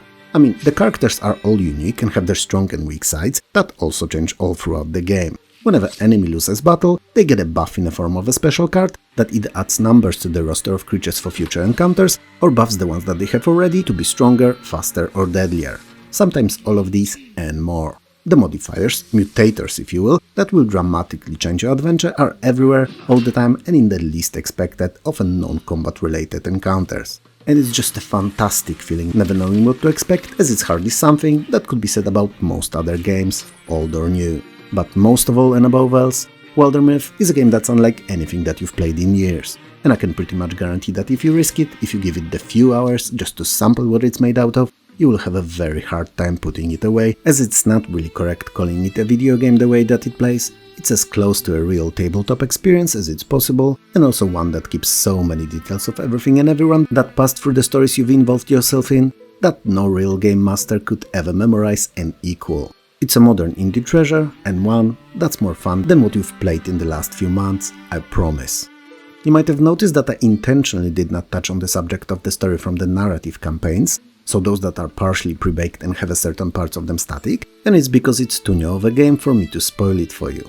And yes, it's one of those titles that will at some point within the first few hours of gameplay hit you like a truck, and then keep constantly backing and forwarding that truck over your body, treating you like a doll it plays with. It will offer you a lot of super fun turn-based combat, immersive and I do mean it storytelling, but most importantly, at some point it may make you feel things. And then it will toy with those feelings, like completely changing the characters that you've grown accustomed to their personalities, to the jokes that they were making, their perhaps dark humor or sarcastic comments, or the innocence that's contrasting with the grim realities that they find themselves in. And the change will not always be for the worse, mind you. In the end, all I wanna say is yes, Wildermyth is not a game, it's an experience, and you should do yourself a favor and let it sweep you away, even if just for a little while. You know what? It could be said that I'm a benefactor of all games average and below, as not only I find time to talk about them too, and not only focus on the absolute best and most popular ones, but also I tend to overlook some of the shortcomings of games that just fail to reach that average level of quality by a hair's breadth. Especially if they have an interesting idea or mechanic behind them, even if the rest of their design fails in one way or another. I'm also a benefactor of games little known, forgotten or ignored by the history of gaming and gamers alike, and while Benefactor on the Amiga was not an average game, but a pure and absolute banger, and a barrel of fun, it was most definitely a title that somehow most either ignored or never heard of. And it's a tragedy, nay, crime on the video gaming history, because it's genuinely one of the most playable puzzle platformers ever made. And also one of the most punishing ones, but we'll get to that in a couple of minutes. Benefactor is a very unique and unlike anything else game in its genre. It's a cross between Lemmings, Sleepwalker and any generic platformer of yore, with all the tropes that these entail, so platforms, ladders, pickups, risky jumps, enemies, obstacles and hazards, you get the gist. Stuff that can kill you, stuff that can help you, the whole shebang. And while it may sound like an odd or even questionable stew of game genres, it's so well designed, programmed and put together, so beautifully seasoned and simmered to a perfection over a low heat, that you will never bother yourself pondering about its origins or ingredients that went into it, and will just keep on playing. In Benefactor you control Ben E Factor, and it's a coincidence that has nothing to do with the game's title. Trust me, I wouldn't lie to you on a video. I mean, it's admissible in court, right? Ben's task in each and every level of this rather long, 60 level strong, beautiful and incredibly demanding adventure is to save the tiny red creatures, so-called merrymen, that are more often than not locked away somewhere by the evil invaders who took over the planet. Since you're a hero, however, a real stand-up guy and one of the fiercest hairlines in the universe, you cannot stand for the despicable treatment of the weaker and decide to help them, even if it makes you miss your dinner. Same as in the 1991's classic Lemmings, it's all about getting the harmless creatures to safety. And each level is a different logic and platforming challenge that will put your skills and mind to the test. So you'll need to give the game your best, and practice all those pixel-perfect jumps while having your brain operate at 200% capacity, figuring out problems and puzzles ahead of trying to solve them. Unlike the earlier of Psygnosis' releases though, the merrymen just don't start walking around as soon as the level kicks off, and you have to find them, free them and then direct them to safety, usually in that order, and often by making sure that the path to it is open and free of dangers. Interestingly enough, many of the puzzles, both environmental and switches kind, have to be solved by using these tiny creatures as your little helpers. So more than once, you'll need to save them in just the right order to then use them and their skills to free the rest of the brethren in the level. So you'll be picking them up, carrying them around the level and tossing them left and right like an ragdoll. Don't worry though, they don't mind, and no animals and creatures were harmed during programming of this video game. and all of that throwing will be to direct the merrymen towards smaller openings that they can squeeze through, avoiding dangerous areas, towards switches that they can toggle, either opening other cages, turning on and off different mechanisms, or unlocking sealed off passages, or around the dangers, animated or otherwise, that they would no doubt just walked into, looking death in the eye like in some kind of a demented game of chicken. They're not smart, you see, but they're very kind and helpful. Oh, and they're red too. I think that since you're watching the gameplay footage and can see for yourself that Benefactor is beautiful and devilishly cute, and that it sounds pretty darn good too, I should touch on the controls and difficulty. Well, the controls are great, pixel perfect, but also demand that pixel perfect accuracy from you too, as jump avoiding the enemies or when moving between the platforms is unforgiving to the very last tiny of those squares that your screen is built out of. And the difficulty? Well, there are very few arcade puzzle games that released in the first half of the 90s that are as punishing. While all enemies or traps or great heights you can fall from only take a fraction of your energy, they're so tricky placed that you'll keep running into them or falling under them or falling off of them all the freaking time. Well, unless you're a joystick assassin, then yeah, perhaps you'll do better than I. Still, Benefactor is on the extreme end of the difficulty curve and its progression is rather fast and steep too. It really demands your full attention, nimble fingers and keen mind. And while I can pretty much nearly always give you 2 out of the 3, all at once is not something that's often on the table. Benefactor is a game that's best understood when played and not watched or talked about, as what may seem at first glance as unimpressive, simple or just meh, may in fact end up being incredibly fun and rewarding experience, especially when you manage to figure out the solution to a particularly difficult problem. So, if you ever get a chance, definitely try it out.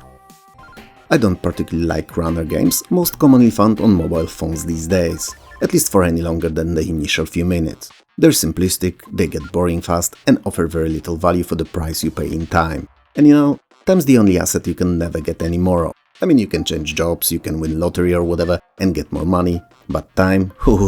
Nope. That one's finite and always counting down. Or up, depends how you wanna look at it. So yeah, the price to value ratio is terrible with these. And while Beat Trip Runner looks eerily similar to this, especially the side view offshoot of the genre, it's definitely something else. It's the 5th game in the Beat Trip series of retro-style arcade games and a side-view rhythm platform runner. Sounds odd, I know, but as soon as you give it a chance, you'll sink in. Its simplicity is devilishly addicting, but we'll get to that in a minute. You play as Commander Video, a protagonist of all Beat Trip games, and a funky retro pixel ninja-looking character. And just by looking at him, you can tell that he's a hero. I mean, he's lean, mean, rhythm machine. And so is the game. It is divided into 3 large levels, each of them split into 12 smaller stages with an occasional boss fight. And it's played for points and for points only. So it's a perfect title for a score attack type of a gameplay or to mess around with friends to see who can amass the most of them while keeping the rhythm and music going. The general gameplay idea is rather simple. You run from left to right, automatically I must add, and at the static pace, and have to get to the end of the stage earning as many points as possible. You do so by hitting the right notes, so to speak, and collecting gold bars that are spread around the levels. To hit the notes you need to perform correct moves at the right time. And so that I won't scare you of this gem with how my description of it sounds, especially that performing moves sounds like one of those convoluted multi-key combinations you had to perform when trying to pull off those difficult Mortal Kombat fatalities. Let me explain. It is nothing like that in Beat Trip Runner. You have 4 moves only, you can jump, slide, punch and use jump pads. And you don't even get all of those at once, and the game teaches you the use of these one by one. So at heart, Beat Trip Runner is basically a series of side-view quick-time events in which you have to perform correct moves to avoid obstacles and collect gold bars, but most of all, to grab as many points as you can.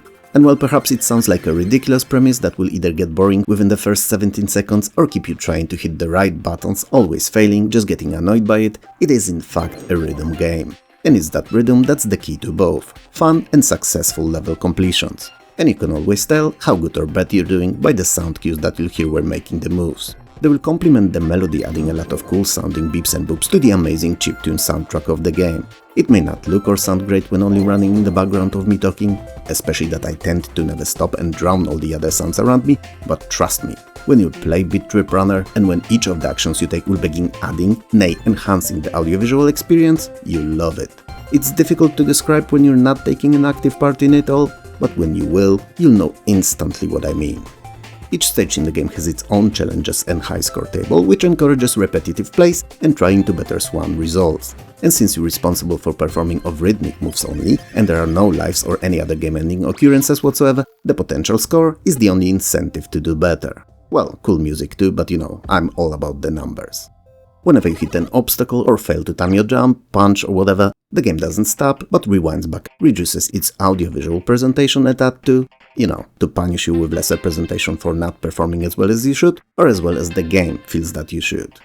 And on that note, it's time that I mention the difficulty. And other than the first few stages, it's set rather high. I'd like to draw a comparison here to some of those classic bullet hell shooters. I know, different genre entirely, but hear me out. They often had their entire screens covered in bullets, and you not only had to do well in them, but often also memorize which enemies to kill in which order to cut yourself a path through the sea of projectiles to survive. So it all came down to repetition of the stages until you've memorized them all by heart. Same here. I mean, you perhaps don't shoot at all, but memorization is definitely a notable part of doing well. Even more so when you eventually realize, nay, have that eureka moment, that each of the moves that you perform plays a different tune, and then notice how these tunes contribute to the overall sound design of a particular level, you'll quickly realize that you can sorta predict some of the obstacles based on the melody alone, which is an unexpected and fun discovery when you first make it. Also one I spoiled here for you, so you know, sorry I suppose. Bit Trip Runner may look colorful, fun and innocent, but it's definitely a challenging game and one that's not entirely even. Meaning that the difficulty progression is not always linear and you can expect to find easier and tougher stages mixed up randomly. It's an amazing time if you like classic 8-bit feeling games, fast and hectic platformers and rhythm games, and I'm sure you'll enjoy it, despite how many times you'll find yourself repeating some of its sections. And to give it a bit of justice, I'm gonna leave you here with extra 15 to 20 seconds of its footage with no narration on my end before we jump to the next game, so that you could fully appreciate how the sounds and music of it all morph into an amazing soundtrack that the game is built around.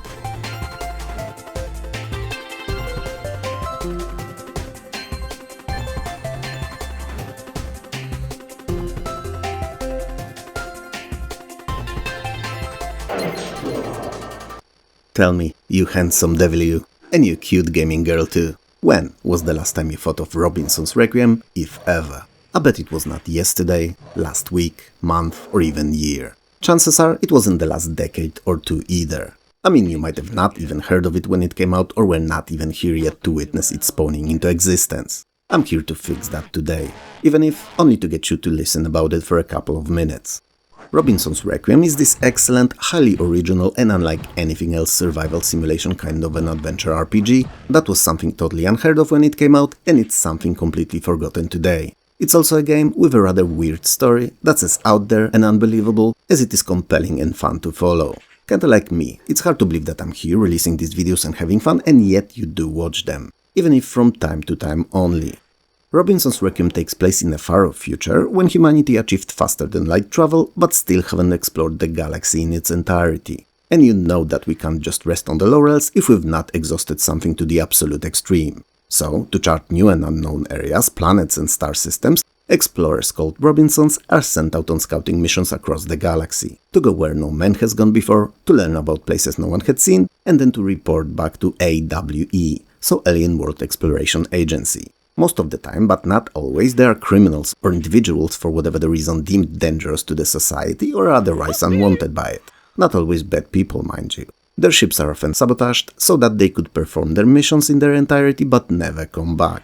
Grim, I know, but the future is not going to be sunshines and rainbows. We can see that already in our real world and don't need video games to make note of that fact. Anyway, you're one of these Robinsons stranded on a remote alien planet at the farthest depths of the universe, abandoned and having nothing and no one to help you survive. Well, at least initially, as very soon after finding yourself in this weird, but also rather terrible predicament, you are contacted by a mysterious and telepathically gifted woman. As it turns out, or to be more precise as she claims, she knows the best and only way of the planet, so you'll have to join forces and work together to escape. And this is where the game begins. If all that hasn't caught your interest yet, let me try to fix that. The game came with a rather robust, even if a touch simplified booklet, which was basically dumbed down survival manual, teaching you importance of brewing and having clear alcohol, or how to amputate your own gangrenous limb among others. Now, Is that something you'd want to learn as a kid, and in a crude, simplified way provided by the manual no less? Well, not really, but you can't really question it being potentially useful and life-saving bit of knowledge. In the end, you know what they say, right? Whomever they may be. It's best to know it and not need it, than need it and not know it.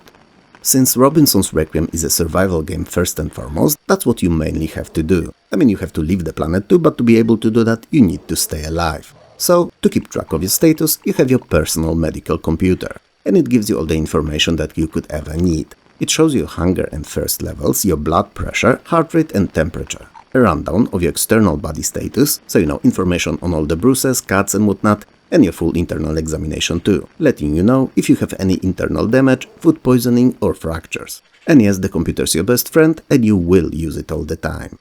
And since you're stranded in like the most hostile place that you could ever imagine, you will not only need to stay alive and keep yourself healthy, but also source everything that you'll need to make sure of that. Some things can be found around your crash site, like a bottle or some basic medical supplies, but others have to be made, like clothing, weapons and such. What's more, just because you have some items with you, don't mean that they're useful to you the way that they are, or safe to use then and there. Even that water bottle that I've mentioned, while it can be filled with water from basically any source you can find, it doesn't make it drinkable. So finding a way to purify it is also crucial, and boiling is one of them. In fact, nearly everything that you can find, collect or come across is downright useless in its basic form, and you'll have to either modify it somehow or combine it with other items to make it something that you can actually use. And there's literal dozens of things that you can make and have to figure out the recipes all by yourself. All the traps, pieces of clothing or tools that you'll need, you'll have to craft. And that can feel as exciting as it can feel daunting. Because while you go all about that, and about keeping yourself fed and safe, it's not only other earlier Robinsons that landed on the planet, or even dangerous fauna that you'll have to tackle and defend yourself from, though it has to be noted that it will happen quite often too. It's the weather, it's the poisonous plants, it's all the minor cuts, bugs, I mean everything's there out to get you. You can get flu, malaria, tons of different wounds, big and small, some of them may even become infected, and if you have nothing to do with that, it may lead to you having to amputate your own limb, or even death. The point is that at any given time, Robinson's Requiem keeps track of over 100 individual different variables in regard to your character, and to survive and succeed in escaping the planetary prison, you'll need to learn to do that too. Robinson's Requiem is one of the most unusual and unique games, not only of the time, but to this day. It's part survival, part horror, part action-adventure, with bits and pieces of RPG mixed in for good measure. It's a game that's equally as annoying as it is captivating and interesting. You will love it and you will hate it. And most definitely, you'll hope to do a bit better with each of your consecutive playthroughs. So, if you enjoyed novel and unlike anything else experiences, it's definitely not one to sleep on. 1987's The Great Gianna Sisters was a game that was born as a result of Nintendo saying no to a lot of money. Well, no directly handled to the money, mind you, but a foolproof way to make a lot of it. It was made as a proof of concept that Super Mario Bros. Game could natively work on C64 and be pretty damn fine game at that. But since the big N said the big N, so no, the concept was scrapped and remade into its own original game that very heavily relied on the design of the title that it copied. It released on C64 and then quick after on most other 8 and 16-bit home computers of the time. It didn't take long, however, for all the copies to disappear off the store shelves because of the rather solid and backed with a lot of cash and expensive lawyers hammer that Nintendo dropped on its developers. That is the story for another video though, and today we'll only focus on a spiritual successor to the original, Gianna Sisters' Twisted Dreams. Released 25 years after the original, Twisted Dreams is a side-view action platformer that brings back the joys of 8-bit platforming to our modern homes, using all the bells and whistles that the current at the time of its release technology had to offer, all the while remaining faithful spiritually to the pure fun, simple platformers of yesteryears. It was a Kickstarter-backed project and also one of the first ever to release under the Steam's Greenlight Games campaign. And while it's theoretically a follow-up to the original game, it has very little to do with it, its theme and gameplay mechanics, other than keeping the sisters, Gianna and Maria. While the story of the game is rather short and simple and only there to support your 24-level strong adventure, it's worth retelling in a sentence or two so that you'd know what it's all about. On one of those quiet summer nights, the sisters are unexpectedly sucked through a portal that mysteriously appeared in their bedroom. Well, Maria is sucked in and Gianna jumps in to save her, but you know, potato potato, Gianna Mario. And now, stuck in a mysterious, partly magical dreamy and partly dark nightmare world, they have to fend for themselves and find a way out. Well, one saving the other, so there's no they in the equation, but once again, potato potato, rescuer rescuee. Yeah, I realize that not all of these are words. Whatever, let's carry on. Gianna is dropped in this weird world, having to seek and save her sister. The gimmick is that it's a world that's both beautiful and welcoming and Burton-esque and deadly, and you can seamlessly switch between them at the touch of a button. They're essentially and for the most part the same place, but on the opposite sides of its spectrum. So the water, trees, bushes and cute enemies from quote-unquote good one instantly turn into lava, dead wasteland and demons respectively in the bad one. And I have to note here that the quality of the presentation and the instant transitions between them are not only a treat for the senses, but also a really fun mechanic.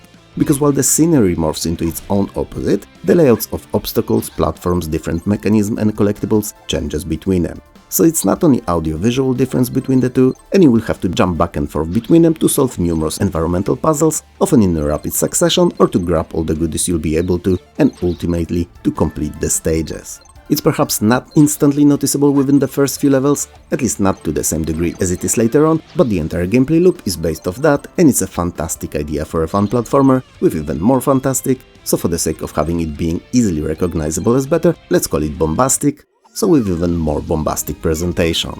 And to add more fuel to this already red-hot burning fire of an incredible game, it's not all that changes when you jump between the two facets of the game's world. Gianna's skills switch too. In the dreamy iteration of the environment, she can spin jump, while in the nightmare she turns into bouncing projectile that's ricocheting off all solid objects around her. And these moves are not only needed for survival, but for the aforementioned puzzling too. In short, the devs gave it their all, missing no marks or possibilities when building the game around a single seemingly simple design choice, and it shows. And most importantly, it was all worth it.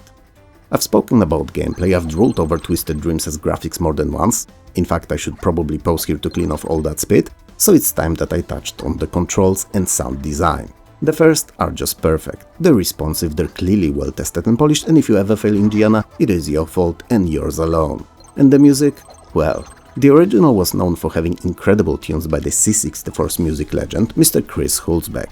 His compositions were pushing the little system to the absolute extreme and squeezing as cool sounding beeps and boops out of it as it was able to produce without instantly setting itself on fire. And you know what? Twisted Dreams' devs managed to get Chris Hulsbeck on board again. And boy oh boy, did he deliver. Not only he led a few strong first punches with rearrangements of his classics from the original, but he complemented them with an uppercut and a jab of new compositions too, and they're all an oral knockout that sounds as much as a callback to the past as it does as sounds of the future. It's a treat. All in all, while it's clearly to anyone who's been alive for the last 20 years that Gianna Sisters Twisted Dreams is not the best modern retro 2.5D platformer ever made, it's no doubt an achievement in video game design and a fantastic time to be had if you're a fan of the genre. And if you truly are, make sure to give it a chance as it literally costs peanuts these days. Funny enough, PlayStation classic Ghost in the Shell is not based on a well-known and beloved anime movie, but original manga comic books that the movie was inspired by. And there are some differences between them, but given how the game is made and plays, it's really not that important as it serves an original story that's disconnected from the source material. I mean, you still get to join Major Kusanagis, so a protagonist of both teams, but the game is crafting its own original plot that it takes you through. You're a new recruit, a newbie if you will, in a public security bureau, and having passed all your tests like a boss that you are selected to be jacked with the Fuchikoma. What does it mean, you may wonder? Well, I'm sure that most of you who are well versed with Ghost in the Shell or any other generic cyberpunk themed movies can figure it out, but in layman's terms it means that you're connected to something.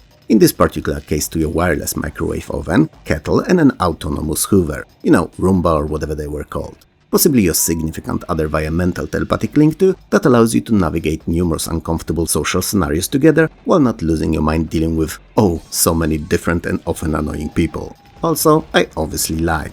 And the thing that you're connected with is Fuchikoma, a rather tough beetle/spider hybrid kind of an AI-equipped armored vehicle that's stacked with weapons big and small and capable of clinging to the walls, ceilings and roofs, virtually turning any flat surface into one that you can stick to and spit countless projectiles from. It's a very fun concept, and you'll be spending as much time moving about this as you will around vents, rooftops, streets and tunnels.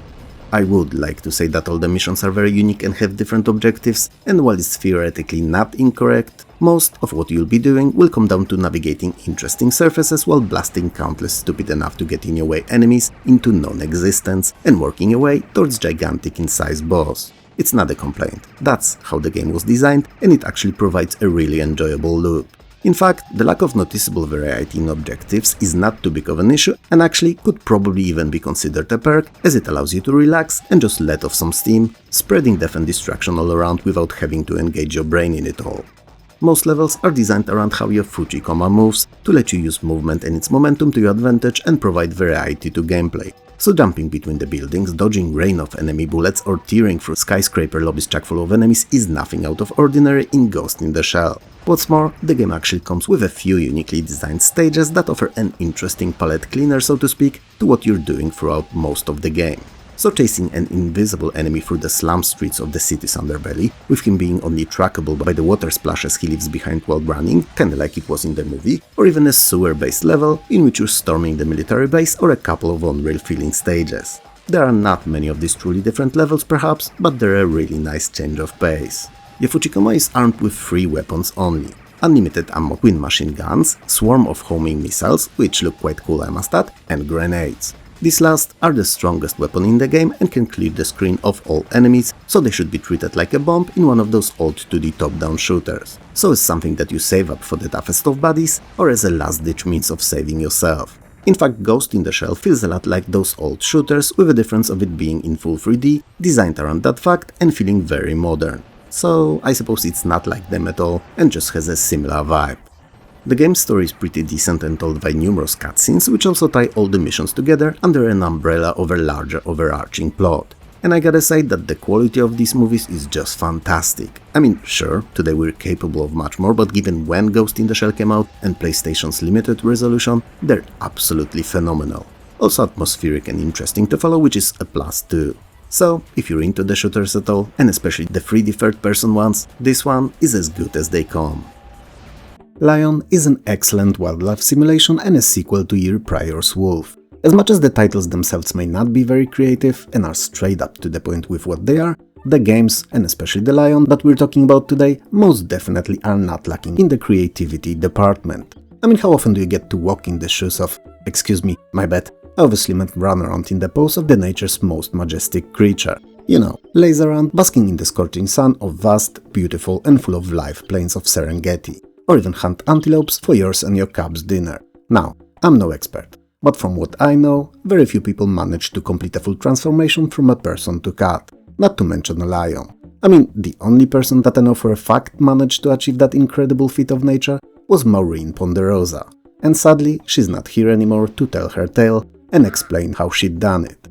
Like most cats, she walked rooftops at night, meowing into the full moon, but totally unlike them, being of an average human size, she fell from one, breaking her neck near instantly.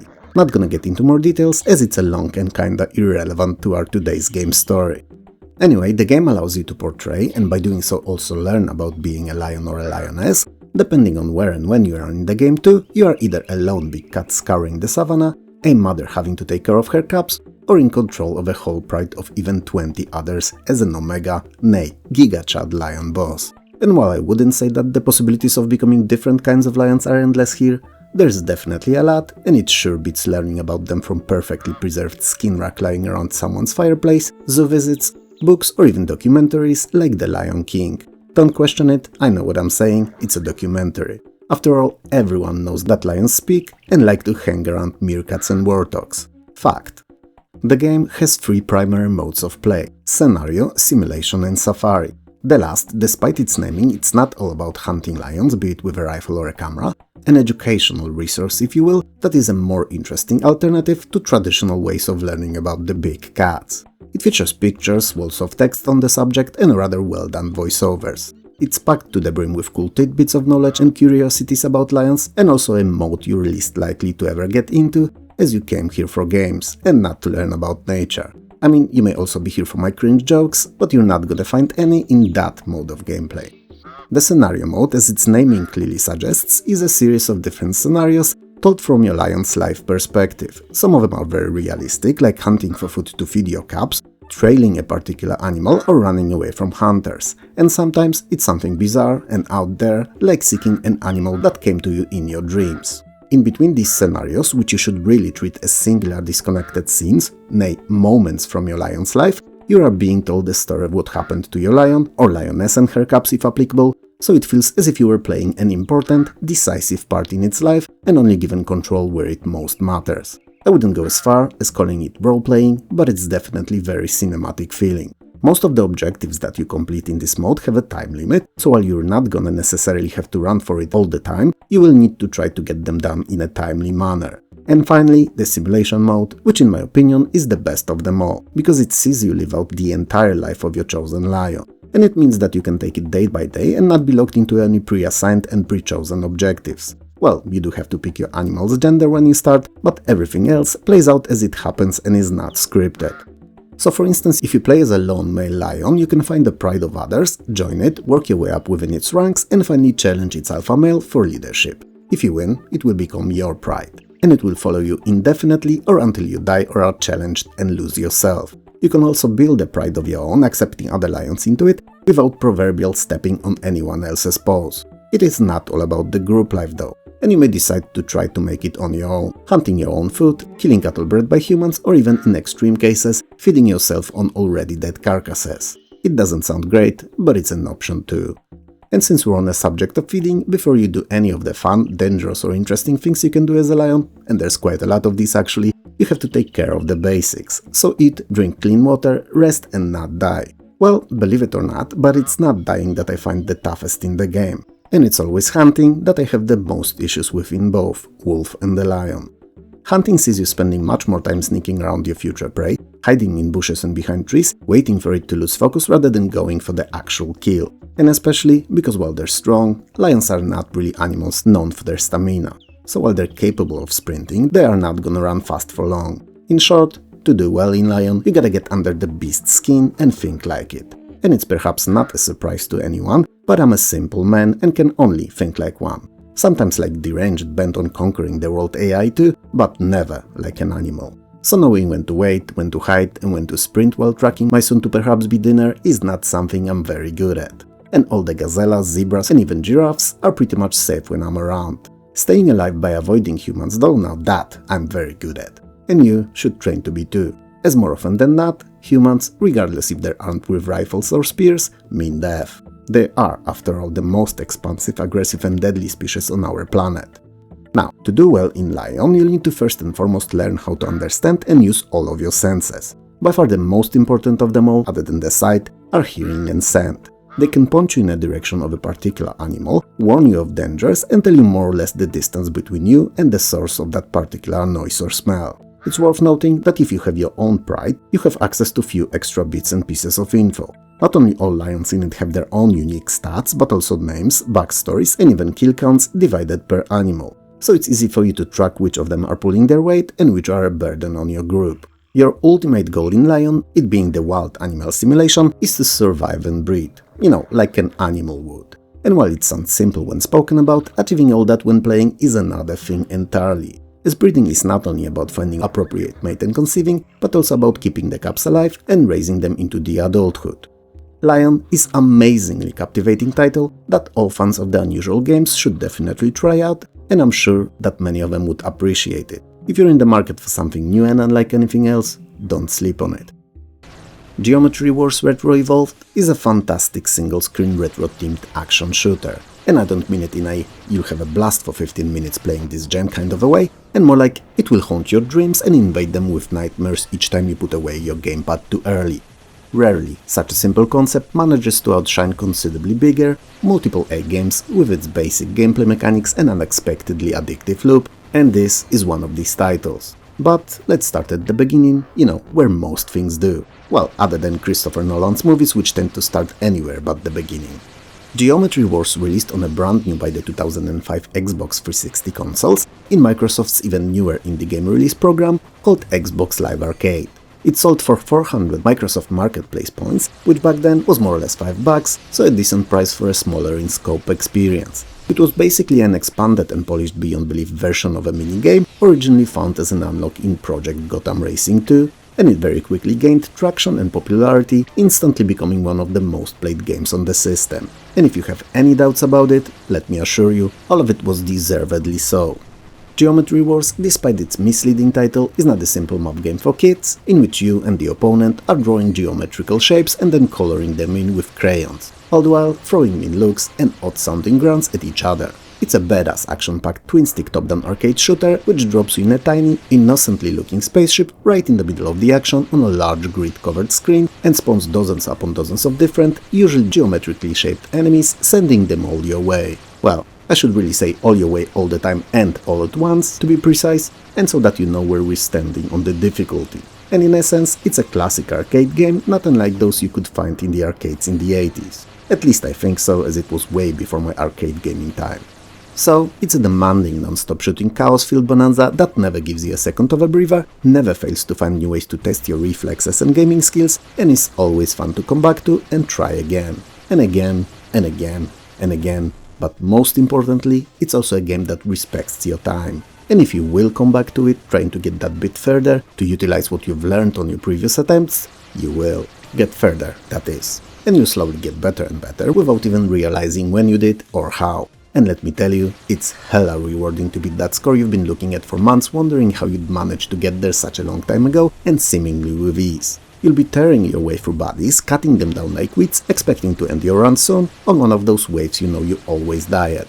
Just to make a small, seemingly insignificant change in your gameplay style, and realize that you're actually going through that previously unbeatable wave as if it was nothing. Nay, as if it was something that you've went through countless times before and are just playing based off memory alone. Those "oh shit, I've been doing it all wrong" moments are baked in, programmed straight into Geometry Wars' design, and a huge part of the fun. The enemies spawn in pre-assigned locations, usually all four corners of the screen, and are all moving in their specific way and patterns, learning of which can be immensely helpful in the long run and contribute to your high score achievements. They don't shoot, which is probably not something you'd expect from a regular game in a genre, but what they lack in firepower, they more than make up in 4C. So, creativity in their design and how they act, courage that they have, always storming straight for you, aiming to kamikaze you into non-existence, closing you off, so trying to lock you without feasible pre-planned escape pathway, and all of that in explosions and mayhem-filled orgy of colors. So once again, 4C. The design of the enemies is rather simple, with them all usually being little more than various geometrical shapes, but how they act and attack is something else. They range from simple, going straight for you drones, through those that will try to push you to the wall, dodge your shots or encircle you, all the way to those that will just straight up ignore you, being black holes and all, and doing their own thing, hoping that you'll make a mistake and fly into them yourself. Geometry Wars is a game that was designed to be played and not beaten. I mean, I'm not sure if it even has an end, I highly doubt that to be honest, as it feels like a title that will make things just that little bit worse and worse for you with each of its waves until you finally fail and die, permanently leaving a mark on the high scores table, both between friends and worldwide. But since it's a game that's near infinitely replayable and one that should be found somewhere in a dictionary next to a definition of mayhem, I can't help but recommend it. It's a feast for the senses that will overload your brain with visual and oral overstimulation, and your heart with the purest, simplest and most natural form of joy you'll ever experience playing games. So go and play it. Crystalis on NES is interesting for many reasons, and we'll try to get to all, or most of them at least, as I talk about it. But it's especially curious because it's based on the idea of intertwining magic and technology. So something that another game in this video also dabbled in successfully many years later. In the far off future of 1997, so a year when many important events took place, I mean Pathfinder landed on Mars, Princess Diana lost her life in a car crash, first cloned ship Dolly was born, and Titanic became the biggest box office ever, bombs fell, and following it nuclear conflict rained fire and destruction everywhere. It was known as the End Day, and it was survived by only 4 things. Rick Astley's Never Gonna Give You Up song, recorded off MTV and kept on a lone and abandoned somewhere in the US Midwest old military warehouse VHS tape, cockroaches, humanity in little pockets of civilization here and there, and finally its drive for conflict and power, so very same thing that caused this terrible situation in the first place. But having access to the biggest cultural achievement and music hit ever made, a steady supply of edible protein, and a lot of hate for one another, societies eventually rebuilt. With how much technology was lost, however, we've turned once again to magic to help us fill the gap that the tech left behind. and all seemed to be going the right way for a while, until one day a powerful mage decided to become even more powerful, like jump onto that 2.0 train, and began studying ancient technology and imbuing his technological creations with additional magical properties, thus becoming the first technomancer. But since we're only human, and our drive for conflict and power was one of the 4 things that survived the end day, he went with his dark heart, focused on that power, and began using it to cause chaos and destruction. My boss's wife does that too, but she uses another word for it, one I don't fully grasp the meaning of. It's probably in Greek, French or Russian, but I think that she pronounces it as management. Anyway, in the very same time as the things were once again turning shit for humanity, and talks about the second end day, so end day, were heard here and there, beneath an ancient building destroyed in a landslide, in an old and forgotten village somewhere, a man awoken from a long cryosleep in which he was supposedly resting for centuries. He appears to be the prophesied the One, so you, and he's supposed to find and collect 4 sorts of elements to combine them into crystals, the only weapon capable of stopping the evil technomancer. I know that the story may seem like nothing new and something you've read in books, saw in movies and experienced in other games, but it's so well told and put together, you won't really mind. If you look at crystals through a magnifying glass, it's impossible not to draw comparisons to NES's earlier classic, The Legend of Zelda. And no wonder, as its influences on our today's game are present everywhere. In the world design, in your adventure, in combat, in everything. But paying homage to something is not synonymous with copying it, and Crystallis manages to do its own thing. Its world is composed out of numerous multi-screen scrolling areas rather than a singular screen-flipping kingdom. There are quite a few towns where you can get better equipment, and the bosses you'll face are all interesting, challenging and fun to beat. There are also some puzzles that you'll need to tackle, often requiring you to think out of the box and use different items and spells to solve them. And minigames, which perhaps are not the best and most involving you've seen, are a nice change of pace and quite fun too. Status ailments are in the game as well, and most of them are sadly of the unpleasant kind, so poison, petrification, transformation, paralysis and diarrhea. And while it could be argued that one of them is clearly not in the game and a product of my sick imagination only, the two of petrification and paralysis could have easily been simplified and rolled into one, as they work in a similar way. And adding content to the game for the sake of there being more of it only is never a good choice. Despite the enemies being rather varied, palette swaps won't be something you'll manage to avoid, and an occasional same enemy in 2 different colors may visit your screen, just to be promptly removed from it with your accurate and deadly sword shot. Yes, you heard that right, sword shot. The combat, while simple, nay, basic even, is quite fun nonetheless, and the auditory cues and visual effects to all your attacks and magic look and sound appropriately satisfying. It's all perhaps limited by the NES's processing power, but within these constraints, the game looks and sounds pretty damn sweet. One thing that's a bit annoying about it though, and honestly something that the game would benefit from greatly when improved, is the leveling up process. As it stands, the combat against regular enemies is not very demanding, and leveling up only requires you to kill a lot of monsters. Nothing less, nothing more. And while it was standard by 1990 in JRPGs, having to tediously mow an enemy after enemy after enemy, it still feels rather disheartening. Worst of all, if you do it plenty enough, grind that is, no enemy will ever be a challenge for you, and you'll go through the game like a lactose-intolerant person such as myself goes through TP after eating a pint of ice cream. I could say that the enemy AI sucks a bit too, but it's 1990s game, so I'm leaving it at that and not considering it a viable downside. Interestingly enough, while technically speaking totally unnecessary, conversations with most townsfolk are surprisingly deep, and there's a lot of backstory and world building that's done through them, and they're always fun to learn something new from, talking to a random person somewhere in a small town at the end of the world. It is more than obvious that Chrysalis is far from being the best JRPG on NES, but it's an original title with a fun to discover and learn few little extra tidbits of story hidden nearly everywhere, satisfying presentation and a lot of twists and turns to its plot that starts off as a post-nuclear tale just to switch it up as it unveils over time. If you're into the genre at all or enjoyed original Zelda, it's definitely worth your time. Streets of Rogue is easily the best game in this entire video. If you're someone who has a vivid imagination, don't mind random events showering your gameplay in a constant stream of super fun and unpredictable situations and game-changing occurrences, and enjoys often creating your own adventures by challenging yourself in how you approach countless often ridiculous problems. If you're not though, then the next game is most likely what you'll consider to be the best here, but we'll get to that one in a few minutes. Streets of Rogue is like a big stinking onion. Not as big as watermelon, but definitely around the size of sizable grapefruit. And as you know, there are a lot of things you can do with such onion. First of all, you may look at it and be like, damn, that's a big onion. I mean, what am I supposed to do with it? Where to begin, man? And just drop it like a hot potato, leaving it for other, simpler, easier to digest, understand and master games. And I get it. It can appear daunting at times, and especially with how much freedom it gives you to go about it. I get it. I really do.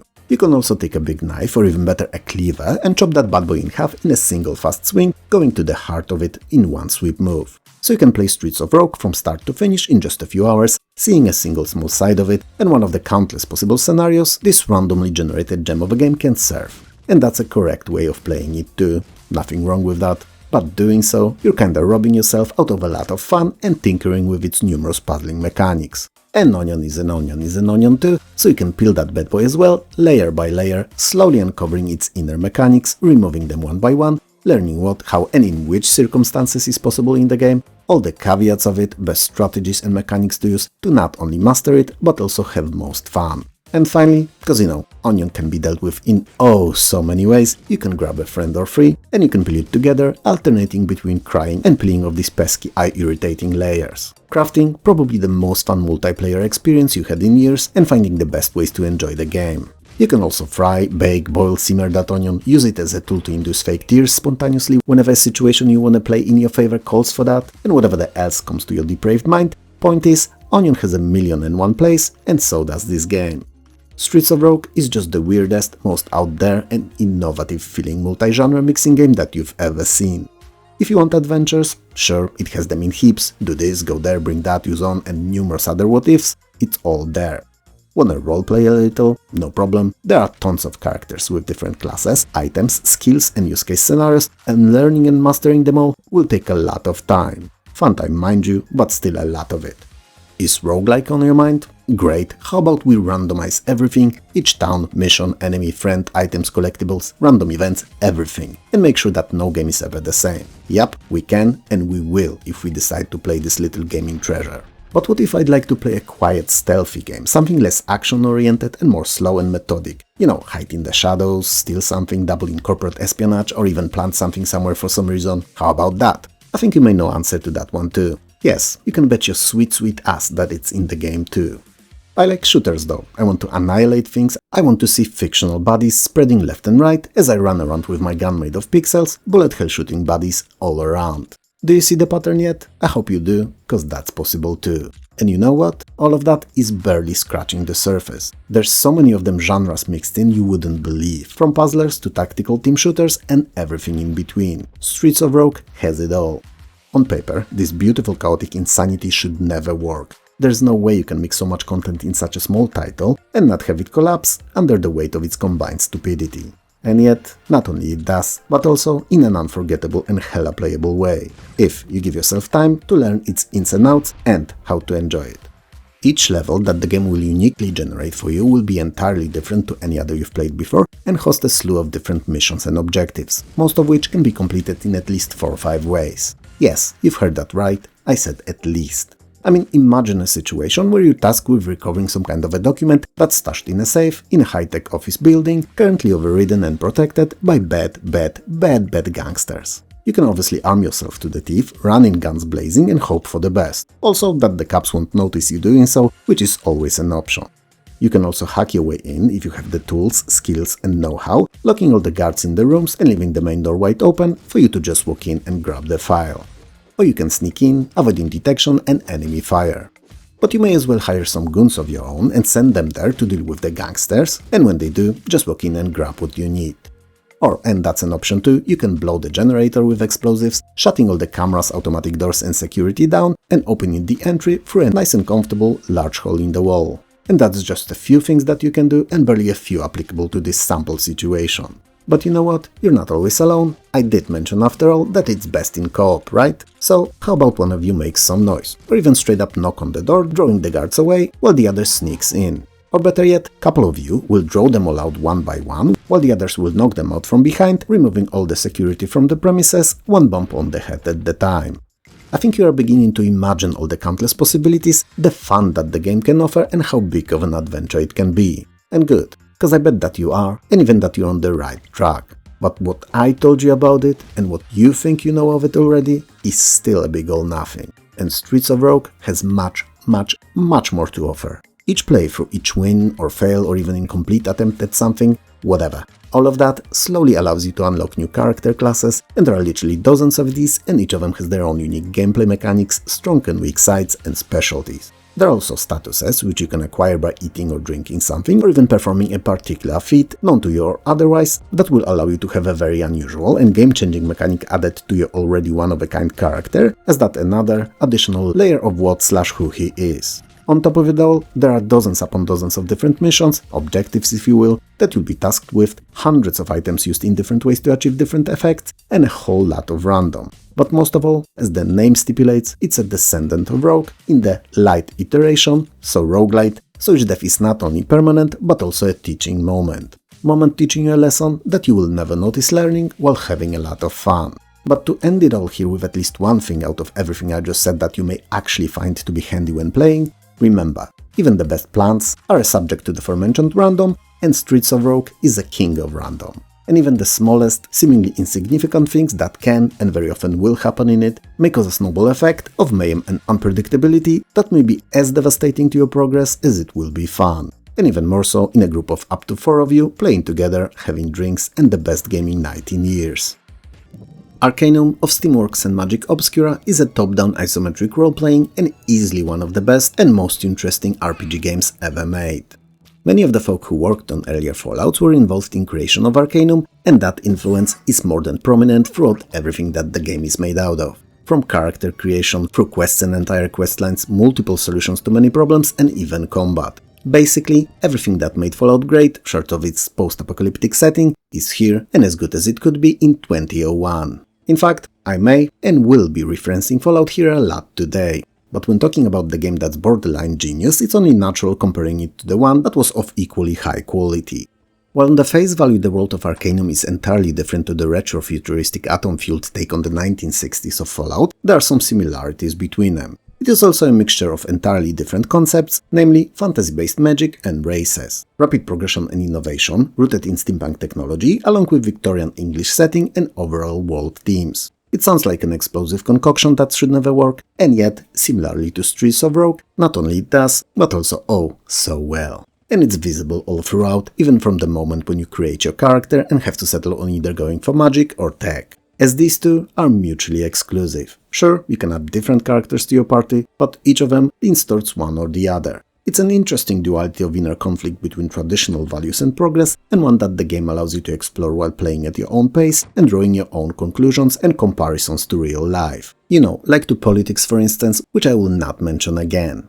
Arcanum also allows you to find different solutions to different situations you'll encounter, and depending on your choices, these solutions may influence your entire adventure. Same as Fallout, Arcanum is very big, nearly entirely open to explore for when you start playing, and open-ended, letting you follow the plot of it as it unveils, but also to a certain degree, craft your own stories and adventures, be it based on your choices or random occurrences you'll participate in. So, you can roleplay it all to your heart's desire in Arcanum, which is always fun. The morale system is back too, and you can be anywhere on the good/evil spectrum, changing the world and people around you and seeing the outcome of these changes in real time. In short, you can be whomever you'd like to be, but you'll need to be ready to face the potential consequences of your actions and choices. All that theoretical freedom aside, the story, while starting off in a bit vague note, is actually excellent, suspenseful, full of twists and turns, and most importantly, difficult moral, philosophical and social choices. After making some of which, you'll find yourself wondering what if, and worry if the ones that you've made are really the right ones. And that, ladies and gentlemen, is how you make a game that unknowingly gets you so involved in it that you begin to care.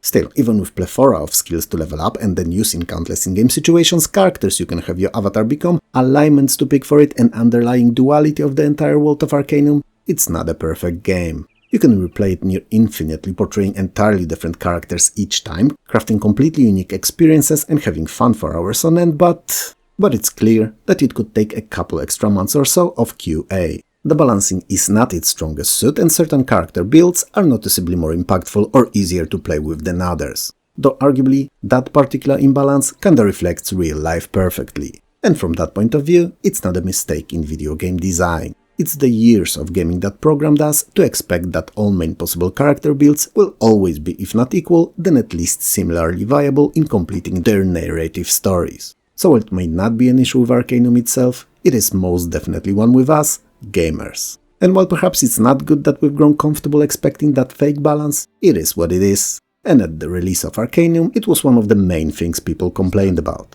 Additionally, some quests, not many but a few, feel a bit rushed, as if some kind of arbitrary date just had to be reached with the game and the devs did not have much time to polish them. And there's one I believe that's just straight up unfinished and broken and you can't complete it at all. It doesn't stop you going through this entire, gigantic and super fun adventure mind you, but it makes Arcanum feel a bit rushed.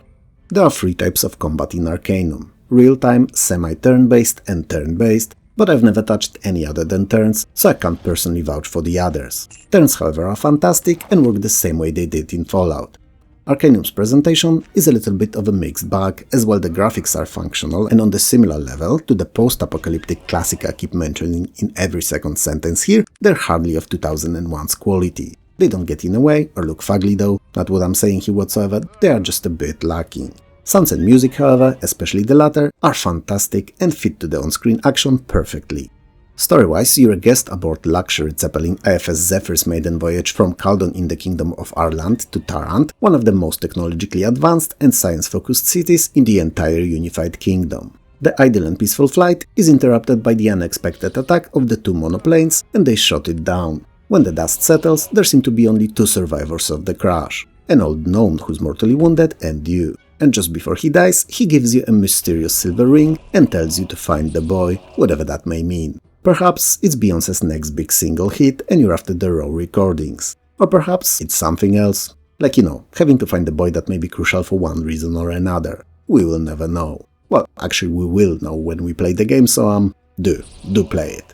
Anyway, Virgil, a sole witness to the crash, seeing how you've escaped death unscathed, proclaims you the Living One, a reincarnation of an ancient deity, and offers to follow you wherever the life may take you. Also, whether you want him or not, he will. He will shadow you and be a medieval fantasy stalker kind of a companion. And this is where your long and incredibly fun adventure begins. If Arcanum ever falls in your lap and you've not had a chance to experience it before, make sure to fix it. If you've not seen singular episodes of Forgotten Treasures videos as they were coming out, and just found my channel today, I would really appreciate if you could let me know what you think of the series. Naturally, in the comments below. Also, if you're down there already, why not hit those likes up and bell icons too, for YouTube to let you know when I release something new. For now though, take care of yourself, eat great food, and I'll talk to you soon.